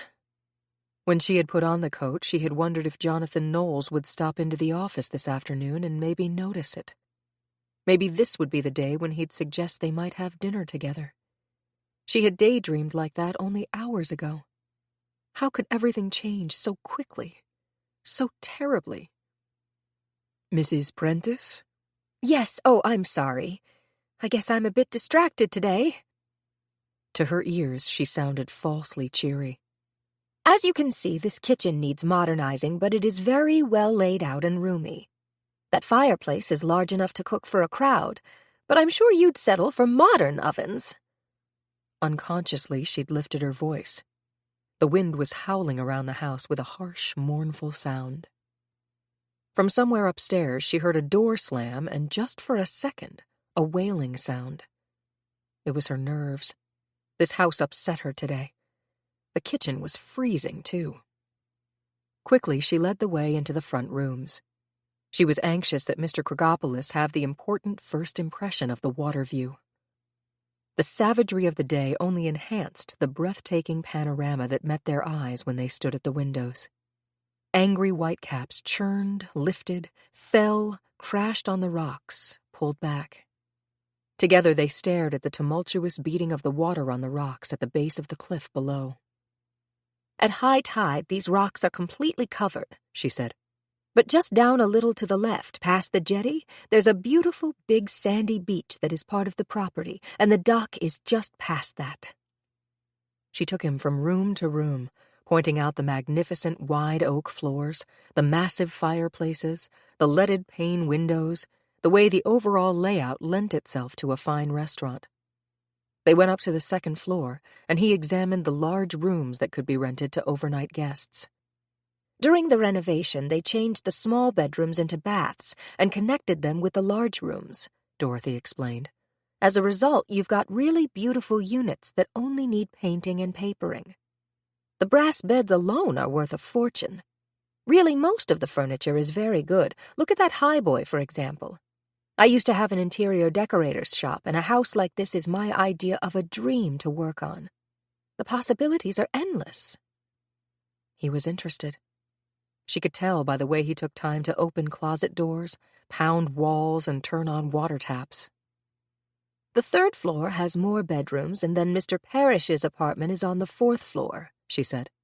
That apartment was designed for the resident manager of the country club. It's quite spacious and has a wonderful view of the town as well as the water. He was pacing off the room and did not answer. Feeling pushy and garrulous, Dorothy walked over to the window. She should give him a chance to consider the house quietly and come up with any questions that might occur to him. Hurry, hurry, she thought. She wanted to get out of here. The insistent need to be back with Ray and Nancy, to know what was happening, was overwhelming. Suppose the children were out somewhere exposed to this weather. Maybe she should take the car and cruise up and down. Maybe they had just wandered away. Maybe if she tried to look in the woods, if she called them. She shook her head. She was being so foolish. When Nancy had left Missy at the office with her yesterday, she'd said, "Please make her keep her mittens on when you go out. Her hands get so cold." Nancy had laughed as she handed Dorothy the mittens, saying, "As you can see, they don't match, and I'm not trying to set a style. This kid is always losing mittens." She'd given her one red mitten with a smile face and a blue and green checked one. Dorothy remembered the cheerful smile with which Missy had held up her hands when they'd gone for their drive. Mommy said don't forget my mittens, Aunt Dorothy, she'd warned reproachfully. Later on, when they'd picked up Mike and stopped for ice cream, she'd asked, "Is it all right if I take my mittens off when I eat my cone?" Blessed little baby. Dorothy dabbed at the tears that rushed to her eyes. Determinedly, she composed herself and turned back to John Krigopoulos, who had just finished making notes on the size of the room. "You don't get high ceilings like these anymore, except in these wonderful old houses," he exulted. She couldn't tolerate being here like this any longer. "Let's go upstairs now," she said abruptly. "I think you'll like the view from the apartment." She led the way back into the hall and to the front staircase. "Oh, did you notice that there are 4 heat zones in this house? It saves a lot on fuel bills." They walked up the 2 flights of stairs quickly. "The third floor is exactly like the second floor," she explained as they passed it. "Mr. Parrish has been renting the apartment on and off for 6 or 7 years, I guess. His rent is quite minimal, but Mr. Eldridge felt that the presence of a tenant discourages vandals. Here we are, just down the hall." She knocked at the door of the apartment. There was no answer. "Mr. Parrish," she called. "Mr. Parrish?" She began to open her handbag.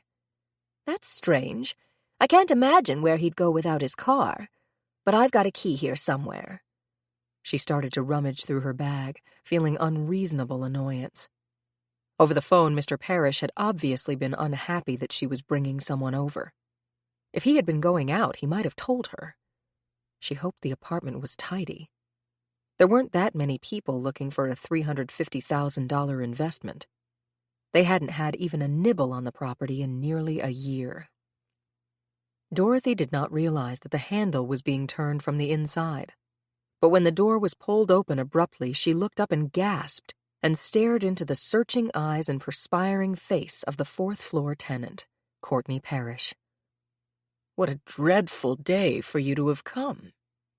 Parrish's tone was courteous as he stepped aside to let them pass. By holding the door back and getting out of the way, he reasoned, he might be able to avoid shaking hands. He could feel that his hands were drenched in perspiration. His eyes darted from one to the other. Had they heard the little girl? That one cry? He was such a fool. Getting too eager. After the phone call, he'd had to hurry so much. Picking up the children's clothing, in his excitement, he'd almost missed the little girl's undershirt. Then the can of baby powder had spilled. He'd had to wipe that up. He'd taped the children's hands and feet and mouths and hidden them in that secret room behind the fireplace downstairs that he'd discovered months ago in wandering through the house. He knew those hidden rooms were peculiar to many old Cape houses. The early settlers used to hide in them during Indian attacks. But then he'd panicked. Suppose that fool of a real estate woman knew about that room and decided to show it. It was reached by a spring in the built-in bookcase in the main room downstairs. Suppose she knew about it. Just suppose.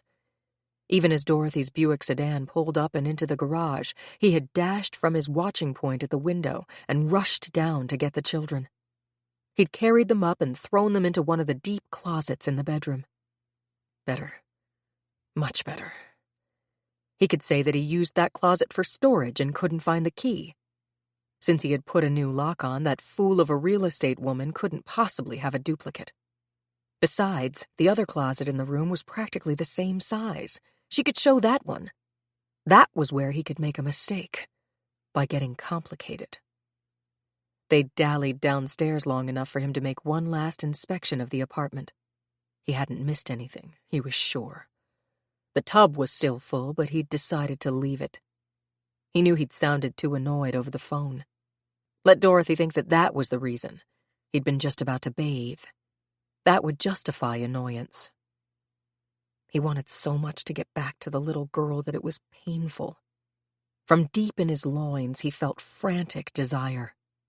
Right now, there she was, just a few feet from them all, behind that door, her little body half naked.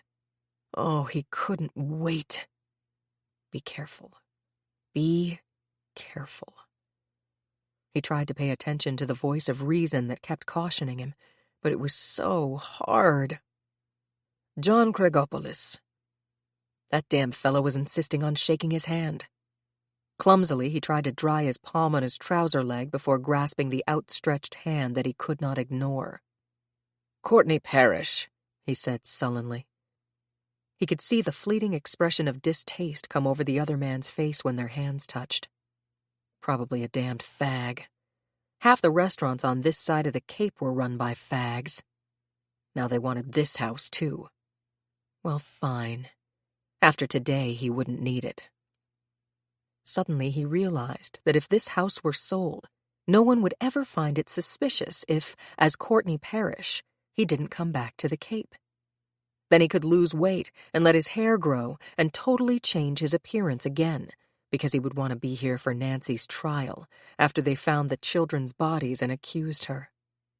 Why, this wasn't a problem at all. Fate was playing into his hands. This was meant to be. He shuddered as a wave of exhilaration surged through his body. Why, he could even ask about Nancy. It would only be neighborly. Feeling suddenly confident, he said courteously, I am pleased to meet you, Mr. Craigopoulos, and rue the weather in which you first observed this wonderful house. Miraculously, the dampness was leaving his hands and armpits and groin. The tension in the small foyer relaxed tangibly. He realized that most of it was emanating from Dorothy anyway. Why not? He'd seen her countless times in these past years, in and out of the Eldridge house, pushing the children on the swing, taking them in her car. He had her number. One of those dreary middle-aged widows trying to be important to someone. A parasite. Husband dead, no children. A miracle she didn't have a sick old mother. Most of them did. That helped them to be martyrs to their friends. So nice to Mother. Why? Because they needed to be nice to someone. They had to be important. And if they had children, they concentrated on them, the way Nancy's mother had. I have been listening to the radio, he said to Dorothy, and am so disturbed. Have the Eldridge children been found yet? No. Dorothy felt all her nerve endings tingling. From inside, she could hear that the radio was on. She caught the word bulletin. "Excuse me," she cried, and hurried into the living room and over to the radio. Swiftly, she turned up the volume. Storm increasing.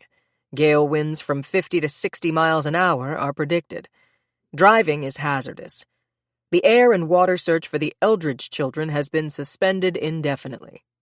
Special patrol cars will continue cruising in Adamsport and vicinity. Chief Coffin of Adamsport urges that anyone who believes he or she may have any information report it at once. He urges that any untoward incident be discussed with the police, such as a strange vehicle that may have been seen in the neighborhood of the Eldridge home, any unfamiliar person or persons in the area. Call this special number, KL5-3800.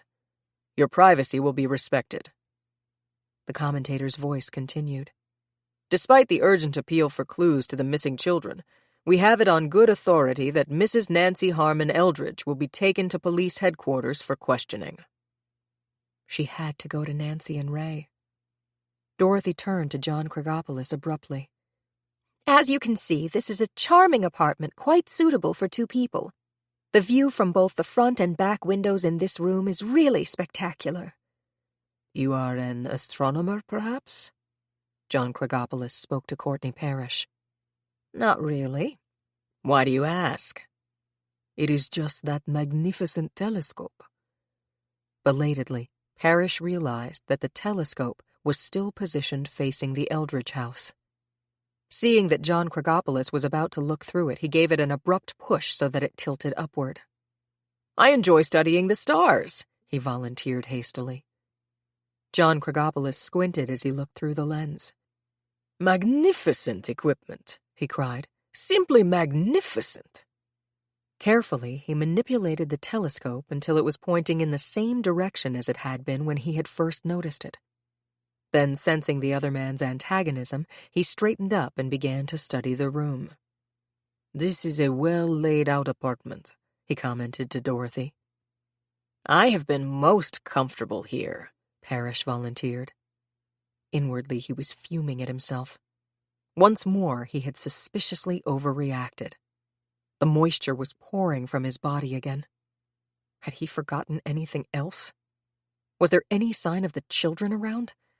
Frantically, his eyes darted around the room. Nothing. Dorothy said, I'd like to show the bedroom and bath if it's all right. Of course. He'd straightened the coverlet on the bed and shoved the can of baby powder into the night table drawer. The bathroom is as large as most of today's second bedrooms, Dorothy told John Krigopoulos. Then, as she glanced around it, she said, Oh, I'm so sorry. She stared down at the filled tub. We did catch you at an inconvenient time. You were just about to bathe. I have no rigid schedule to follow. Despite the words, he managed to leave the impression that she had indeed inconvenienced him. John Krigopoulos stepped back into the bedroom hastily. He realized that this man obviously resented their coming. Leaving the tub like that was a clumsy way of making the point. And that duck floating in the tub, a child's toy. He winced, disgusted. His hand touched the closet door. The satiny quality of the wood intrigued him. Really, this house was beautifully constructed. John Krigopoulos was a hard-headed businessman, but he also believed in instinct. His instinct told him that this house would be a good investment. They wanted $350,000 for it. He'd offer $295 and come up to $320. He was sure he could get it for that. The decision finalized in his mind, he began to take a proprietary interest in the apartment. May I open this closet? He asked. The question was perfunctory. He was already turning the handle. I'm sorry. I changed the lock on that closet and can't seem to find the key. If you'll look in this other closet, they're practically identical. Dorothy looked sharply at the new handle and lock.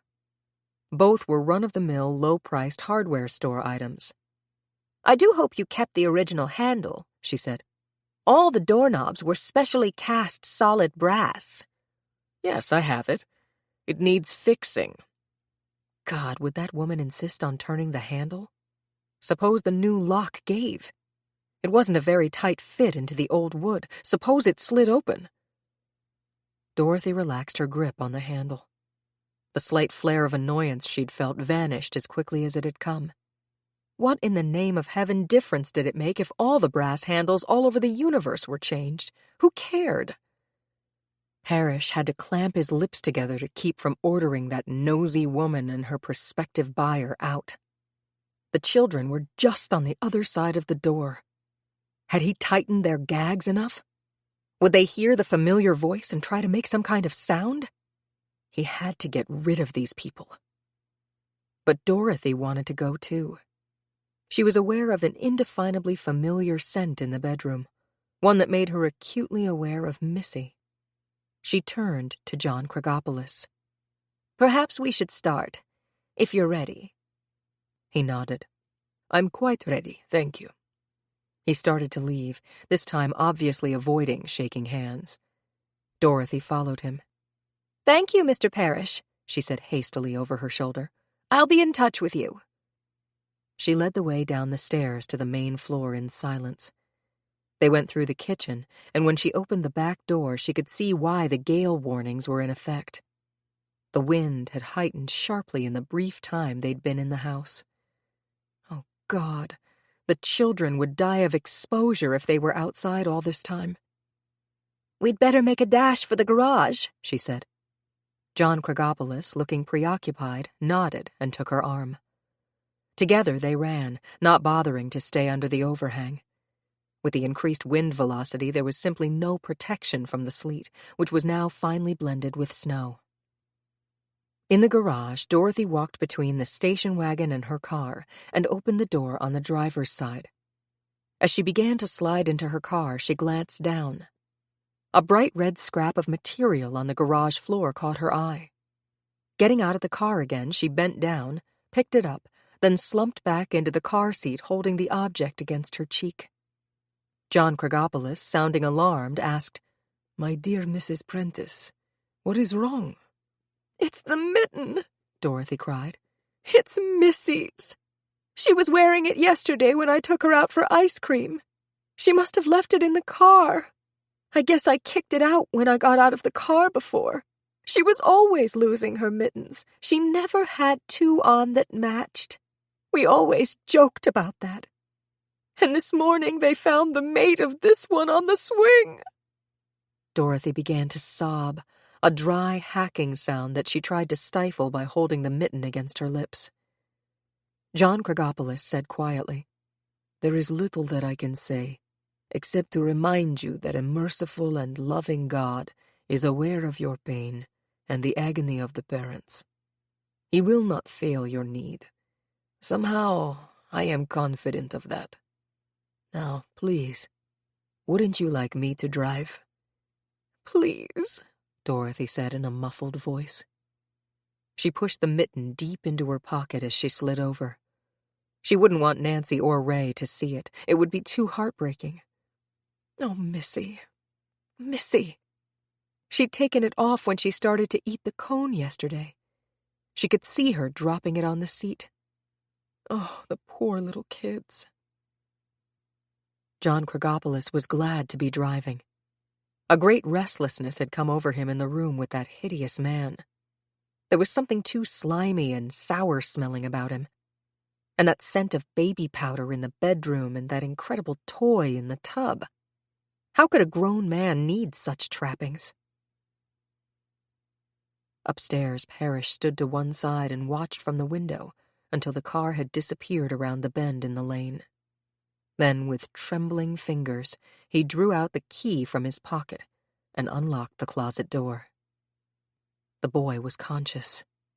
His sandy hair fell on his forehead, and his large blue eyes were filled with terror as he stared mutely up. His mouth was still securely taped, and his hands and legs still firmly tied.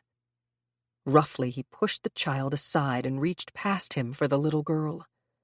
He lifted out her limp body and laid her on the bed, then shrieked in outrage and despair as he stared down at her closed eyes and pinched blue face.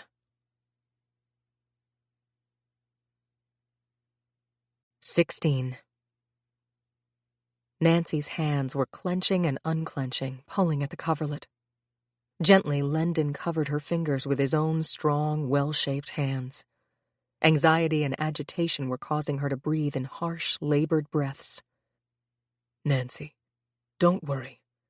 Everyone here knows that you couldn't hurt your children. That's what you meant, isn't it? Yes, people think I could hurt them. How could I kill them? They are me. I died with them. We all die a little death when we lose the people we love, Nancy. Think back with me before all the trouble started. Tell me what it was like when you were growing up in Ohio. Growing up? Nancy's voice trailed off into a whisper. The rigidity of her body began to relax. Yes, tell me about your father. I never knew him. Jed Coffin moved restlessly, and the chair he was sitting on made a creaking sound against the wooden floor. Lendon shot him a warning glance. I have reason for this, he said quietly. Please, bear with me. Daddy? A lilt came into Nancy's voice. She laughed softly. He was such fun. Mother and I used to drive to the airport to pick him up when he came in from a flight. In all those years, he never came back from a trip without something for Mother and me. We used to go all over the world on his vacations. They always took me with them. I remember one trip. Ray could not take his eyes off Nancy. He had never heard her speak in that tone of voice, animated, amused, a ripple of laughter running through her words. Was this what he had been blindly trying to find in her? Was it more than being tired of living with the fear of discovery? He hoped so. Jonathan Knowles listened intently to Nancy, approving of the technique Lendon Miles was using to gain her confidence and relax her, before asking about the details of the day the Harmon children had vanished. It was agonizing to hear the soft ticking of the grandfather clock, a reminder that time was passing. He realized that he was finding it impossible not to look at Dorothy. He knew he had been harsh when he spoke to her as she was getting into her car. It was his disappointment that had reacted to her deliberate falsehood, the fact that she had made a point of telling him personally about knowing Nancy as a child. Why had she done that? Was it perhaps that he had indicated somehow that Nancy looked familiar? Had it been simply an attempt to keep him from the truth because she couldn't trust him with the truth? Had he perhaps been displaying what Emily used to call his "your witness counsel" manner? In any event, he felt that he owed Dorothy an apology. She didn't look well. The strain was telling on her. She still was wearing her heavy coat, and her hands were jammed in her pockets. He decided that he wanted to talk to her at the first opportunity. She needed calming down. She certainly thought the world of those children. The lights in the room flickered, then went off. That figures. Jed Coffin propped the microphone on the table and searched for matches. Quickly, Ray lighted the antique gas lamps on either side of the mantel. They threw a yellow glow that melted and blended with the vivid red flames of the fireplace, bathing the couch where Nancy was lying in a rosy glow and throwing deep shadows on the corners of the dark room. It seemed to Ray that the steady tattooing of the sleet against the house and the moaning of the wind through the pines had intensified. Suppose the children were out somewhere in this weather. Last night he'd awakened hearing Missy cough. But when he went into her room, she'd been settled again in deep sleep, her cheek cupped in her palm. As he bent over to pull up her covers, she'd murmured, "Daddy," and stirred, but at the touch of his hand on her back, she'd settled down again. And Michael. He and Mike had gone for milk to Wiggins Market. Was it just yesterday morning? They'd arrived just as that tenant at the lookout, Mr. Parrish, was leaving. The man had nodded pleasantly, but when he got into that old Ford wagon of his, Michael's face had wrinkled with distaste. "I don't like him," he'd said. Ray almost smiled at the memory. Mike was a rugged little guy, but he had something of Nancy's distaste for ugliness, and no matter how you sliced it, Courtney Parrish was a clumsy, slow-moving, unattractive man. Even the Wigginses had commented on him. After he left, Jack Wiggins said dryly, That fella's about the slowest moving human being I ever bumped into. He meanders around shopping like he's got all the time in the world. Michael had looked reflective. I never have enough time, He said. I'm helping my dad refinish a desk for my room, and every time I want to keep working on it, I have to get ready for school. You've got quite an assistant there, Ray, Jack Wiggins had remarked. I'll give him a job any time. He sounds like a worker. Mike had picked up the package. I'm strong, too, He'd said. I can carry things. I can carry my sister for a long time. Ray ground his hands into fists. This was unreal, impossible. The children missing. Nancy sedated. What was she saying? Her voice still had that eager lilt. Daddy used to call Mother and me his girls. Her voice faltered. What is it, Nancy? Dr. Miles asked. Your father called you his little girl? Did that upset you? No. He called us his girls. It was different. Not like that at all. Her voice rose sharply in protest. Lendon's voice was soothing. All right, Nancy. Don't worry about that. Let's talk about college. Did you want to go away to school? Yes, I really did. Except I was worried about Mother. Why did you worry about her? I was afraid she'd be lonely because of Daddy. And we'd sold the house. She was moving into an apartment. So much had changed for her. And she'd started a new job. But she liked working. She said she wanted me to go. She liked to say that today is the first day of the rest of your life, Lendon finished quietly. Yes, Priscilla had said that to him, too. The day she came into the office after she'd put Nancy on the plane for school. She told him about still waving goodbye after the plane had taxied away toward the runway. Then her eyes had filled and she'd smiled apologetically. Look how ridiculous I am, she'd said, trying to laugh. The proverbial mother hen. I think you're doing fine, Lendon had told her. It's just that when you think how your life can change so incredibly, all of a sudden a whole part, the most important part, is ended. But on the other hand, I think when you've had something quite wonderful, so very much happiness, you can't look back and regret. That's what I told Nancy today. I don't want her worrying about me. I want her to have a wonderful time in school. I said that we should both remember that motto, today is the first day of the rest of our lives. Lendon remembered that a patient had come into the office. At the time, he'd considered it a blessing. He'd been dangerously close to putting his arms around Priscilla. But it was all right, Nancy was saying, her voice still hesitant and groping. Mother's letters were cheerful. She loved her job. She wrote a lot about Dr. Miles. I was glad. Did you enjoy school, Nancy? Lendon asked. Did you have many friends? At first, I liked the girls and I dated a lot. How about your schoolwork? Did you like your subjects? Oh, yes. They all came pretty easily. Except bio.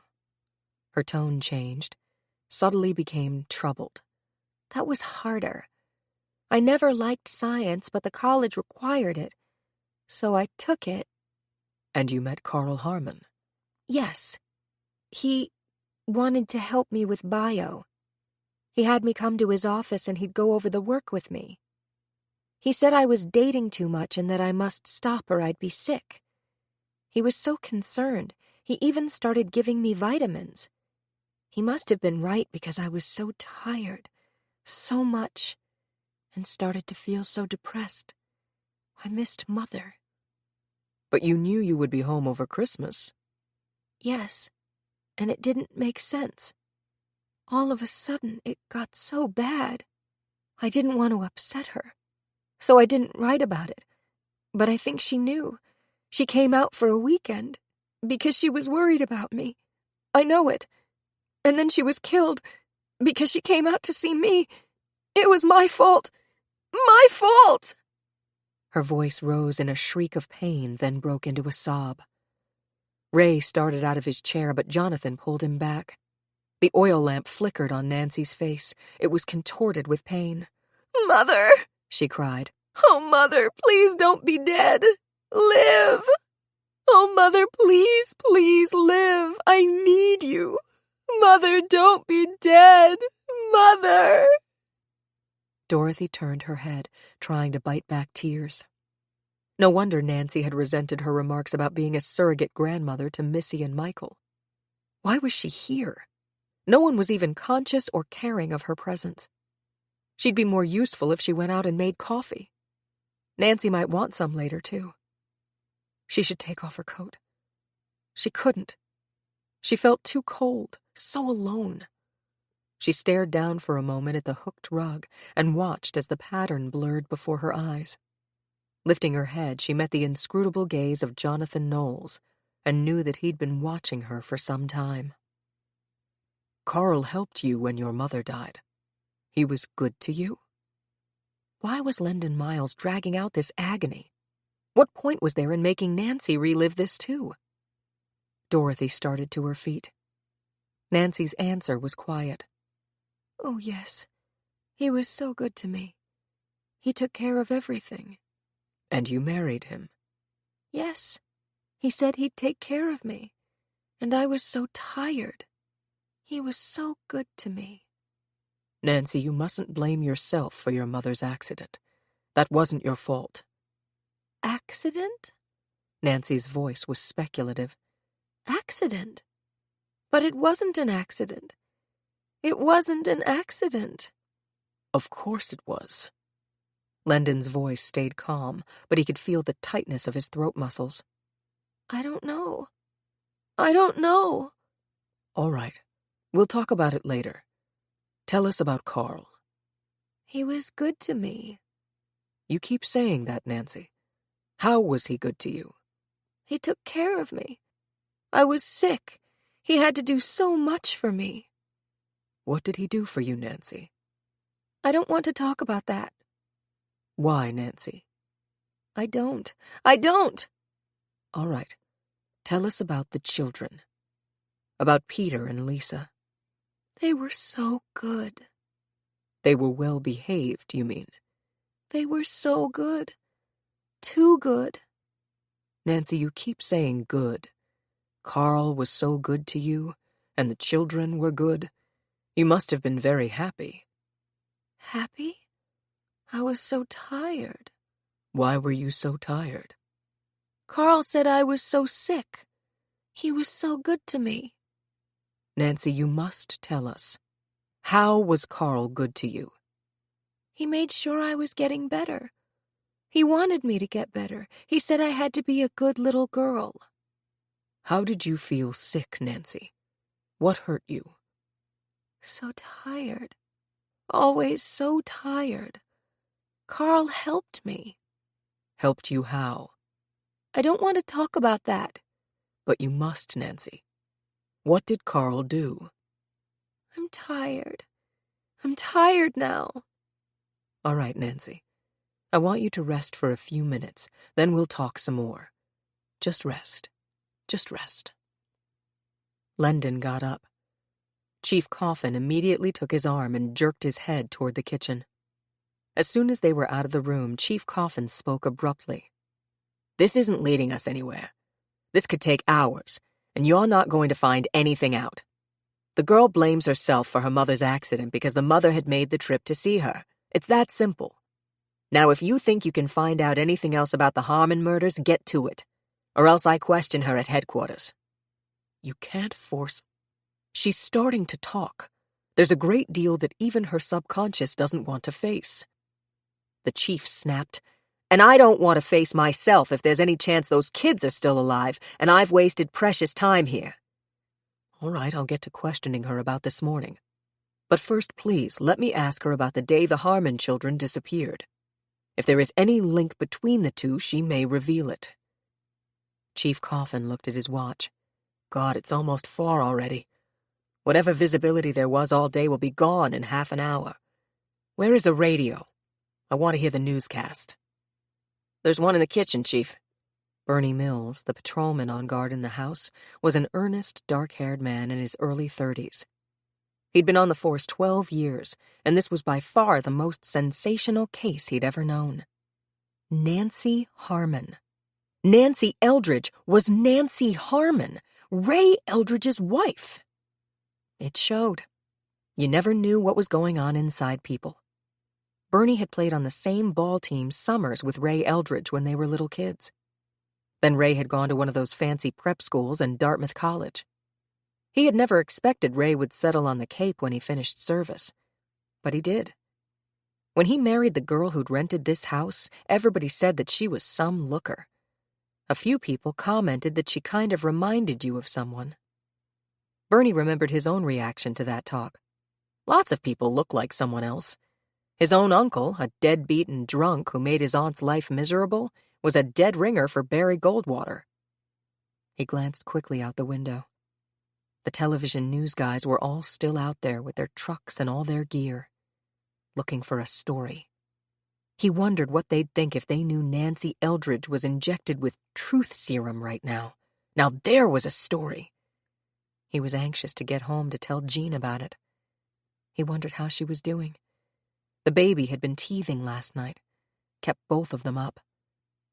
For a single terrible minute, Bernie wondered how it would feel if the little guy was missing on a day like this. Out there somewhere, and he not knowing. The prospect was so awful, so breathtaking, so mind-shattering that he rejected it. Jean never took her eyes off Bobby. Sometimes she bugged Bernie the way she was always fussing about the kid. Right now, her need to never take her eyes off their baby reassured him, assuaged his apprehensions. The little guy was fine. Trust Jean.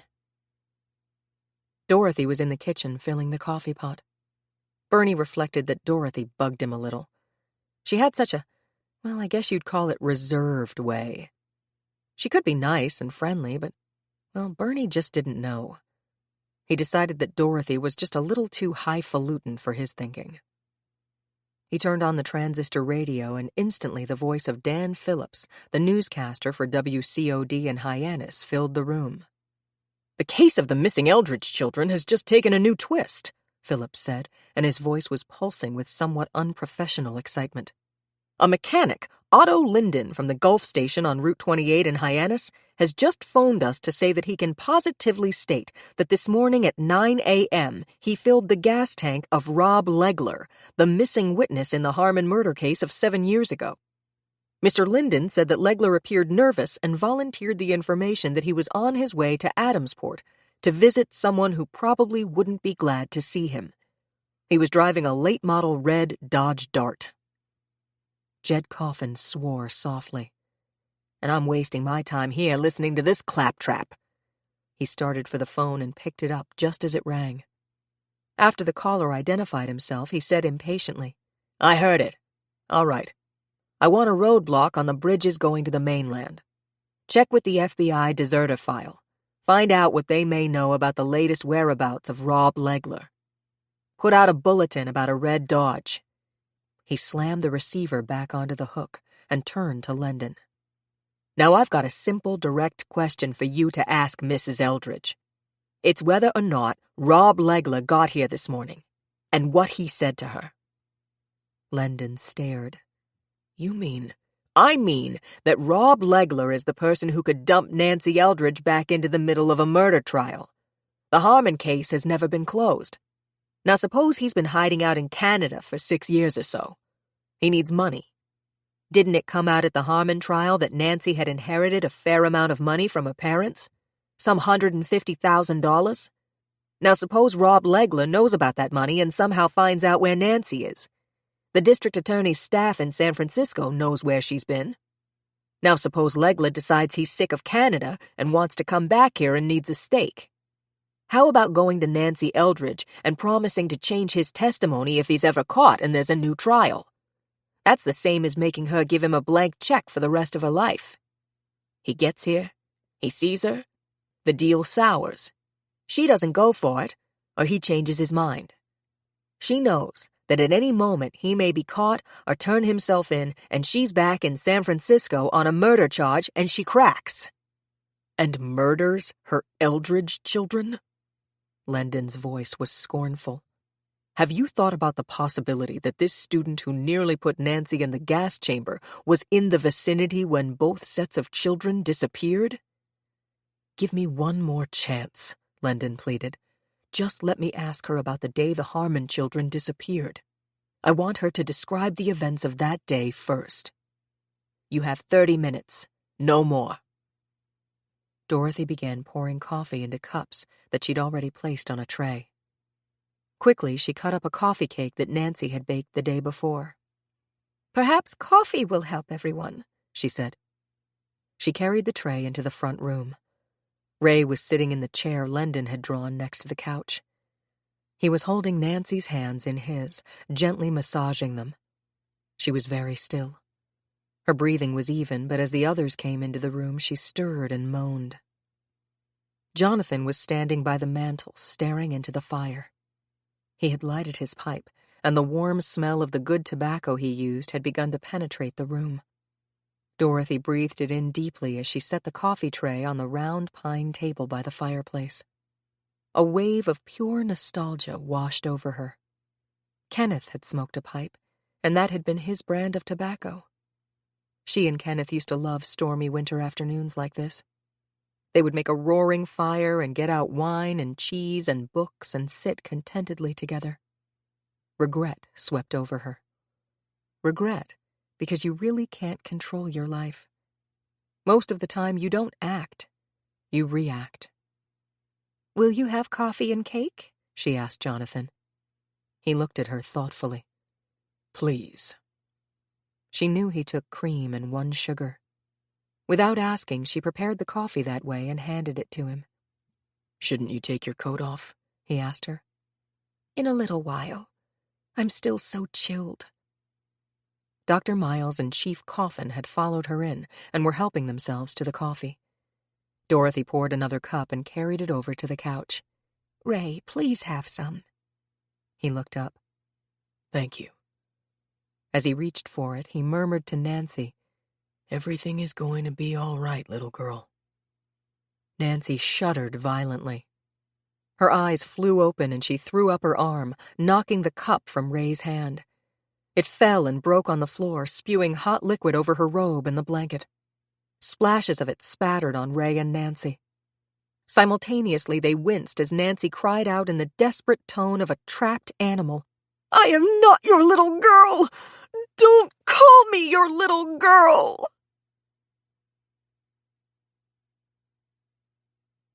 17. Courtney Parrish turned from the small, unmoving figure on the bed, sighing heavily. He'd taken the adhesive from Missy's mouth and the cords from her wrists and ankles, and they made an untidy pile on the quilt. Her fine, silky hair was matted now. He'd been planning to brush it when he bathed her, but now there was no point. He needed her response.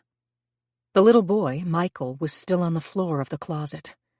His large blue eyes were terrified as Courtney picked him up and hugged him against his massive chest.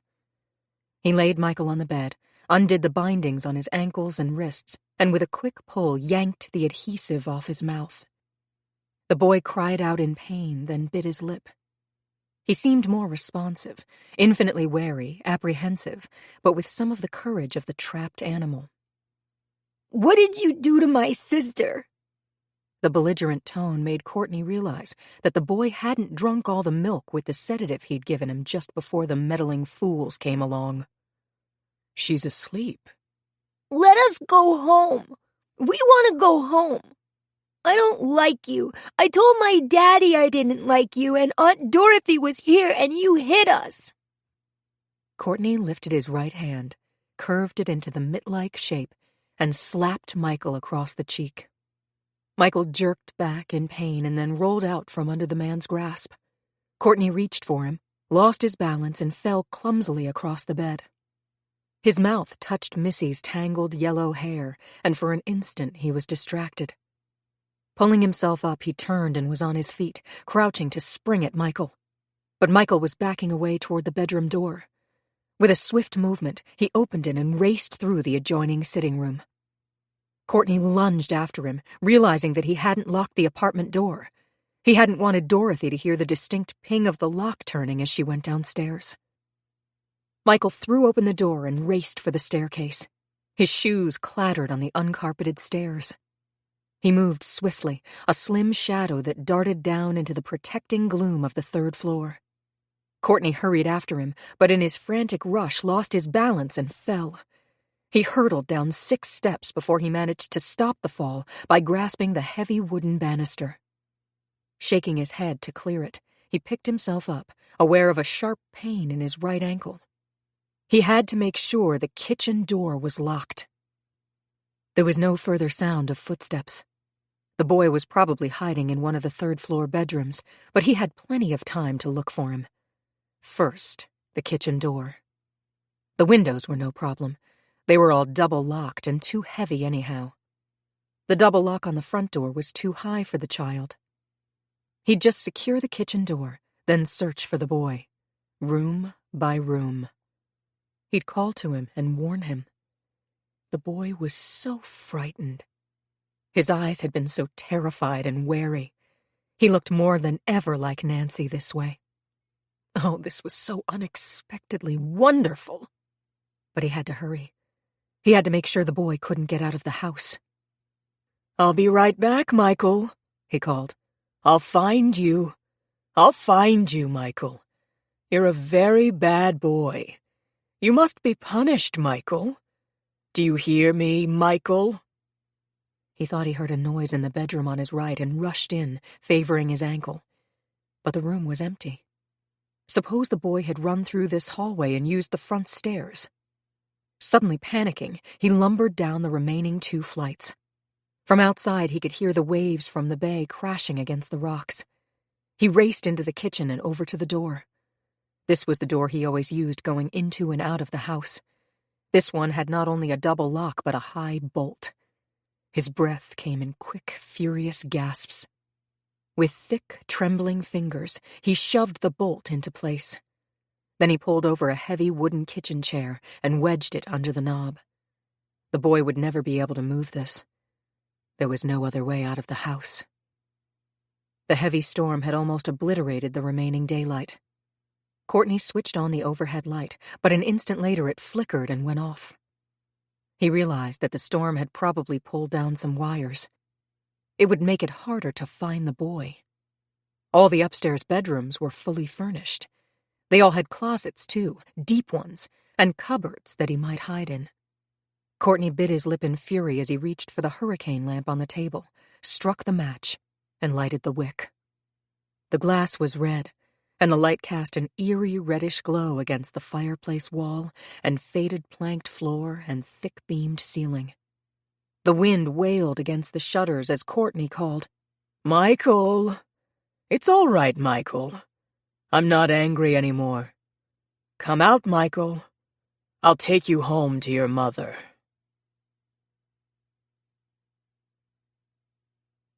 "18. The chance to blackmail Nancy Harmon was the break Rob Legler had been needing for over 6 years, from the day he'd gotten on a plane to Canada after carefully shredding his embarkation orders for Vietnam. During those years, he'd worked as a farmhand near Halifax. It was the only job he'd been able to get, and he loathed it. Not for a minute did he regret his decision to bolt the army. Who in the hell wanted to go to a filthy, hot hole to be shot at by a bunch of pint-sized bastards? He didn't. He'd worked on the farm in Canada because he didn't have any alternative. He'd left San Francisco with $60 in his pocket. If he went back home, he'd be tossed in jail. A conviction for desertion wasn't his idea of the way to spend the rest of his life. He needed a good stake to cut out for someplace like Argentina. He wasn't just one of the thousands of deserters who eventually might be able to slip back into the States with faked identification. Thanks to that blasted Harmon case, he was a hunted man. If only that conviction hadn't been upset, that case would be finished. But that bastard of a DA had said if he spent 20 years, he'd retry Nancy Harmon for the murder of those kids.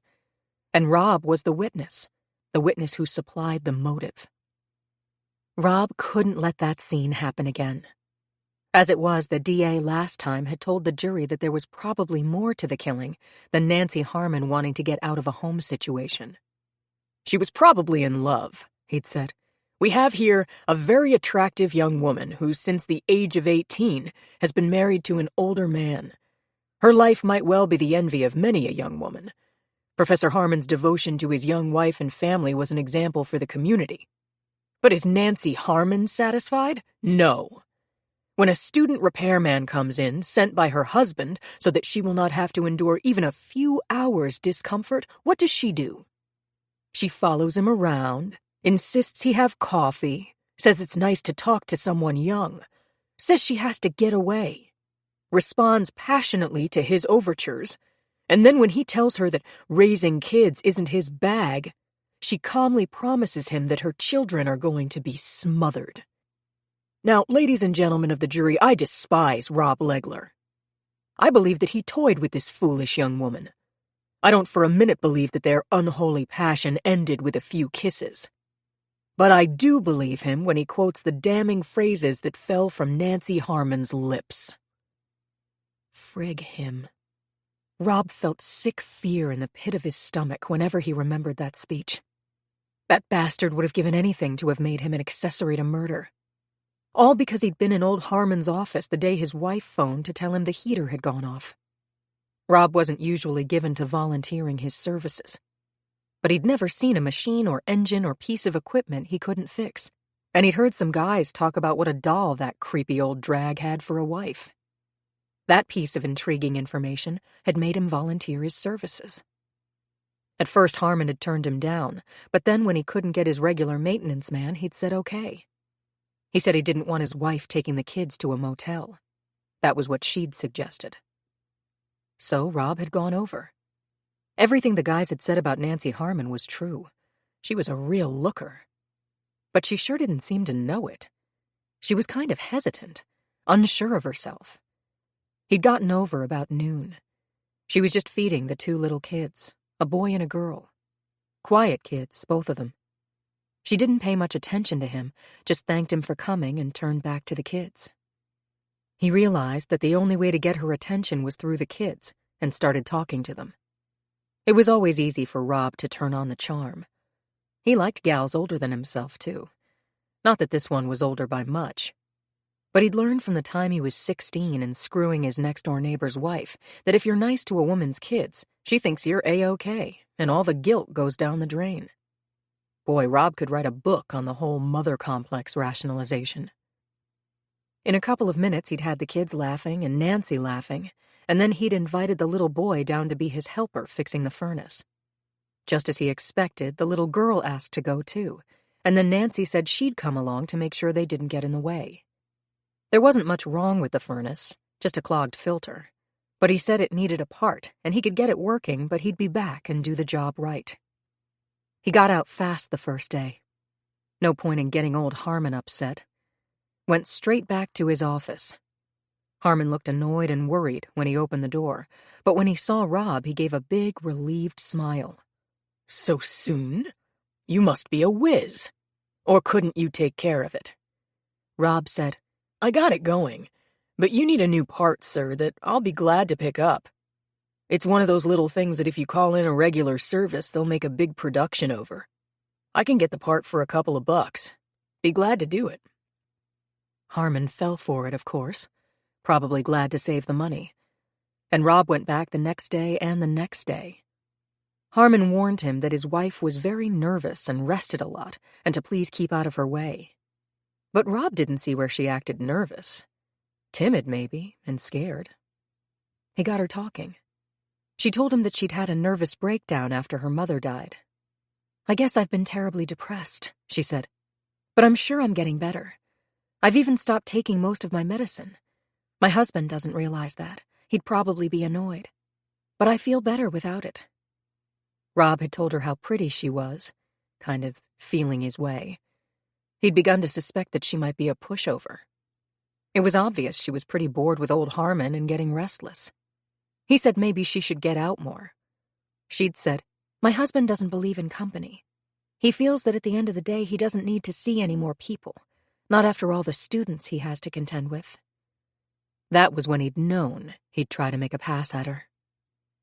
Rob had an airtight alibi for the morning the Harmon kids had disappeared. He'd been in a class of only 6 students. But the DA had told him that if he could find one shred of evidence that would help him hang an accessory charge on Rob, it would be his pleasure to do it. Rob had hired a lawyer. Plenty scared, he didn't want the DA poking into his background and finding out about the time he'd been named in a paternity suit in Cooperstown. The lawyer had told him that his posture had to be that he was the respectful student of a distinguished professor, had been anxious to do a favor for him, had tried to stay away from the wife, but she had kept following him around, that he never took it seriously when she talked about the children being smothered. Actually, he'd thought she was just nervous and sick, the way the professor had warned him. But on the stand, it didn't work like that. "Were you attracted to this young woman?" the DA asked smoothly. Rob looked at Nancy sitting at the defendant's table next to her lawyer, looking at him through blank, unseeing eyes. "I didn't think in those terms, sir," he replied. "To me, Mrs. Harmon was the wife of a teacher I admired greatly. I simply wanted to fix the furnace as I'd volunteered to do and get back to my room. I had a paper to write, and anyhow, a sick woman with 2 children simply isn't my bag." It was that elaboration, that last damned phrase that the DA had pounced on. By the time he was finished with him, Rob was wringing with perspiration. Yes, he'd heard the professor's wife was a doll. No, he wasn't given to volunteering his help. Yes, he'd been curious to get a look at her. Yes, he had made a pass at her. "But it stopped there," Rob had shouted from the stand. "With 2,000 co-eds on campus, I didn't need problems." Then he'd admitted that he had told Nancy that she turned him on, and he'd like to hustle her. The DA had looked at him contemptuously, then read into the record the time Rob had been beaten up by an irate husband, the episode in Cooperstown when he'd been named in the paternity suit. The DA said, "This philanderer was no willing volunteer. He went into that house to size up a beautiful young woman whom he'd heard about. He made a play for her. It succeeded beyond his wildest dreams. Ladies and gentlemen of the jury, I am not suggesting that Rob Legler was part of the scheme to murder Nancy Harmon's children. At least in the legal sense, he wasn't. But I am convinced that morally, before God, he is guilty. He let this gullible, ungrateful young woman know that he'd, and I use his words, hustle her if she were free. And she chose a freedom that is repugnant to the basic instincts of mankind. She murdered her children to be free of them." After Nancy Harmon was sentenced to die in the gas chamber, Professor Harmon had committed suicide. He drove his car to the same beach where one of the kids had been found and left it by the shore. He pinned a note to the wheel saying that it was all his fault. He should have realized how sick his wife was. He should have taken his children from her. He was responsible for their deaths and her action. "I tried to play God," he wrote. "I loved her so dearly that I thought I could cure her. I thought bearing children would turn her mind from the grief of her mother's death. I thought love and care would heal her, but I was wrong. I meddled beyond my depth. Forgive me, Nancy." There hadn't been any roar of approval when the conviction was overturned. It happened because 2 women jurors had been heard discussing the case in a bar midway through the trial and saying she was guilty as sin. But by the time a new trial was ordered, Rob had graduated, been drafted, given Vietnam orders, and bolted. Without him, the DA had no case and had to let Nancy go, but swore he'd retry her the day he could get hold of Rob again. Over the years in Canada, Rob had thought of that trial often. There was something that bothered him about the whole setup. Taking himself out of it, he didn't buy Nancy Harmon as a murderess. She'd been like a clay pigeon in court.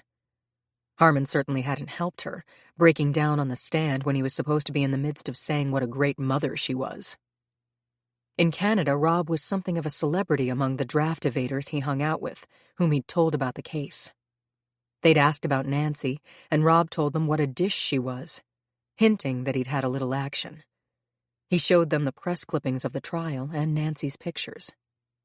He told them that she had to have some dough, that it came out at the trial that her folks left her over $150,000. that if he could find her, he'd put the arm on her for money to split to Argentina. Then he got his break. One of his buddies, Jim Ellis, who knew about his connection with the Harmon case, slipped home to visit his mother, who had terminal cancer. The mother lived in Boston, but because the FBI was watching the house hoping to pick up Jim, she met him in Cape Cod, in a cottage she had hired on Washup Lake. When Jim got back to Canada, he was bursting with news. He asked Rob what it would be worth to him to know where he could find Nancy Harmon.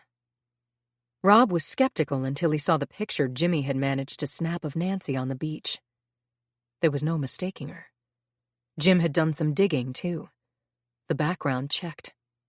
He'd found out that her husband was pretty prosperous. Quickly, they worked out a deal. Rob would get to see Nancy. Tell her that if she'd stake him to $50,000, he'd split to Argentina and she'd never have to worry about him testifying against her. Rob reasoned that she'd go for it, especially now that she was remarried and had more kids. It was a cheap price for her to know that someday she wouldn't be haul-assed back to California to stand trial. Jim wanted a flat 20% for his share. While Rob was seeing Nancy, Jim would arrange for phony Canadian passports, identification, and reservations to Argentina. They were available for a price. They laid their plans carefully. Rob managed to rent a car from an American kid who was in school in Canada. He shaved his beard and cut his hair for the trip. Jim warned him that the minute you looked like a hippie, every damn cop in those crappy New England towns was ready to clock you with radar. Rob decided to drive straight through from Halifax. The less time he spent in the States, the less chance of getting picked up. He timed his arrival at the Cape for early in the morning. Jim had found out that Nancy's husband always opened his office about 9:30. He'd get to her house around 10. Jim had made a map of her street for him, including that driveway through the woods. He could hide the car there. He was running low on gas when he hit the Cape. That was why he got off at Hyannis to refuel. Jim had told him that even out of season there were a lot of tourists there. He'd be less likely to be noticed. All the way down, he'd been nervous, trying to decide if he should offer his deal to Nancy and her husband together. Likely, he'd have to know about her getting a bundle of cash. But suppose this guy called the cops? Rob would be convicted of desertion and blackmail. No, it was better to talk directly to Nancy. She must still remember sitting at that defendant's table. The attendant at the gas station was helpful. Checked everything over, cleaned the windows, put air in the tires without being asked. That was why Rob was off guard. When he was settling the bill, the attendant asked if he was down for some fishing. That was when he babbled that he was actually doing some hunting, going to Adamsport to see an old girlfriend who might not be glad to see him. Then, cursing his talkiness, he bolted, stopping at a nearby diner for some breakfast. He drove into Adamsport at 9:45. Slowly cruising around, studying the map Jim had drawn for him, he got a feel of the layout. Even so, he almost missed the dirt road leading to the woods behind her property. He realized that after he slowed up for that old Ford wagon pulling out from it. Backing up, he turned into the dirt road, parked the car, and started walking to the rear door of Nancy's house. That was when she'd come running out like a madwoman, shrieking those names. Peter, Lisa. Those were the dead kids. He followed her through the woods to the lake and watched when she threw herself into the water. He was just about to go after her when she dragged herself out and fell on the beach. He knew she looked in his direction. He wasn't sure if she saw him, but he did know that he had to get out of there. He didn't know what was happening, but he didn't want to get involved. Back in the car, he'd cooled off. Maybe she'd turned into a drunk. If she was still screaming for the dead kids, chances were that she'd jump at the chance to know she didn't have to worry about a new trial.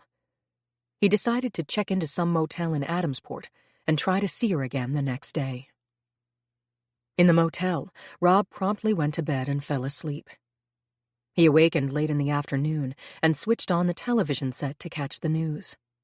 The screen focused in time for him to see a picture of himself and a voice describing him as the missing witness in the Harmon murder case. Numbly, Rob listened as the announcer recapped the disappearance of the Eldridge children. For the first time in his life, he felt trapped. Now that he'd shaved off his beard and shortened his hair, he looked exactly the way he had in the picture. If Nancy Eldridge had actually killed her new family, who would believe that he hadn't had something to do with it? It must have happened just before he got there. Rob thought of the old Ford wagon that had backed out from the dirt road just before he turned in. Massachusetts license, first two numbers 86. Heavyset guy behind the wheel. But he couldn't talk about that even if he got caught. Couldn't admit being at the Eldridge house this morning. Who would believe him if he told the truth? Rob Legler's instinct for self-preservation told him to get off Cape Cod, and it was a cinch he couldn't go in a bright red Dodge that every cop was looking for. He packed his bag and slipped out the back door of the motel. A Volks Beetle was parked in the stall next to the Dodge. Through the window, he'd noticed the couple who had left it. They'd checked in just before he turned on the news. Chances were, if he was any judge, they were good for a couple of hours. No one else was outside braving the sleet and wind. Rob opened the engine lid of the Volks, connected a few wires, and drove away. He'd use Route 6A heading for the bridge.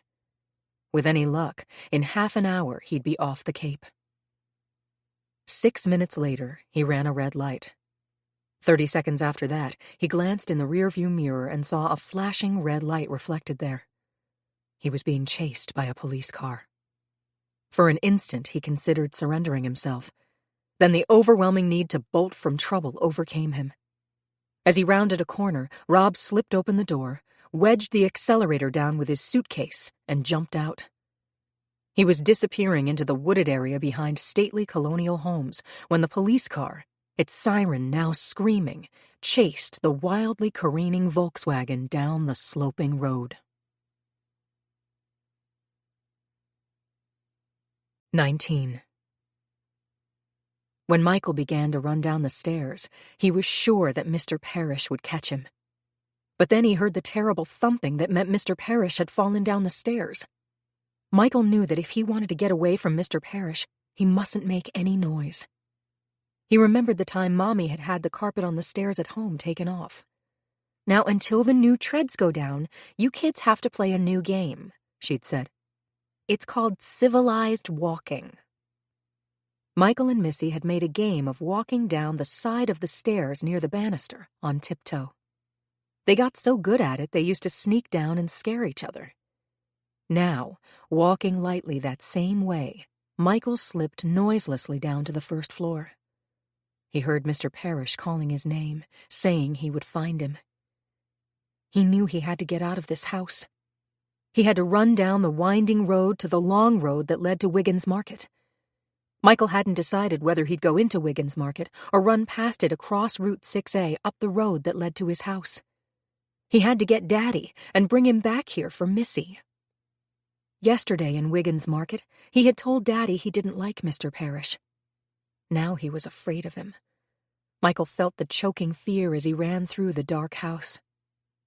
Mr. Parrish was a bad man. That was why he had tied them up and hidden them in the closet. That was why Missy was so scared she couldn't wake up.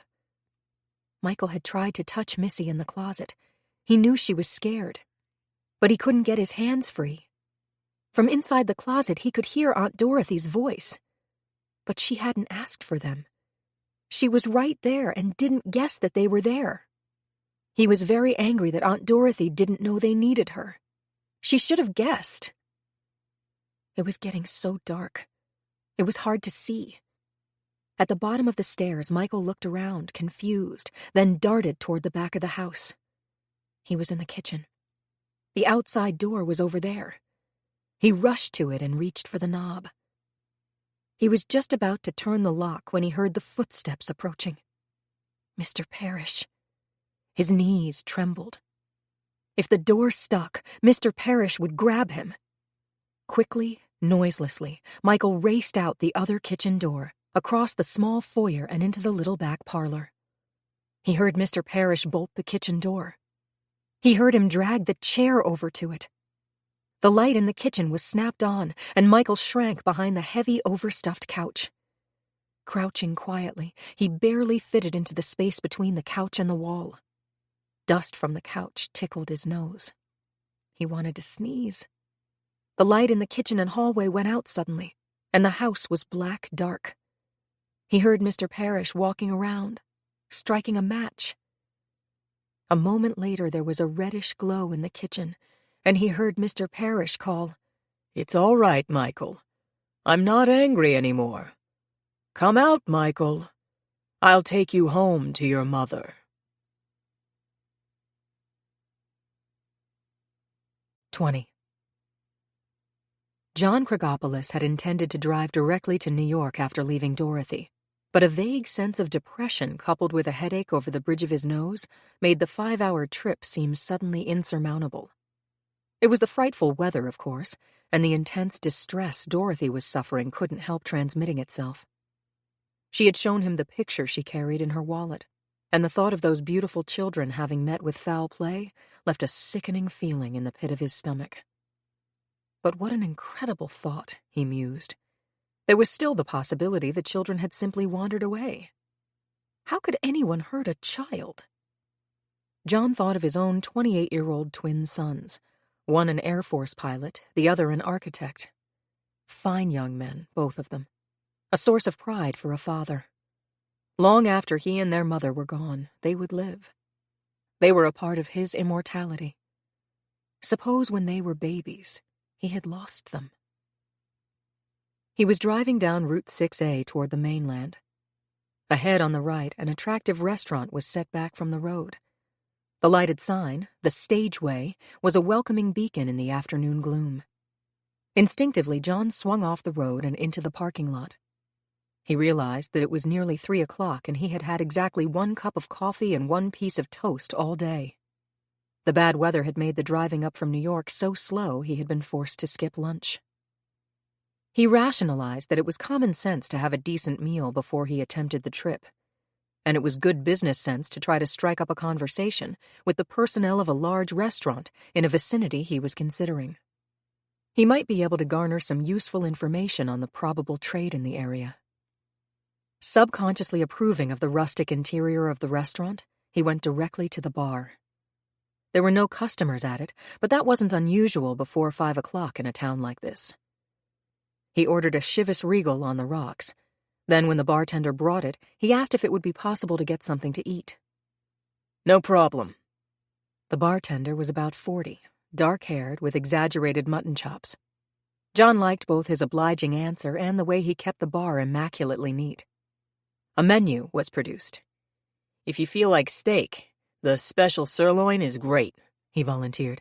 "Technically, the kitchen is closed between 2:30 and 5, but if you don't mind eating right here..." Sounds perfect. Quickly, John ordered the steak rare and a green salad. The Chivas warmed his body and some of his depression began to lift. "You make a good drink," he said. The bartender smiled. "It takes real talent to put together a scotch on the rocks," he said. "I'm in the business. You know what I mean." John decided to be candid. "I'm thinking of buying the place they call the Lookout for a restaurant. What's your top-of-the-head opinion?" The other man nodded emphatically. "Could work. A real class restaurant, I mean.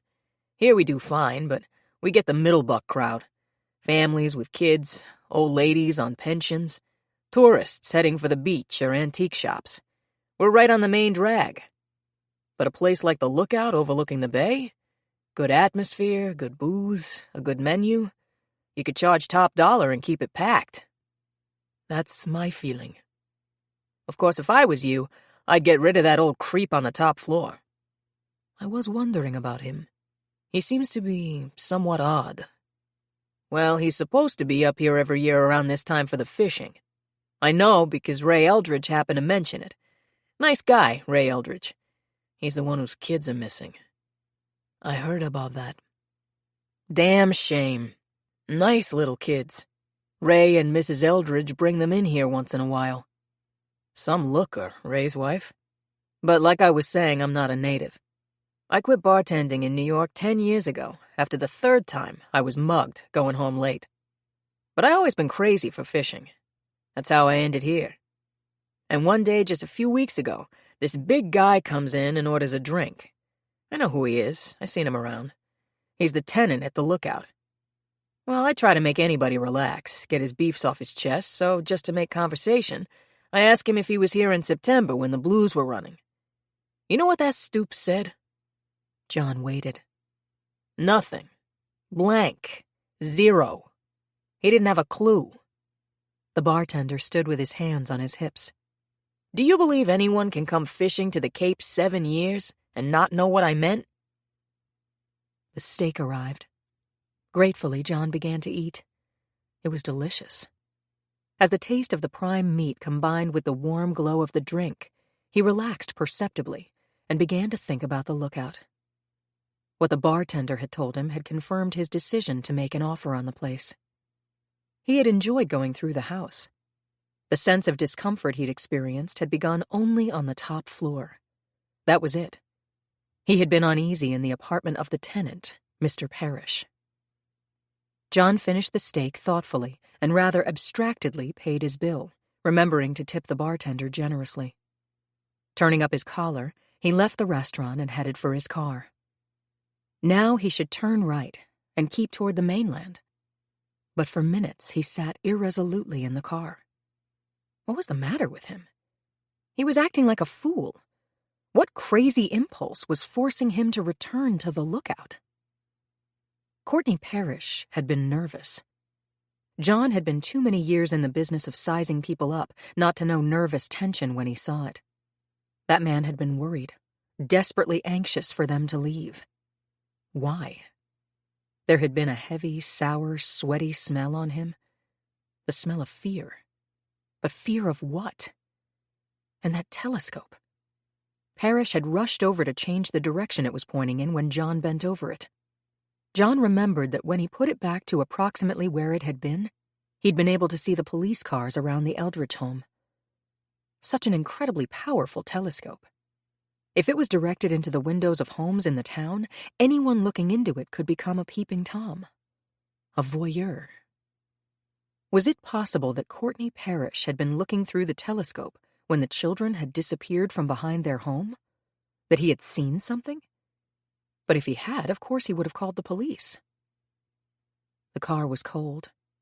John turned the ignition key and waited for the engine to warm up before switching on the heater. He reached for a cigar and lighted it with the small gold Dunhill lighter that had been his wife's anniversary present to him.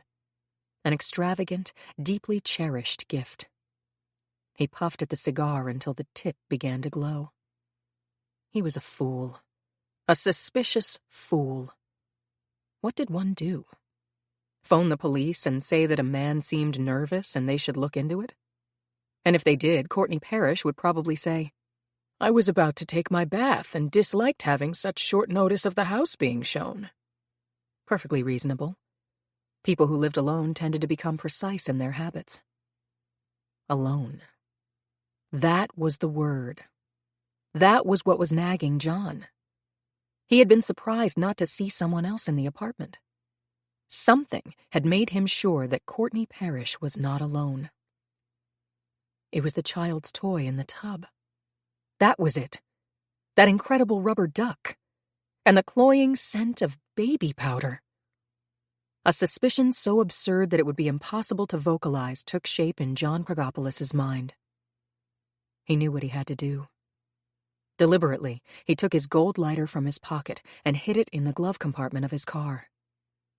He would drive back to the Lookout unannounced. When Courtney Parrish answered the door, he would ask permission to look for his valuable lighter, which he must have dropped somewhere in the house during his inspection. It was a plausible request. It would give him a chance to look around carefully and either allay what was probably a ridiculous suspicion or have something more than suspicion to discuss with the police.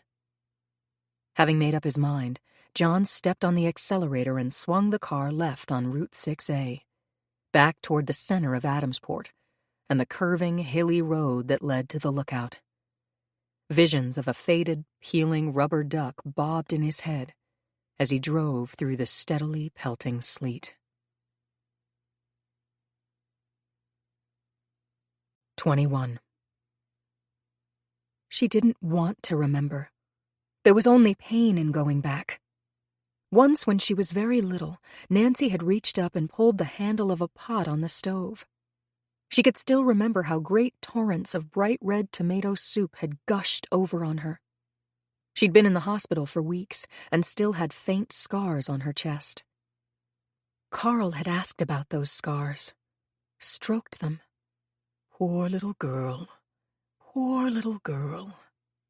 He liked her to tell him about the incident over and over. Did it hurt very much? He would ask. Remembering was like that. Pain. Only pain. Don't remember. Forget. Forget. Don't want to remember. But the questions, persistent, far away, asking about Carl, about Mother, Lisa, Peter. Her voice.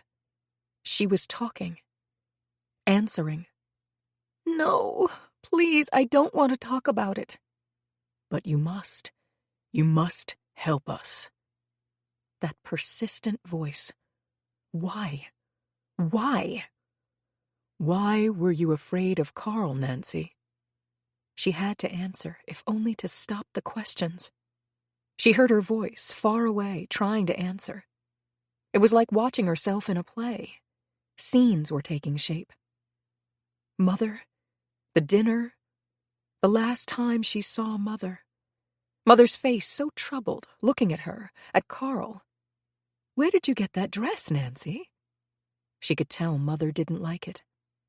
The white wool dress. Carl helped me pick it out. Do you like it? Isn't it a bit young? Mother left to make a call. Was it to Dr. Miles? Nancy hoped so. She wanted Mother to be happy. Maybe she should go home with Mother. Maybe she would stop feeling so tired. Did she say that to Carl? Carl left the table. Excuse me, dear. Mother back before him. Nancy, you and I must talk tomorrow when we're alone. I'll pick you up for breakfast. Carl came back, and Mother, kissing her cheek. Good night, darling. I'll see you at 8. Mother getting in the rented car, waving goodbye, driving down the road. Carl drove her back to school. I'm afraid your mother doesn't approve of me yet, dear. The call. There's been an accident. Steering mechanism. Carl. I'll take care of you, my little girl. The funeral. The wedding. A bride should wear white. She'd wear the white wool dress. It would do for just going to the mayor's office. But she couldn't wear it. Grease stain at the shoulder. Carl, where could I have gotten grease on this dress? I only wore it to have dinner with Mother. I'll have it cleaned for you. His hand, familiar, patting her shoulder. No, no, no. The voice. What do you mean, Nancy? I don't know. I'm not sure. I'm afraid. Afraid of Carl? No, he is good to me. I'm so tired. Always so tired. Drink your medicine. You need it. The children, Peter and Lisa, all right for a while. Carl was good. Please, Carl, close the door. Please, Carl, I don't like that. Don't touch me like that. Leave me alone. How should he leave you alone, Nancy? No, I don't want to talk about it. Was Carl good to the children? He made them obey. He wanted them to be good. He made Peter afraid. And Lisa. So my little girl has a little girl. Is that what Carl said? Yes. He doesn't touch me anymore. I'm glad. But I mustn't have medicine after dinner. I get too tired. There's something wrong. I must get away. The children. Get away. From Carl? I'm not sick. Carl is sick. How is he sick, Nancy? I don't know.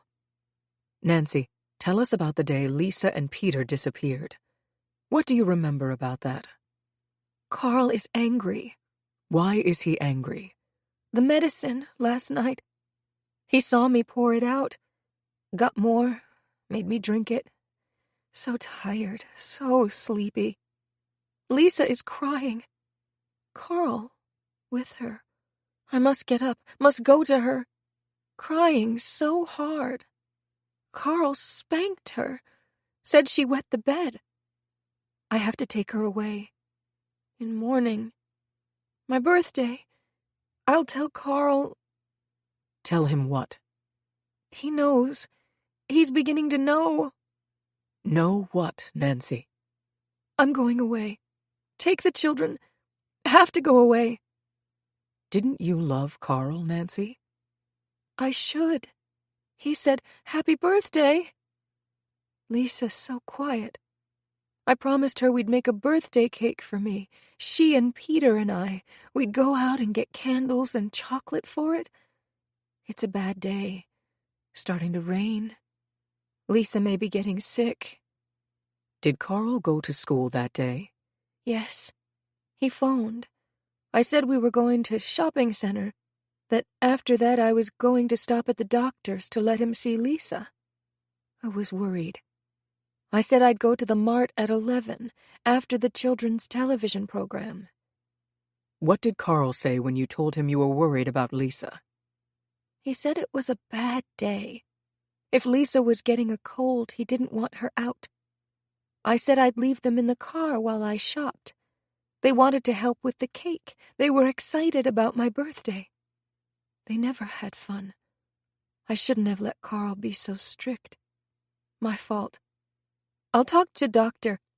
Have to ask Doctor about Lisa. About me. Why am I always so tired? Why do I take so much medicine? Rob made children laugh. They were so different around him. Children should laugh. Were you in love with Rob, Nancy? No, I was in cage, had to get out, wanted to talk to someone. Then Rob said what I said to him. Wasn't like that. Wasn't like that. Her voice began to rise. Landon's voice became soothing. Then you took the children to the store at 11. Yes, it's raining. I told children to stay in car. They said they would. Such good little children. I left them in back seat of car. Never saw them again. Never. Never. Nancy, were there many cars in the lot? No. No one I knew in store. So windy, cold. Not many people. How long were you in the store? Not long. 10 minutes. Couldn't find birthday candles. 10 minutes. Hurry back to car. The children gone. Her voice was incredulous. What did you do, Nancy? Don't know what to do. Maybe they went to buy a present for me. Peter has money. They wouldn't leave except for that. They're so good. That might make them leave. Maybe in other store, the dime store, looking candy store, looking gift shop, hardware store, look back at car, look for children. Did you ask anyone if they'd been seen? No! Mustn't let Carl know. He'll be angry. Don't want him to punish children. So you checked all the stores in the shopping center? Maybe they came looking for me, got lost. Look in parking lot. Maybe they couldn't find car again. Begin calling them, frightened. Someone said we'll call police and your husband. I said, don't tell my husband, please. Woman told about that at trial. I just didn't want Carl to be angry. Why didn't you tell this at your trial? Mustn't. Lawyer said don't say Carl was angry. Don't say you argued on phone. Lisa didn't wet the bed. Bed dry. What do you mean? Bed dry. Why did Carl hurt her? Why? Doesn't matter. Nothing matters. Children gone. Michael. Missy gone too. Look for them. Have to look for them. Tell us about looking for Michael and Missy this morning. I must look at the lake. Maybe they went to the lake. Maybe they fell into the water. Hurry, hurry. Something is in the lake. Something is underwater. What was underwater, Nancy? Red. Something red. Maybe it's Missy's mitten. I must get to it. Water is so cold. I can't reach it. It's not a mitten. It's cold. Cold. What did you do? Children aren't here. Get out. Get out of water. So cold. The beach. I fell on the beach. He was there in the woods, watching me. I saw him there, watching me. Jed Coffin stood up. Ray jumped forward convulsively. Lendon held up a warning hand. Who was there, Nancy? He asked. Tell us who was there. A man. I know him. It was Rob Legler. Rob Legler was there. He was hiding, looking at me. Her voice rose, fell. Her eyelids fluttered open, then closed again slowly. Ray paled. Dorothy inhaled sharply. So the two cases were linked. The Amitol's about worn off. She'll be coming to soon. Lendon stood up, grimacing against the cramped sensation in his knees and thighs. Doctor, may I speak with you and Jonathan outside? Jed's voice was noncommittal. Stay with her, Ray, Lendon cautioned. She'll probably wake up any minute. In the dining room, Jed faced Lendon and Jonathan. Doctor, how long is this to go on? Jed's face was impenetrable. I don't think we should attempt to question Nancy any further. What have we gotten from all this, other than the fact that she was afraid of her husband? That she obviously did not love him, and that Rob Legler may have been at the lake this morning? Lendon stared. Good God. Didn't you hear what that girl was saying? Don't you know what you were listening to? I only know that I haven't heard one thing that will help me discharge my responsibility to find the Eldridge children. I heard Nancy Eldridge blaming herself for her mother's death, which is natural in a case where a visit to a child in school results in a parent's death. Her reactions to her first husband sound pretty hysterical. She's trying to blame him for the fact that she wanted out of their marriage. What impression did you get of Carl Harmon? Lendon asked quietly. One of those possessive guys who marries a younger girl and wants the upper hand? Hell, he isn't any different than half the men on the Cape. I can cite you examples of guys who won't let their wives handle a dime except for food money. I know one who won't let his wife drive the family car. Another never lets his wife go out at night by herself. This kind of thing is common all over the world. Maybe that's why that women's lib bunch have something to beef about. Chief, do you know what pedophilia is? Lendon asked quietly. Jonathan nodded. That's what I've been thinking, he said. Lendon didn't give Jed time to answer. In layman's terms, it's a sexual deviation involving sexual activity of any type with a child who has not yet reached puberty. How does that fit in here? It doesn't, not completely. Nancy was 18 when she married, but in appearance she could look quite childish. Chief, is there any way you can run a check on Carl Harmon's background? Jed Coffin looked incredulous. When he answered, his voice was trembling with repressed fury. He pointed to the sleet that was beating a steady, sharp staccato against the window. Doctor, he said, do you see and hear that? Somewhere out there, two kids are either wandering around freezing, or they're in the hands of God knows what kind of kook, and maybe they're dead. But it's my job to find them and find them now.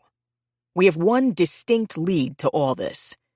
That is that both Nancy Eldridge and a gasoline attendant have placed Rob Legler, a pretty unsavory character, in the immediate vicinity. That's the kind of information I can do something about. His voice bit off the words scornfully. And you're asking me to waste my time running a check on a dead man to prove some cockeyed theory. The telephone rang. Bernie Mills, who'd been standing unobtrusively in the room, hurried to answer it. Now they were talking about running a check on Nancy's first husband. Wait till he told this to Jean. He picked up the phone quickly. It was the station house. Put the chief on. Sergeant Polar at the desk spat the words. Lendon and Jonathan watched while Chief Coffin listened, then asked quick, short questions. How long ago? Where? The men looked at each other silently. Lendon realized he was praying, an inarticulate, fervent prayer that the message was not bad news about the children.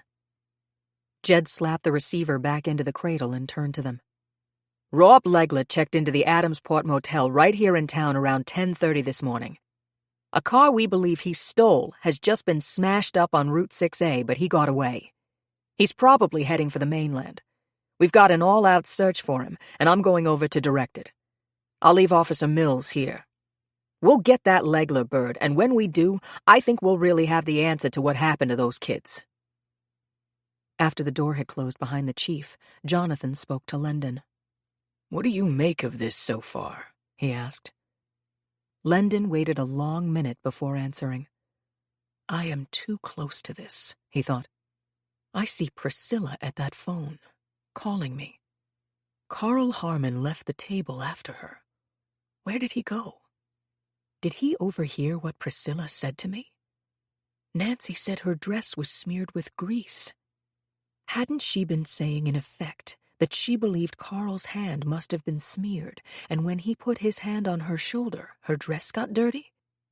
Hadn't she been trying to say that she believed Carl Harmon might have done something to Priscilla's car? Lendon saw a violent pattern forming. But what purpose would this knowledge serve with Carl Harmon in his grave? Jonathan said, If your mind is running in the same direction as mine, going back to the disappearance of the Harmon children won't help us. You're thinking of the father. Yes, Lendon said.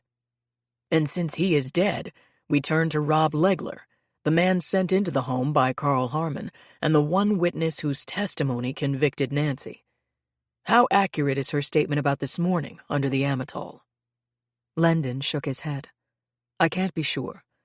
It's been known that even under sedation, some patients can resist and suppress. But I believe that she saw, or believes she saw, Rob Legler at Mawshop Lake. Jonathan said, And at 10:30 this morning, he checked into a motel alone. Lendon nodded. Without speaking again, the two men turned and looked out the window in the direction of the lake. 22. The 5 o'clock television news gave little coverage to the Mideastern crisis, spiraling inflation, the automobile workers' threatened strike, or the dismal standing of the New England Patriots. Most of the half-hour broadcast was devoted to the disappearance of the Eldridge children and old film clips from the sensational Harmon murder case. The pictures that had appeared in the Cape Cod Community News were reproduced.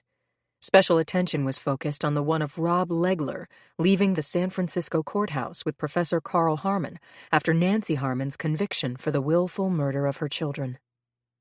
The commentator's voice was especially urgent when that picture was shown. Rob Legler has been positively identified as being in the vicinity of the Eldridge home this morning. If you believe you have seen this man, please call this special number at once, KL5-3800. The lives of the Eldridge children may be at stake. If you believe you have any information which may lead to the person or persons responsible for the children's disappearance, we urge you to call this number, KL5-3800. Let me repeat it again, KL5-3800. The Higginses had closed their store when the power failed and were home in time to catch the broadcast on their battery-operated television set. That fellow looks kind of familiar, Mrs. Higgins said. You'd say that anyhow, her husband snorted. No, not really. There's something about him. The way he bends forward certainly is nothing to look at. Jack Higgins stared at his wife. I was just thinking he's the type that might turn a young girl's head. Him? Oh, you mean the young one. I'm talking about the other fellow, the professor. Jack looked at his wife condescendingly. This is why I say women don't make good witnesses and never should be jurors. Nobody's talking about that Professor Harmon. He committed suicide. They're talking about the Legler fellow. Mrs. Higgins bit her lip. I see. Well, guess you're right. It's just... oh well. Her husband got up heavily. When'll dinner be ready? Oh, not long. But it's hard to worry about food when you think about little Michael and Missy, God knows where. You think you just want to help them. I don't care what they say about Nancy Eldridge. She never came in the store much, but when she did, I liked to watch her with her kids. She had such a nice way with them. Never upset, never cranky, the way half these young mothers are. It makes our little annoyances so unimportant, you know. What little annoyances do we have? His tone was sharply suspicious. Well, Mrs. Wiggins bit her lip. They'd had so much trouble with shoplifters this past summer. Jack got so upset even discussing it. That was why all day it just hadn't seemed worthwhile to tell him that she was absolutely certain that Mr. Parrish had stolen a large can of baby powder from the shelf this morning. "23. The 5 o'clock news was on in a modest home down the block from St. Francis Xavier Church in Hyannisport. The family of Patrick Keeney was about to start dinner. All eyes were glued on the small portable set in the crowded junior-sized dining room. Ellen Keeney shook her head as the picture of Michael and Missy Eldridge filled the screen. Involuntarily, she glanced at her own children, Neil and Jimmy, Deirdre and Kit. 1, 2, 3, 4. Whenever she took them to the beach, that was the way it was. She never stopped counting heads. God, don't let anything happen to them ever, please. That was her prayer. Ellen was a daily communicant at St. Francis Church and usually went to the same Mass as Mrs. Rose Kennedy. She remembered the days after the President and then Bobby were killed, when Mrs. Kennedy would come into the church, her face lined with grief, but still serene and composed. Ellen never watched her during Mass. Poor lady, she had a right to some privacy somewhere. Often Mrs. Kennedy would smile and nod and sometimes say good morning if they happened to walk out after Mass at the same moment. How does she stand it? Ellen wondered. How can she stand it? Now she was thinking the same thing. How can Nancy Eldridge stand it? Especially when you think that it happened to her before. The commentator was talking about the article in the community news that the police were trying to track down the author. His words barely registered on Ellen's mind as she decided that Nancy was not responsible for the death of her children. It simply wasn't possible. No mother murdered her flesh and blood. She saw Pat looking at her and smiled at him faintly, a communication that said, "We are blessed, my dear. We are blessed." He got awful fat, Neil said. Startled, Ellen stared at her oldest child. At 7, Neil worried her. He was so daring, so unpredictable. He had Pat's dark blonde hair and gray eyes. He was small for his age, and she knew that worried him a little, but from time to time she reassured him. "Daddy's tall, and your Uncle John's tall, and someday you will be too." Still, Neil did look younger than anyone else in his class. "Who got fat, dear?" she asked absently, turning her back to gaze at the screen. that man, the one in front. He's the one who gave me the $1 to ask for his mail at the post office last month. Remember? I showed you the note he wrote when you wouldn't believe me." Ellen and Pat stared at the screen. They were looking at the picture of Rob Legler following Professor Carl Harmon out of the courtroom.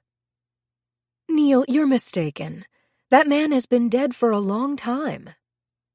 Neil looked aggrieved. "See, you never believe me.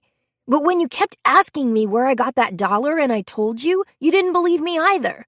He's a lot fatter and his hair's all gone, but when he leaned out of the station wagon, he had his head kind of pulled down on his neck like that man." The anchorman was saying, "Any piece of information, no matter how irrelevant you may consider it." Pat scowled. "Why do you look mad, Daddy?" 5-year-old Deirdre asked anxiously. His face cleared. Neil had said, "Like that man." "I guess because sometimes I realize how hard it is to raise a bunch like you," he answered, running his hand through her short, curly hair, grateful that she was here within his touch. "Turn off the television, Neil," he ordered his son. "Now, children, before we say grace, We will pray that God sends the Eldridge children safely home." Through the prayer that followed, Ellen's mind was far away. They had pleaded for any information, no matter how irrelevant it seemed, and Neil had gotten that $1 tip to pick up a letter at General Delivery. She remembered the day exactly, Wednesday, 4 weeks ago. She remembered the date because there was a parents' meeting at school that night, and she was annoyed that Neil was late for the early dinner. Suddenly, she remembered something. "Neil, by any chance, do you still have the note the man gave you to show the post office?" she asked. "Didn't I see you put it in your bank with the $1?" Yes, I saved it. "Will you get it, please?" she asked him. "I want to see the name on it." Pat was studying her. When Neil left, he spoke over the heads of the other children. "Don't tell me you put any stock." She suddenly felt ridiculous. "Oh, eat up, dear. I guess I just have a case of nerves. It's people like me who are always wasting policemen's time. Kit, pass me your plate. I'll cut up the end piece of the meatloaf just the way you like it." 24. It was all going so badly. Nothing was working as he'd expected. That foolish woman coming here, and then the little girl, having to wait till she woke up, if she woke up, so that he could feel her twisting and pulling from him. Then the boys squirming away from him, hiding. He'd have to find him. Courtney had a feeling of everything slipping away from him. His sense of pleasure and expectation had changed to disappointment and resentment.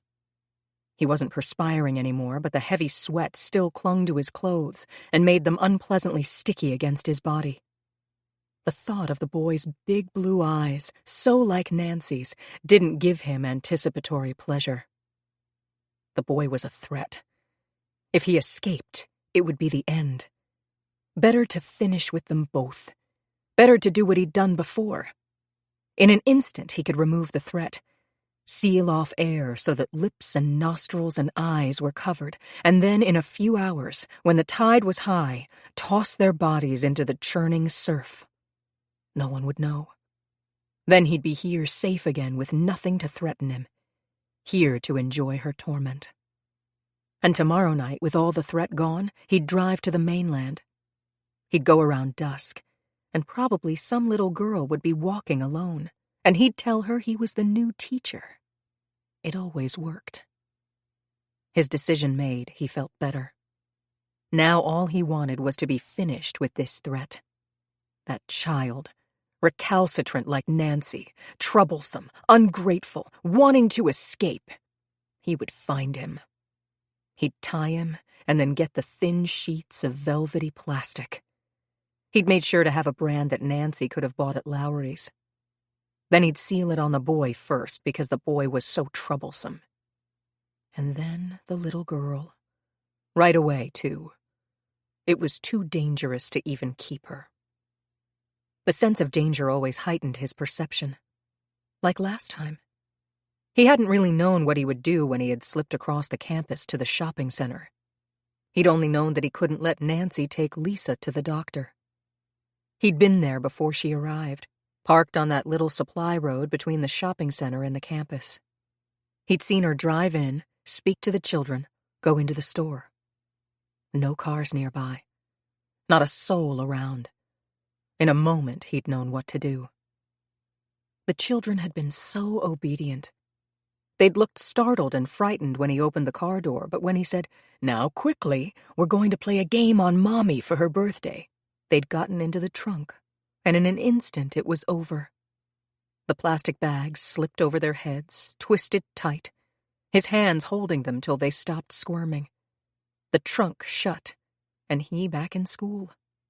Less than 8 minutes gone in all, the students intent on their lab experiments. No one had missed him.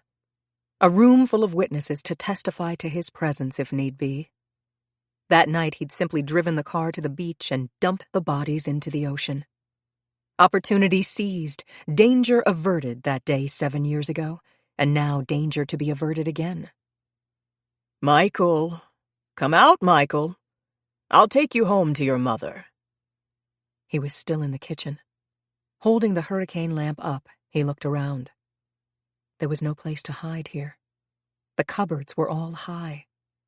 But finding the boy in this dark, cavernous house with only this lamp to see by would be infinitely difficult. It would take hours. And where should he begin? "Michael, don't you want to go home to your mother?" he called again. "She didn't go to God. She's all better. She wants to see you."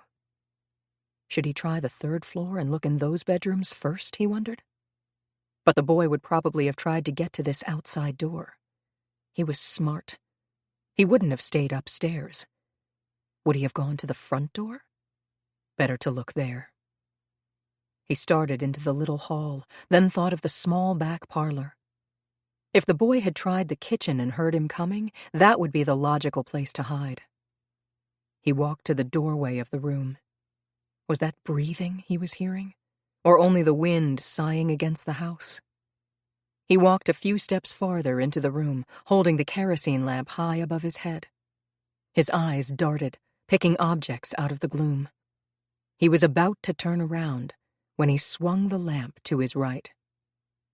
Staring at what he was seeing, he let out a high-pitched, hysterical whinny. The shadow of a small figure huddled behind the couch was silhouetted like a giant crouched rabbit across the faded oak floor. "I found you, Michael," he cried, still giggling. "And this time, you won't get away." 25. The power failure began as John Kragopoulos turned off Route 6A onto the road that led to the lookout. Instinctively, he pressed the button under his foot to turn on the bright headlights. Vision was still poor, and he drove carefully, feeling the slick road under the tires and the tendency of the car to skid at the turns. He wondered how he could possibly justify looking through that cavernous house for a small lighter. Mr. Parrish could reasonably suggest that he return in the morning, or offer to search for it himself and give it to Dorothy if it was found. John decided he would go to the door with his flashlight. He'd say that he was quite sure he remembered hearing something drop when he was bending over the telescope. He had meant to check to see if something had slipped out of his pocket. That was reasonable. It was the fourth-floor apartment that he wanted to see anyhow. The hilly ascent to the lookout was treacherous. At the last bend in the road, the front end of the car swayed precariously. John gripped the wheel as the tires grabbed and held the road. He had been within inches of veering onto the sloping embankment and would surely have hit the massive oak tree less than 6 feet away. A few minutes later, he turned the car into the back driveway of the lookout, rejecting the alternative of pulling into the comparative shelter of the garage as Dorothy had done. He wanted to be casual, open. If anything, his manner should be a bit irritated, as though he were being inconvenienced too.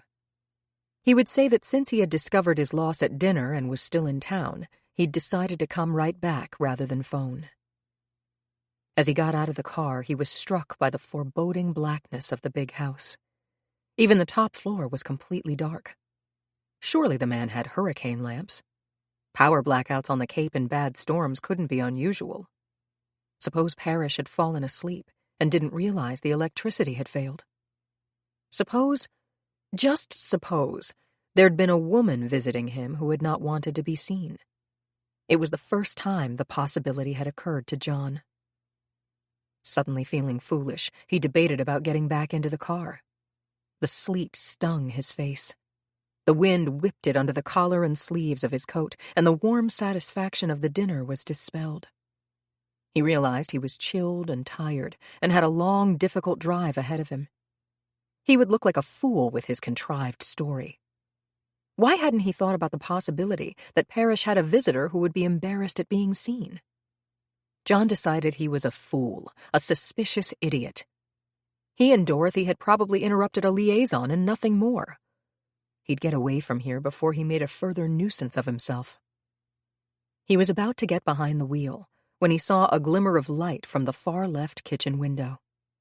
It moved swiftly, and a few seconds later he could see it reflected in the windows to the right of the kitchen door. Someone was walking around the kitchen with a lamp. Carefully, John closed the car door so that it made no slamming sound, only a soft click. Gripping the flashlight, he edged across the driveway to the kitchen window and peered in. The light seemed to be coming from the hall now. Mentally, he reviewed the layout of the house. The back staircase was reached through that hall, and so was the small parlor on the other side. Sheltering against the weathered shingles, he moved quickly along the back of the house, past the kitchen door, to the windows that should be those of the small parlor. The glow from the lamp was muted, but as he watched, it grew stronger. He shrank back as the lamp became visible, held by an outstretched arm. He could see Courtney Parrish now. The man was searching for something. For what? He was calling to someone. John strained to hear. The wind smothered sound, but he could make out the name Michael. Parrish was calling. "Michael!" John felt chilling fear race along his spinal column. He had been right. The man was a maniac, and those children were somewhere in the house. The lamp he was arching in circles was a spotlight that illuminated the solid thickness of Parrish's bulk. John felt totally inadequate, aware that he was no physical match for this man. He had only the flashlight as a weapon. Should he go for help? Was it possible Michael had gotten away from Parrish? But if Parrish found him, even a few minutes might make a difference. Then, before his horrified eyes, John saw Parrish swing the lamp over to the right and reach behind the couch to pull out a small figure who tried desperately to escape. Parrish put down the lamp and, as John watched, closed both hands around the child's throat. Acting as instinctively as he had when he'd been on combat duty in World War II, John pulled his arm back and smashed the window with his flashlight. As Courtney Parrish spun around, John reached his hand in and forced the lock open. With superhuman strength, he pushed the window up and vaulted over the sill into the room. He dropped the flashlight as his feet hit the floor, and Parrish grabbed for it. Still holding the hurricane lamp in his left hand, Parrish raised the flashlight in his right hand, holding it over his head like a weapon. There was no way to escape the inevitable blow, but John ducked and weaved back against the wall for time, shouting, "Run away, Michael! Call help!" He managed to kick the kerosene lamp from Parrish's hand an instant before the flashlight crashed down on his skull. 26. It had been a mistake to ditch the car. It had been an act of sheer, stupid panic. Rob believed in making your own luck. Today he had made every blunder in the book. When he saw Nancy at the lake, he should have gotten the hell off Cape Cod. Instead, he'd figured that she might be on a trip or stoned, and all he had to do was lie low for a day and then go see her and her husband and get some money. Now he'd made a point of placing himself in the vicinity, and her kids were missing. Rob had never really believed that Nancy had anything to do with the other kids' disappearance, but now who could know? Maybe she did go haywire, just as Harmon used to tell him. When he left the car, Rob had headed south toward the main expressway that ran through the center of the Cape. But when a police car whipped past him, he doubled back. Even if he could hitch a ride, the odds were they'd have a roadblock at the bridge. It would be better to head toward the bay. There had to be plenty of closed-up summer cottages there. He'd break into one of them and hole up for a while. Most of them probably had some staples left in the kitchen, and he was getting hungry. Then, in a couple of days, when the heat was off, he'd find a truck, hide in the back, and get off this damned island. He shivered as he hurried down the narrow, darkened roads. One good thing, in this shit weather there wasn't any danger of running into people out walking. Hardly any cars on the road either. But when he rounded a bend in the road, Rob barely had time to jump back into thick hedges to escape being revealed by the headlights of an approaching car. Breathing harshly, he waited till the automobile had screeched past him. Christ! Another cop car. The place was swarming with them. He'd have to get off the road. It couldn't be more than a couple of blocks to the beach now.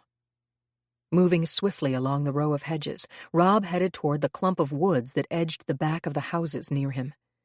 Less chance of being spotted there, even if it took longer to wind through backyards. Suppose Nancy had seen him at the lake. She did look in his direction. But maybe not. He'd deny he was there, of course. She was in no state to be a witness about seeing him. Nobody else had. He was sure of that. Except the driver of that station wagon. Probably a local guy, Massachusetts plates. 8X642. How did he remember that? The reverse. Oh, sure. 2468. He'd noticed that. If Rob did get caught, he could tell the cops about that station wagon. He'd seen it backing out of the dirt road leading from the Eldridge property, and that must have been just around the time the kids disappeared. But on the other hand, suppose that station wagon was a regular delivery car that they already knew about. Rob hadn't seen the driver at all, hadn't paid attention, really, just noticed he was a big fat guy. If he did get caught and told about the station wagon, he'd only nail himself as having been Johnny on the spot at the Eldridge house. No, he wouldn't admit anything if they got him. He'd say he had been planning to visit Nancy. Then he had seen his picture in that story about the Harmon case and decided to get away. The decision made, Rob felt better. Now if he could just get to the beach and into a cottage. He hurried, careful to stay well in the shadows of the stark trees. Stumbled, swore softly, and recovered his balance. This sleet was making the whole damn place as slippery as a skating rink. But he couldn't have much farther to go. He had to get indoors somewhere, or someone would be sure to spot him. Steadying himself against the ice-crusted trees, he tried to move faster. 27. Thurston Givens sat quietly in his glassed-in back porch, watching the storm in the near dark. An octogenarian, he'd always found nor'easters fascinating and knew that he wouldn't be likely to see them for too many more years. The radio was on very low, and he'd just heard the latest bulletin about the Eldridge children. There was still no trace of them. Now Thurston sat staring out toward the back, wondering why young people had to know so much misery. His only child had died at 5 from flu during the epidemic of 1917. A retired realtor, Thurston knew Ray Eldridge well. He'd been a friend of Ray's father and grandfather, too. Ray was a fine fellow, the kind of man the Cape needed. He was a go-getter and a good realtor, not the kind out to turn a fast buck and the public be damned. Damn shame if anything happened to those little children of his. Nancy certainly didn't strike Thurston as the type to get mixed up with murdering anyone. There had to be a better answer than that. He was drifting into a kind of reverie when some movement in the woods caught his attention. He leaned forward and peered through narrowed eyes.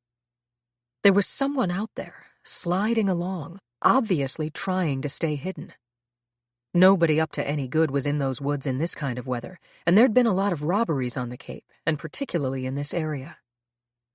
Thurston reached for the phone. He dialed police headquarters. Chief Coffin was an old friend, but of course the chief probably wasn't there. He must be out on the Eldridge case. The phone was answered at the other end, and a voice said, "Adamsport Police Headquarters. Sergeant Polar." Thurston interrupted impatiently. "Thurston Givens here," he said crisply. "I want you fellows to know there's a prowler in the woods behind my place, and he's heading towards the bay." 28. Nancy sat upright on the couch, staring straight ahead.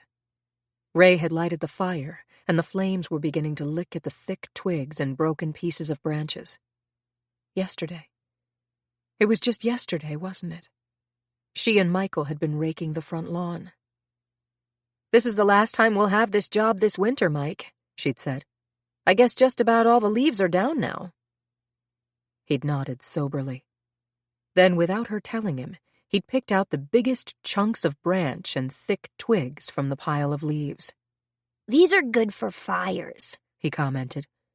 He'd dropped the iron rake, and it had fallen with the metal prongs facing upward. But when Missy came running from the driveway, he'd quickly turned over the rake. With an apologetic half-smile, he'd said, "Daddy always says it's dangerous to leave a rake like that." He was so protective of Missy.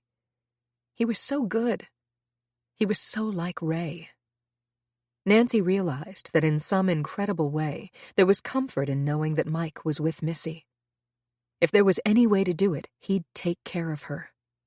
He was such a resourceful little kid. If they were outside somewhere now, he'd make sure that her jacket was zipped up. He'd try to cover her. Oh, God. She didn't know she'd spoken aloud until Ray looked up, startled. He was sitting in his big chair. His face looked so strained. He seemed to know that she didn't want him to touch her now, that she needed to assimilate and evaluate. She must not believe that the children were dead. They could not be dead. But they must be found before anything happened. Dorothy was watching her too. Dorothy, who suddenly looked so much older and so lost. She had taken Dorothy's affection and love without giving in return. She had held Dorothy at arm's length, made it clear that Dorothy was not to intrude on their closed family circle. She didn't want the children to have a grandmother substitute. She didn't want anyone to replace Mother. I have been selfish, Nancy thought. I have not seen her need. How odd that it was so clear now. How odd to even think about that now when they were sitting here so helpless, so powerless. Then why was something reassuring her? Why was she feeling some tiny lick of hope? What was the source of her comfort? Rob Legler, she said. I told you that I saw Rob Legler at the lake this morning. Yes, Ray said. Is it possible I was dreaming? Does the doctor believe that I saw him, that I was telling the truth? Ray considered, then decided to be honest. There was a strength in Nancy, a directness that wouldn't tolerate evasion. I believe that the doctor feels that you gave an exact account of what happened. And Nancy, you should know, Rob Legler has definitely been seen near here both last night and this morning. Rob Legler would not hurt the children. Nancy's voice was matter of fact, flatly positive. That was her area of comfort. If he took them, if he was responsible, he wouldn't hurt them. I know it. Lendon came back into the room, Jonathan close behind him. Jonathan realized that he inadvertently looked for Dorothy first. Her hands were dug into her pockets. He suspected they were gripped into fists. She had always struck him as a remarkably efficient, self-sufficient person, traits that he admired without finding them necessarily endearing in a woman. When Jonathan was honest with himself, he realized that an essential part of his relationship with Emily had been his constant awareness of her need for him. She could never unscrew the cap from a jar, or find her car keys, or balance her checking account. He had basked in his role as the indulgent, able, constant fixer, doer, solver. It had taken the past 2 years to make him begin to realize that he'd never understood the steel shaft of strength at the core of Emily's femininity. The way she'd accepted the doctor's verdict with only a sympathetic glance at him. The way she'd never once admitted to pain. Now, seeing Dorothy with her mute anguish so tangible, he ached somehow to comfort her. He was diverted by a question from Ray. What was the phone call? Chief Coffin went out, Jonathan said evasively. It's all right. Nancy knows that Rob Legler has been seen near here. That's why the chief left. Legler was chased and left a car he'd stolen 2 miles down on 6A. But don't worry, he won't get far on foot in this weather. How do you feel, Nancy? Lendon studied her closely. She was more composed than he'd expected. I'm all right. I talked a lot about Carl, didn't I? Yes. There was something I was trying to remember, something important I wanted to tell you. Lendon kept his voice matter of fact. Several times you said, I don't believe. I don't believe. Do you know why you would say that? Nancy shook her head. No. She got up and walked restlessly to the window. It's so dark. It would be hard to find anything or anybody now. Movement was desirable. She wanted to try to clear her head to be able to think. She looked down, realizing for the first time that she was still wearing the fluffy woolen robe. I'm going to change, she said. I want to get dressed. Do you... Dorothy bit her lip. She'd been about to ask if Nancy wanted her to go upstairs with her. "I'll be all right," Nancy said gently. They were going to find Rob Legler. She was sure of it. When they did, she wanted to be dressed. She wanted to go to him wherever they took him. She wanted to say, "Rob, I know you wouldn't hurt the children. Do you want money? What do you need? Tell me where they are and we'll give you anything."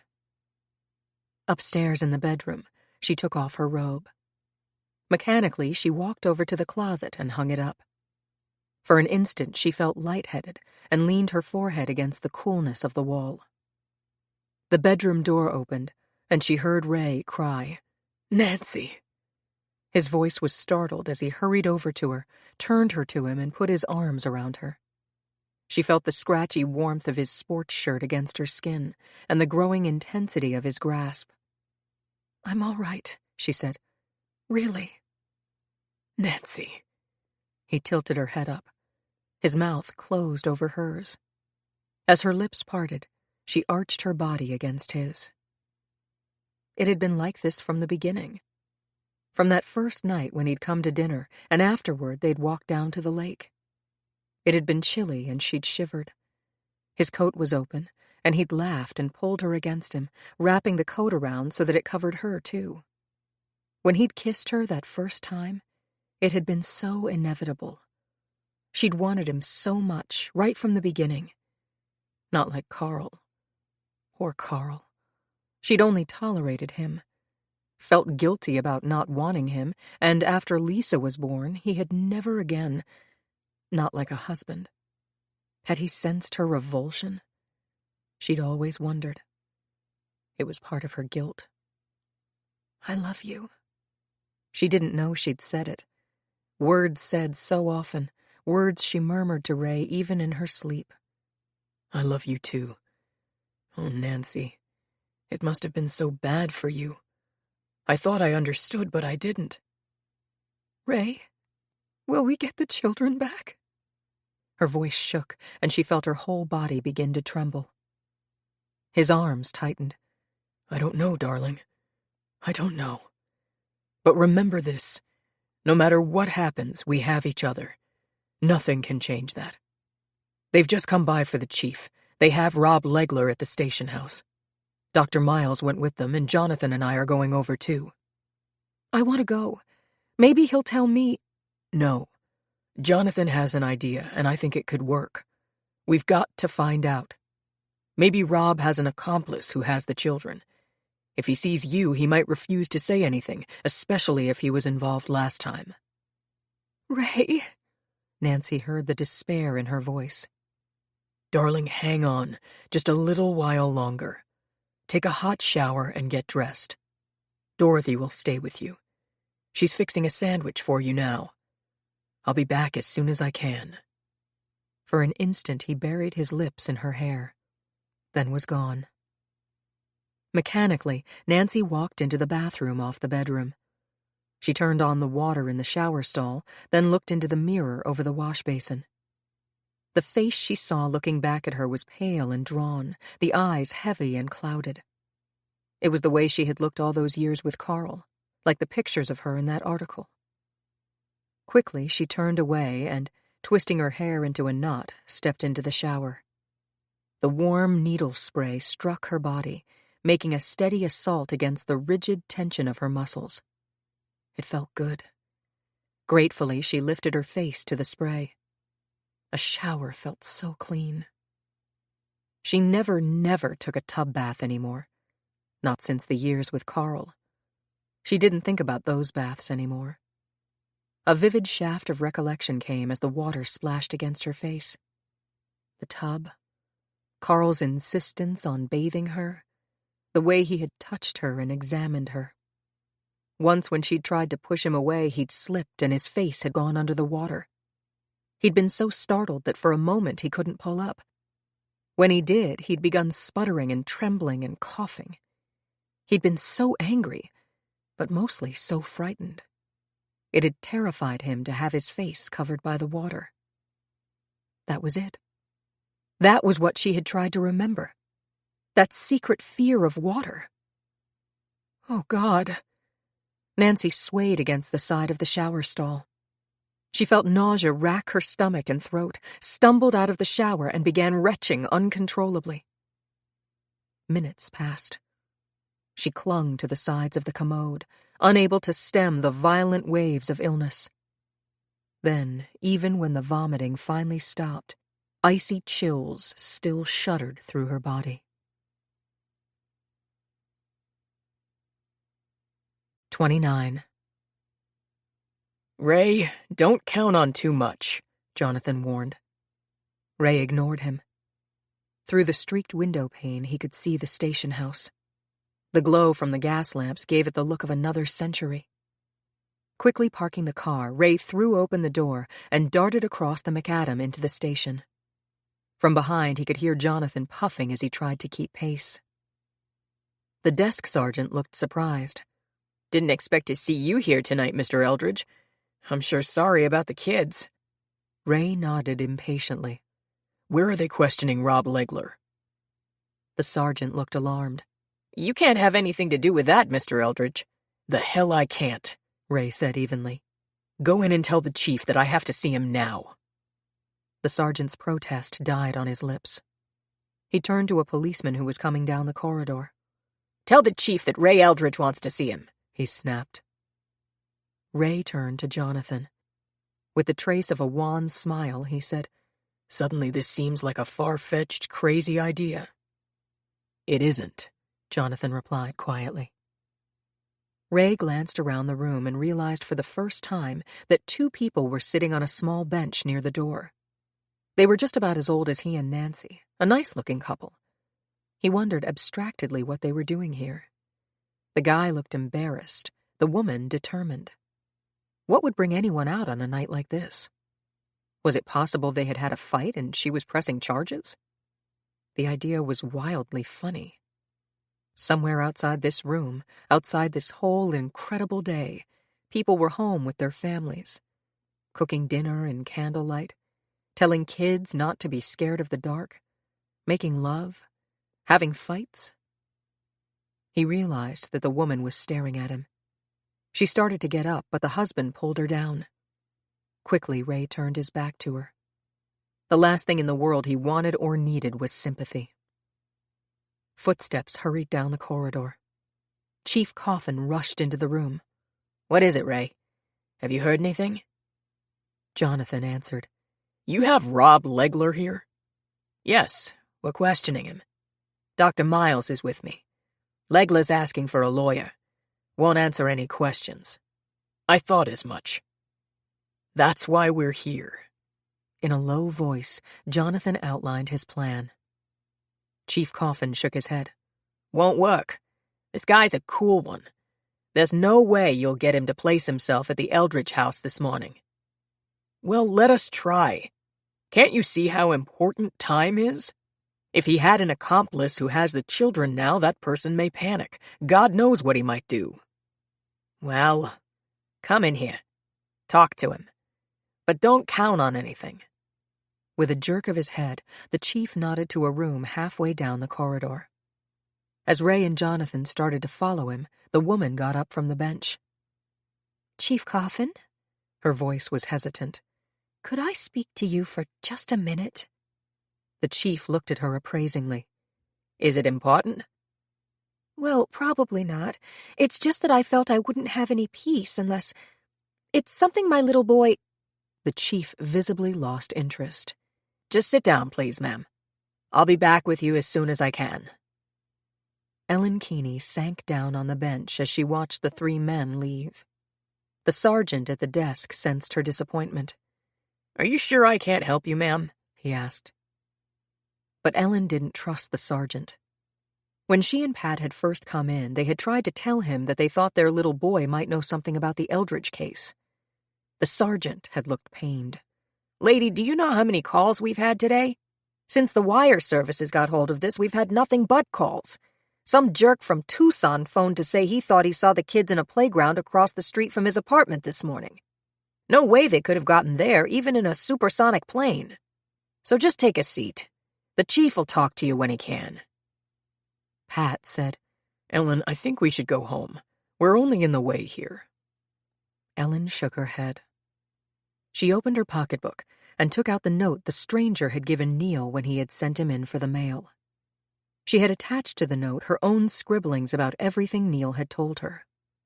She knew the exact time he had gone in for the letter. She had carefully written down his description of the man, his exact words when he'd said the man looked like the picture on television of Nancy Harmon's first husband, the kind of car the man was driving, A real old station wagon, just like Gramps. that sounded like a Ford. Last, Neil had said that the man had a fishing permit for Adamsport on his windshield. Ellen was determined to sit here until she got a chance to tell her story. Pat looked so tired. Reaching over, she patted his hand. "Bear with me, dear," she whispered. "I suppose it doesn't mean anything, but something is making me wait. The chief did say he'd talk to me soon." The door to the station house opened. A middle-aged couple came in. The man looked thoroughly annoyed. The woman was visibly nervous. The desk sergeant greeted them. Hi, Mr. Wiggins. Ms. Wiggins? Anything wrong? You won't believe it, Wiggins snapped. On a night like this, my wife wants to report that somebody pilfered a can of baby powder from the store this morning. Baby powder? The sergeant's voice ranged upward in astonishment. Mrs. Wiggins looked more upset. I don't care how stupid it sounds. I want to see Chief Coffin. He'll be coming out soon. These people are waiting for him, too. Just sit down, won't you? He pointed to the bench at a right angle to the one where the Keeneys were waiting. They came over, and as they sat down, the husband muttered angrily, I still don't know why we're here. Ellen's ready sympathy made her turn to the couple. She thought that maybe just talking to someone would help the other woman to get over her nervousness. "We don't really know why we're here either," she said. "But isn't it an awful thing about those missing children?" 50 feet away, in the office down the corridor, Rob Legler stared through narrowed, hostile eyes at Ray Eldridge. The guy had class, he decided. Nancy had certainly done a lot better this time. That Carl Harmon had been some creep. Fear knotted Rob's stomach. The Eldridge kids hadn't been found. If anything had happened to them, they might try to pin something on him. But nobody had seen him near the Eldridge house. Nobody except that fat slob who'd been in the old station wagon. Suppose that guy had been a delivery man or something and called the cops. Suppose he could identify Rob as being around the Eldridge house this morning. What excuse did he have for being there? No one would believe that he had sneaked into the country just to say hello to Nancy. Mentally, Rob darted around for a story. There was none that made sense. He'd just keep his mouth shut until he got a lawyer, and maybe after that, too. The older guy was talking to him. You are in a very serious situation, Jonathan was saying. You are a deserter who has been taken into custody. Shall I remind you of the penalty the law holds for deserters? Your situation is far more serious than that of a man who left the country to avoid conscription. You were a member of the armed forces. No matter what has happened to the Eldridge children, or how guilty or innocent you are in their disappearance, you stand right now to spend the better part of the next 10 or 20 years in prison. We'll see about that, Rob muttered. But he knew Jonathan was right. Christ. But, of course, even the desertion charge isn't nearly so serious as a murder charge. I never murdered anyone, Rob snarled, jumping up from his chair. Sit down, Chief Coffin ordered. Ray stood up and leaned across the table until his eyes were on a level with Rob's. I'm going to lay it out for you, he said evenly. I think you're a bastard. For 2 cents, I'd kill you myself. Your testimony almost put my wife in a gas chamber 7 years ago, and right now you may know something that could save my children's lives if it isn't already too late. Now listen, bum, and listen hard. My wife doesn't believe that you could or would harm our children. I happen to respect that belief. But she saw you there this morning. So that means you've got to know something about what went on.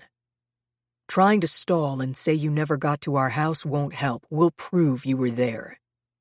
But if you level with us now and we get our kids back, we won't prosecute a kidnapping charge. And Mr. Knowles, who happens to be one of the top lawyers in the country, will be your lawyer to get you off with as light a sentence as possible on the desertion charges. He has pull, plenty of it. Now which is it, punk? Do you take the deal?" The veins bulged out in Ray's forehead. He moved forward until his eyes were inches away from Rob's. "Because if you don't, and if you know something, and if I find out that you could have helped us get our kids back and didn't, I don't care what jail they throw you in. I'll get to you, and I'll kill you. Just remember that, you stinking bastard." "Ray!" Jonathan pulled him back forcibly. Rob stared from face to face. The chief, the doctor, Ray Eldridge, that Knowles guy, the lawyer. If he admitted to being at the Eldridge house, but what good not to admit it? There was a witness. His instinct told him to take the offer that had been made. Rob knew when he had no cards left to play. At least by taking the offer, he had some leverage on the desertion business. He shrugged and looked at Jonathan. "You'll defend me?" "Yes. I don't want any bum kidnapping rap." "No one's trying to pin one on you," Jonathan said. "We want the truth, the simple truth as you know it. And the deal's off unless we get it now." Rob leaned back. He avoided looking at Ray.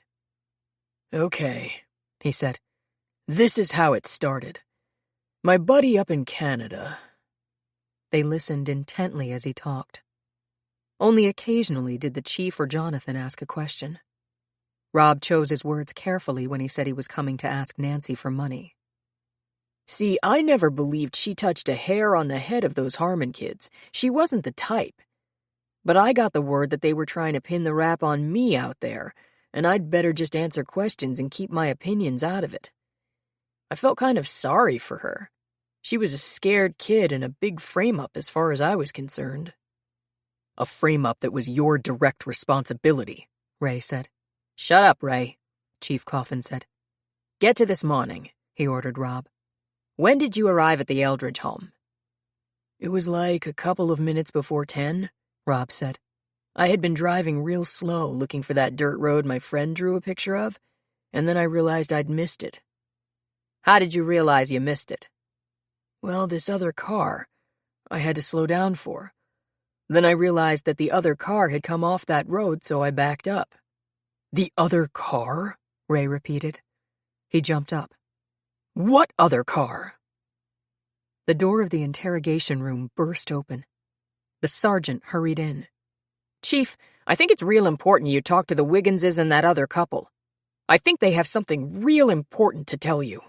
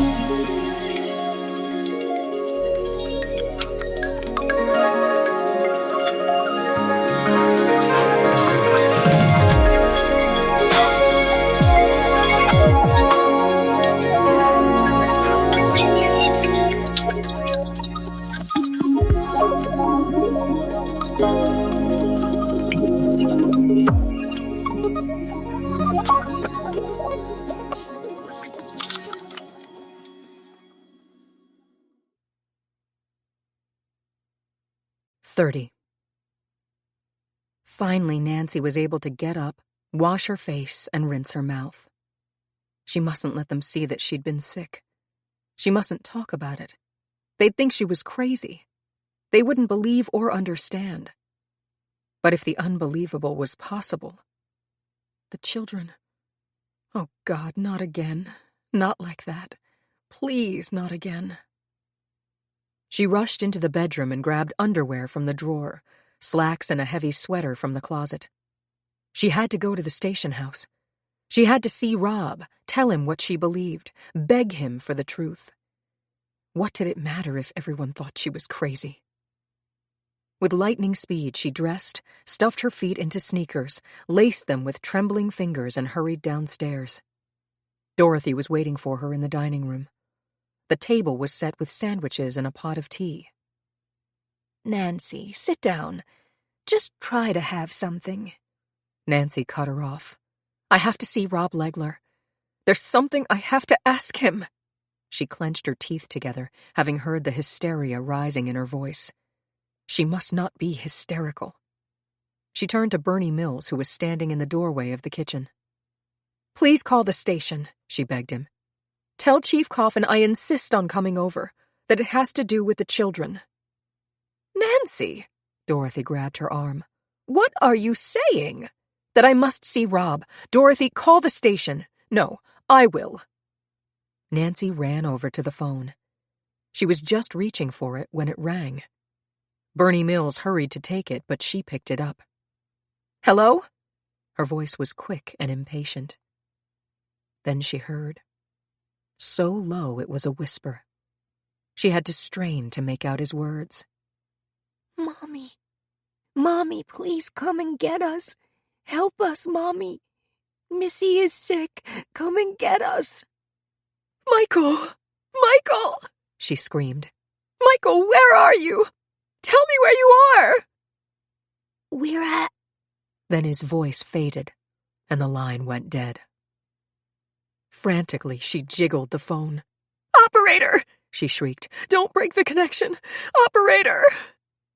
But it was too late. An instant later, the monotonous, dull, buzzing dial tone whined in her ear. Nancy, what is it? Who was it? Dorothy was at her side. It was Michael. Michael phoned. He said Missy is sick. Nancy could see doubt on Dorothy's face. In God's name, don't you understand? That was Michael! Frantically, she jiggled the phone, then dialed the operator, who broke into her perfunctory offer of help when she responded. Can you tell me about the call that just came here? Who handled it? Where did it come from? I'm sorry, ma'am. We have no way of knowing that. In fact, we're having a lot of trouble generally. Most of the phones in town are out because of the storm. What is the problem? I've got to know where that call came from. I've got to know.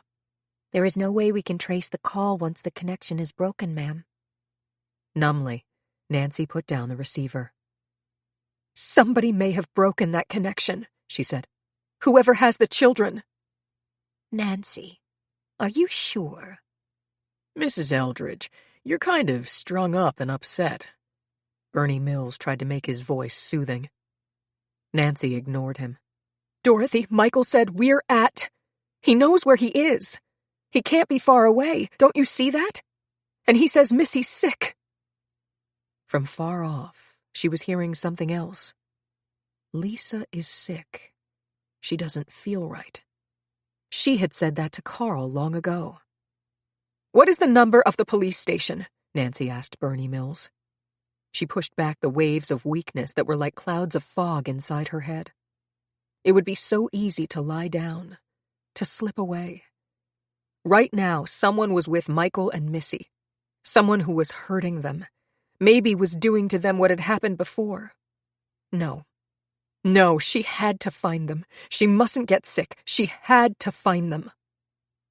She grasped the edge of the table to steady herself. She said quietly, You may think I'm hysterical, but I am telling you that was my son's voice. What is the number of the police station? Call KL5 3800, Bernie said reluctantly. She's really flipped, he thought.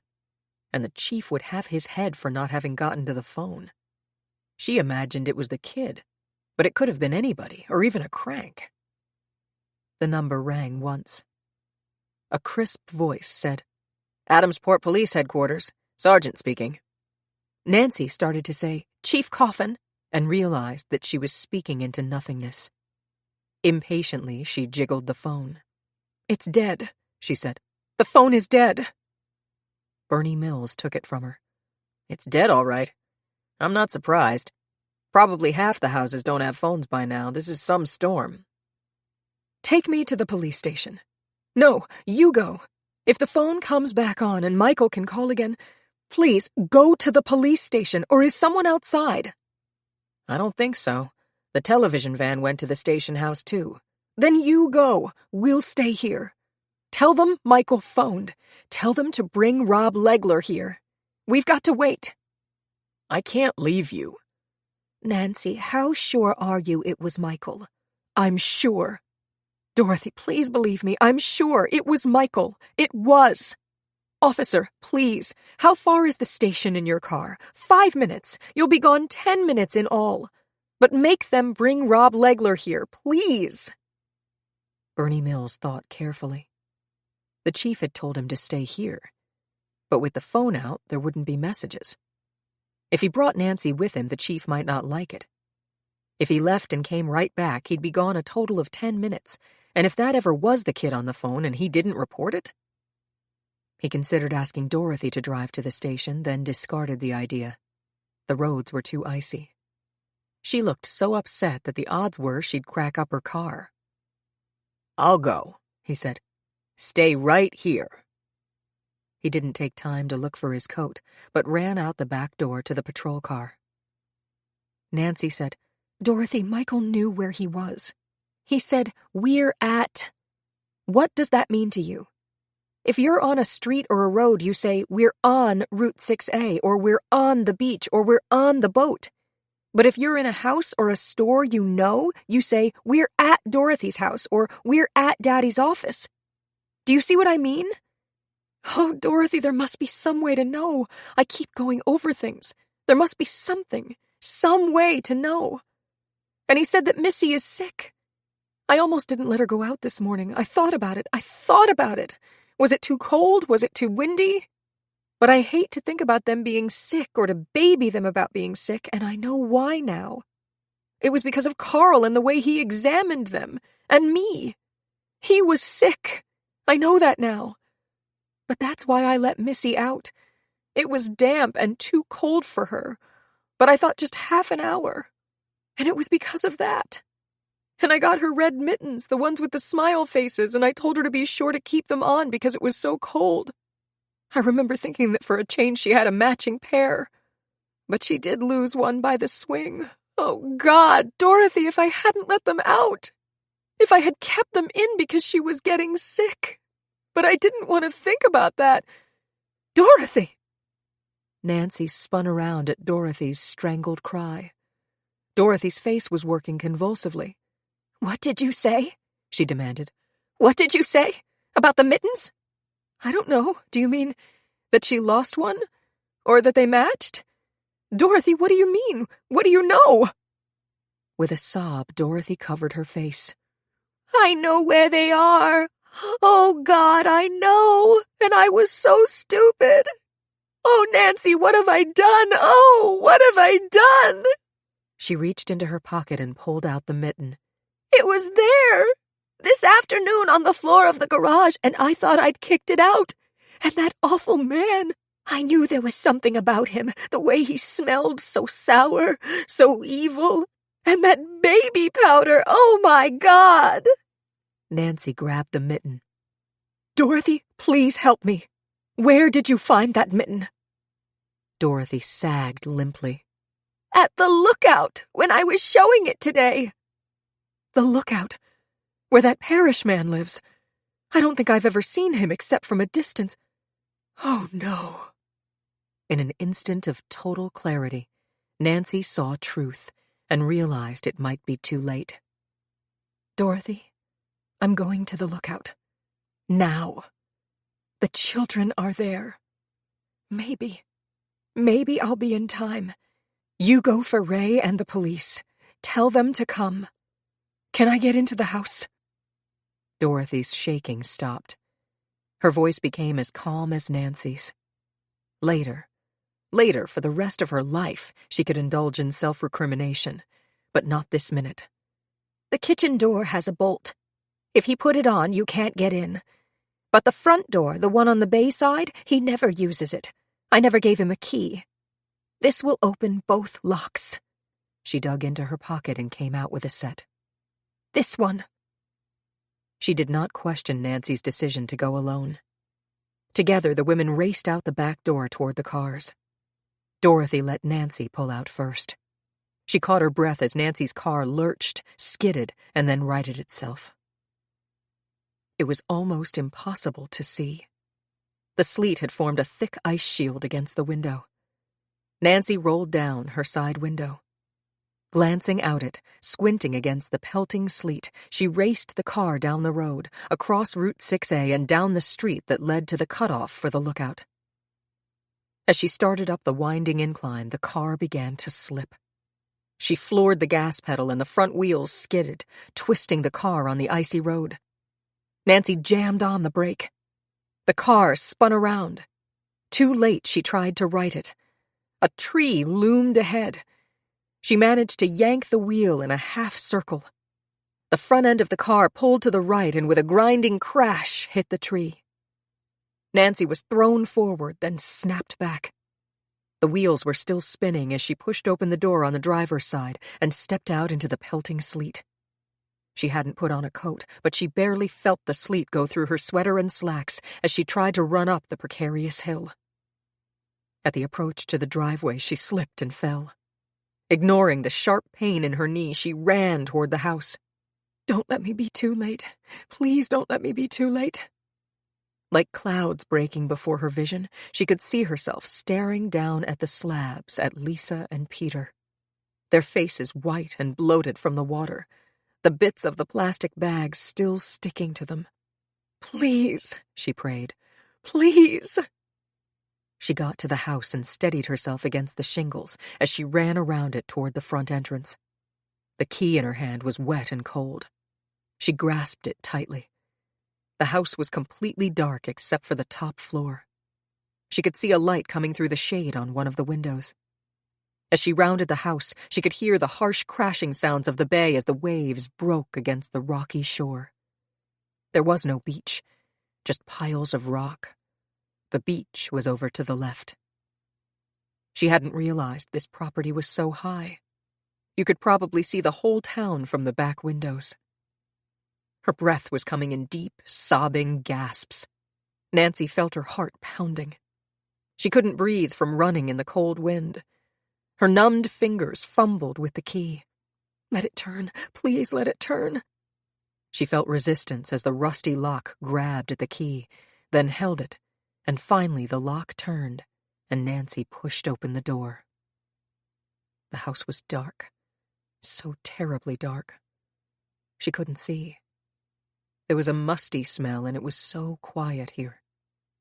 The light had come from the top floor. That was where the apartment was.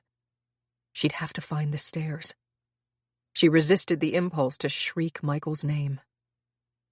Dorothy had said something about 2 staircases in the foyer past the big front room. This was the front room. Uncertainly, Nancy started forward. In the pitch darkness, she reached her hands in front of her. She mustn't make noise, mustn't give warning. She tripped, fell forward, and recovered herself by grabbing something. It was the arm of a couch or chair. She felt her way around it. If only she had matches. She strained to hear. Had she heard something? A cry? Or was it just the way the wind howled in the fireplace? She had to get upstairs, had to find them. Suppose they weren't there. Suppose she was too late. Suppose it was like last time, with those little faces so quiet, so distorted. They had trusted her. Lisa had clung to her that last morning. "Daddy hurt me," was all she would say. Nancy was sure that Carl had spanked her for wetting the bed, had cursed herself for being too tired to wake up. She hadn't dared to criticize Carl, but when she made the bed, it wasn't wet. So Lisa hadn't wet the bed. She should have told them that at the trial, but she couldn't. She couldn't think, and she was too tired, and it didn't matter anymore. The stairs. That was a post under her arm. The stairs. 3 flights. Walk on the side. Be quiet. Nancy reached down and yanked off her sneakers. They were so wet they'd make a squishing noise. Important to be quiet. Have to get upstairs. Mustn't be too late again. Last time, too late. Shouldn't have left children in car. Should have known. The stairs squeaked under her foot. Mustn't let him panic. Last time he panicked. Maybe Michael's call panicked him. Last time they said the children hadn't been thrown in the water till after they were dead, but Michael was still alive just a few minutes ago, 20 minutes ago. And he thought Missy was sick. Maybe she was sick. Have to get to her. The first flight. Bedrooms on this floor, but no light, no sound. Upstairs, 2 more flights. On the 3rd floor, there was no sound either. At the base of the last staircase, Nancy stopped to control her harsh breathing. The door at the head of the stairs was open. She could see a shadow against the wall caused by a thin flicker of light. Then she heard it. A voice. Michael's voice. Don't do that! Don't do that! She ran up the stairs blindly, furiously. Michael! Missy! She hurried, not caring about the noise, but her thick socks didn't make noise. Her hand grasping the banister was silent. At the top of the stairs, she hesitated. The light was coming from down the hall. Silently, swiftly, she hurried through the room, the living room probably, that was shadowy and quiet, toward the candlelight in the bedroom, toward the gross figure with its back to her that was holding a small, struggling figure on the bed with one hand, giggling softly as with the other he pulled a shiny plastic bag over a blonde head. Nancy had an impression of startled blue eyes, of Michael's blonde hair matting on his forehead, of the way the plastic clung to his eyelids and nostrils as she cried, "Let go of him, Carl!" She didn't know she'd said Carl until she heard the name come from her lips.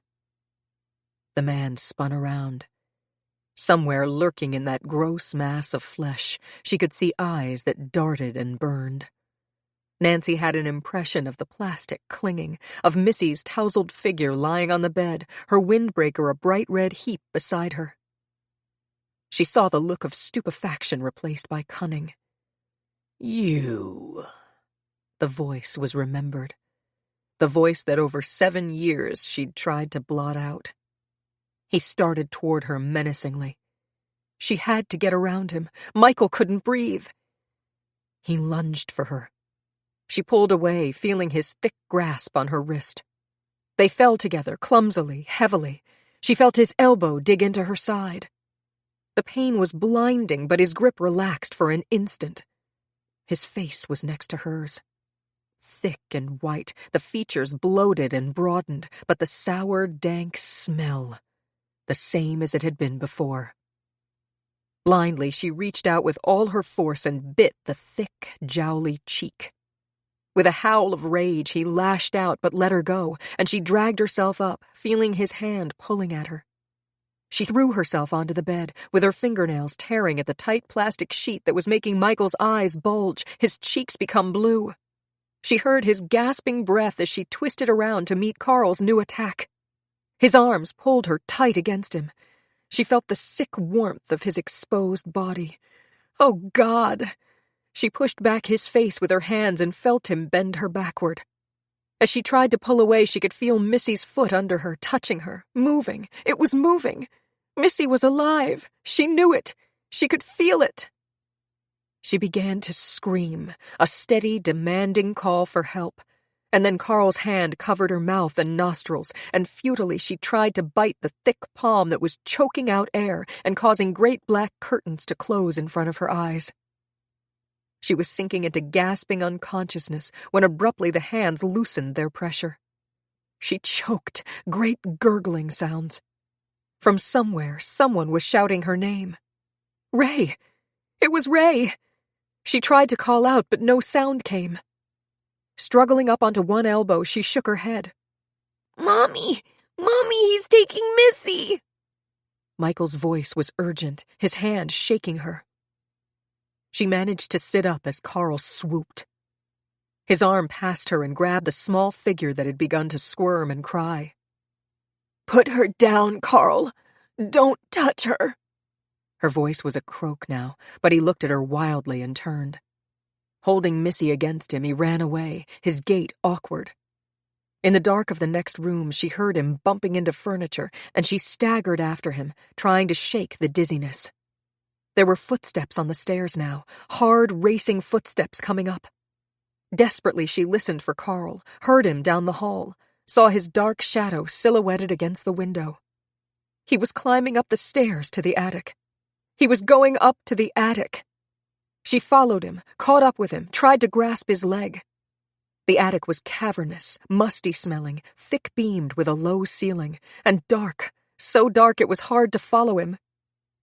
Help! She screamed. Help! At last she could make her voice carry. Up here! Ray! Up here! She stumbled blindly after the sound of Carl's footsteps. But where was he? The ladder. He was climbing the thin, rickety ladder that led from the attic straight up to the roof. The widow's walk. He was going on to the widow's walk. She thought of the narrow, perilous balcony that circled the chimney between the turrets of the house. Carl, don't go up there! It's too dangerous! Carl, come back! Come back! She could hear his harsh breathing, the high-pitched sound that was between sob and giggle. She tried to grab his foot as she climbed after him, but he kicked savagely when he felt her hand. The thick sole of his shoe caught the edge of her forehead, and she slipped down the ladder. Ignoring the warm, gushing blood that streamed down her face, not feeling the force of the blow, she started up again, crying, Carl, give her to me! Carl, stop! But he was at the top of the ladder, pushing up the door that led onto the roof. Thick sleet pelted down as the door creaked upward. Carl, you can't get away, she pleaded. Carl, I'll help you. You're sick. I'll tell them you're sick. The wind caught the door, pulled it open till it thudded against the side of the house. Missy was crying now, a loud, frightened wail. Mommy! Carl thrust his body onto the balcony. Nancy scrambled after him, bracing against the doorframe. It was so narrow. There was barely space for one person between the railing and the chimney. Frantically, she clawed at his clothes, trying to get a grip on him, to pull him back from the low railing. If he fell or dropped Missy... Carl, stop! Stop! Sleet beat against him. He turned and tried to kick her again, but stumbled backward, grasping Missy against him. He lurched against the railing and regained his balance. His giggle was now a persistent, hiccuping sound. The walk was covered with a layer of ice. He sat Missy on the railing, holding her with one hand. "Don't come any nearer, little girl," he said to Nancy. "I'll drop her if you do. Tell them they must let me go away. Tell them they must not touch me." Carl, I'll help you. Give her to me. "You won't help. You'll want them to hurt me."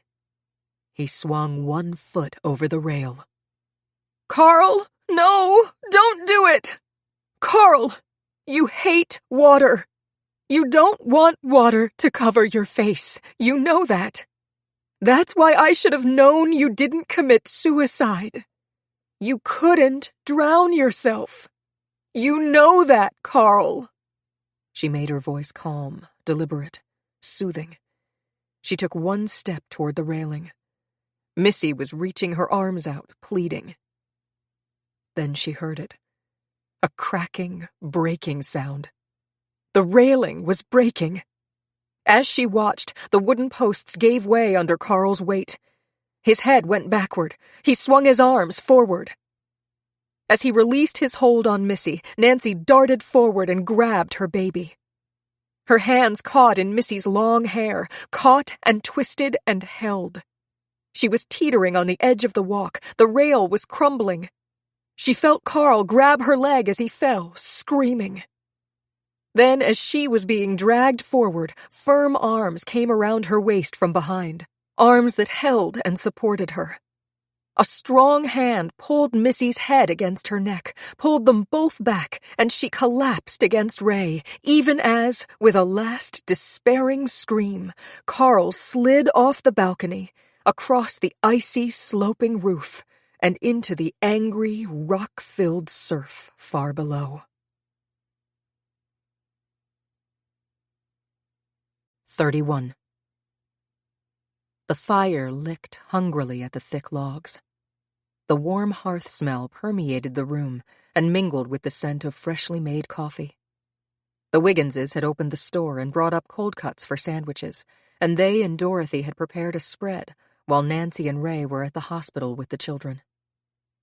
When they got home, Nancy insisted that the television crews and reporters be fed too, and Jonathan had thrown his home open to them.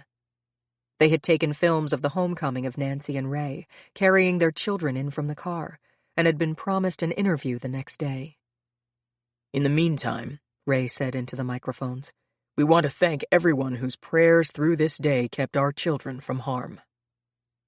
The Keeneys had come back to the house too, wanting to be part of the gladness, frightened that they had waited to come forward with their information, sure that only prayer had made the rescue possible. We are all so human, so foolish, Ellen thought. She shuddered, thinking that her Neil had talked to that insane man. Suppose he had asked Neil to get into his car that day. Nancy sat on the couch, tightly holding a peacefully sleeping Missy. Missy, smelling of Vicks and soothed with warm milk and aspirin, the ragged blanket she called her Bee held securely to her face as she nestled against her mother. Michael was talking to a gently questioning Lendon, telling all about it, thinking it out. His voice, at first excitable and rapid, was calmer now, even a little boastful.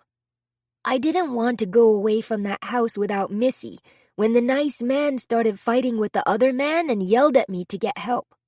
So I ran back up to Missy and called Mommy on the phone. But then the phone stopped working. And I tried to carry Missy down the stairs, but the bad man came. Ray's arms were around him. Good boy. You're quite a guy, Mike. Ray couldn't keep his eyes off Nancy and Missy. Nancy's face was discolored and bruised, but so serenely beautiful that he had trouble swallowing over the lump in his throat. Chief Coffin put down his coffee cup and reviewed the statement that he would make to the press.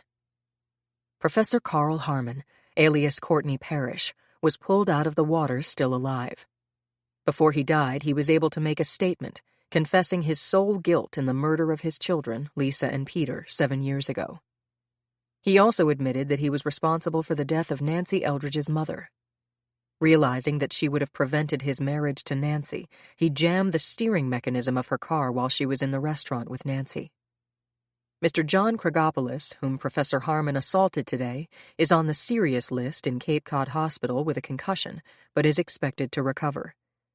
The Eldridge children have been examined and were not sexually molested, although the boy, Michael, suffered a bruise on the side of the face from a violent slap. The chief felt fatigue settling into the very marrow of his bones. He'd give the statement and get home himself. Delia would be waiting for him, wanting to know everything about what had happened. This, he reflected, was the kind of day that made police work worthwhile. There was so much grief in this job. There were the times you had to tell parents that their child was dead. Moments like the one in the lookout, when they knew they had found both kids safe, were to be cherished. Tomorrow. Jed reflected that tomorrow he would have to judge his own culpability. This morning he had prejudged Nancy because of pique that he hadn't recognized her. By prejudging her, he hadn't let his mind stay open, had ignored what Jonathan and Ray and the doctor and Nancy herself were telling him. But at least he had driven the car that got Ray to the balcony on the roof of the lookout in that split second of time. No one else could have gotten up that hill on that ice so fast. When they'd seen Nancy's car crashed into the tree at the bend of the road, Ray had wanted to stop. But Jed had kept going. Some instinct made him feel that Nancy had gotten out of the car and was in the house. His hunch had been right. For that, he could defend himself. Dorothy quietly refilled Lendon's cup at his affirmative nod. Michael would be all right, Lendon thought. He'd come down and see them again soon. He'd talk to the children and to Nancy, try to help her to completely see the past for what it was, and then turn her back on it. Nancy wouldn't need too much help. It was a miracle that she'd had the toughness to survive the horror of everything that had happened to her. But she was a strong person and would emerge from this last ordeal, able to look forward to a normal life. There was peace in Lendon. He had compensated at last for his neglect. If he had gone to Nancy when Priscilla died, so much could have been avoided. He would have realized there was something wrong with Carl Harmon and somehow gotten her away from him. But then she wouldn't be here now, with this young man who was her husband. These children would not be in her arms. Lendon realized how much he wanted now to get home to Allison. Coffee? Jonathan repeated Dorothy's question. Yes, thank you. I don't usually have any this late, but I don't think many of us will have trouble sleeping tonight. He studied Dorothy closely. How about you? You must be pretty tired. He watched as an indefinable sadness crept over her face and understood the reason for it. I think I must tell you, he said firmly, that any kind of self-recrimination you have is intolerable. We all ignored facts today in a way that might have contributed to disaster. One of the first of these is that every single morning as I walked past this house, I have been annoyed by the glint that hit my eyes. This very morning, I considered asking Ray to speak to the tenant at the lookout about whatever he had in the window. With my legal training, I should have remembered that. An investigation would have led us to the lookout very quickly. And one irrevocable fact is that if you had not elected to keep that appointment and bring Mr. Krogopoulos to that house, Carl Harmon would not have been deterred in his evil intent. He would not have had his attention distracted from Missy. Surely you've been listening to Michael's description of what was happening before your call. Dorothy listened, considered, and in basic honesty agreed. A weight of guilt and remorse dissolved, and she felt suddenly lighthearted and glad, able to rejoice fully in the reunion. Thank you, Jonathan, she said simply. I did need to hear that. Unconsciously, she clasped his arm.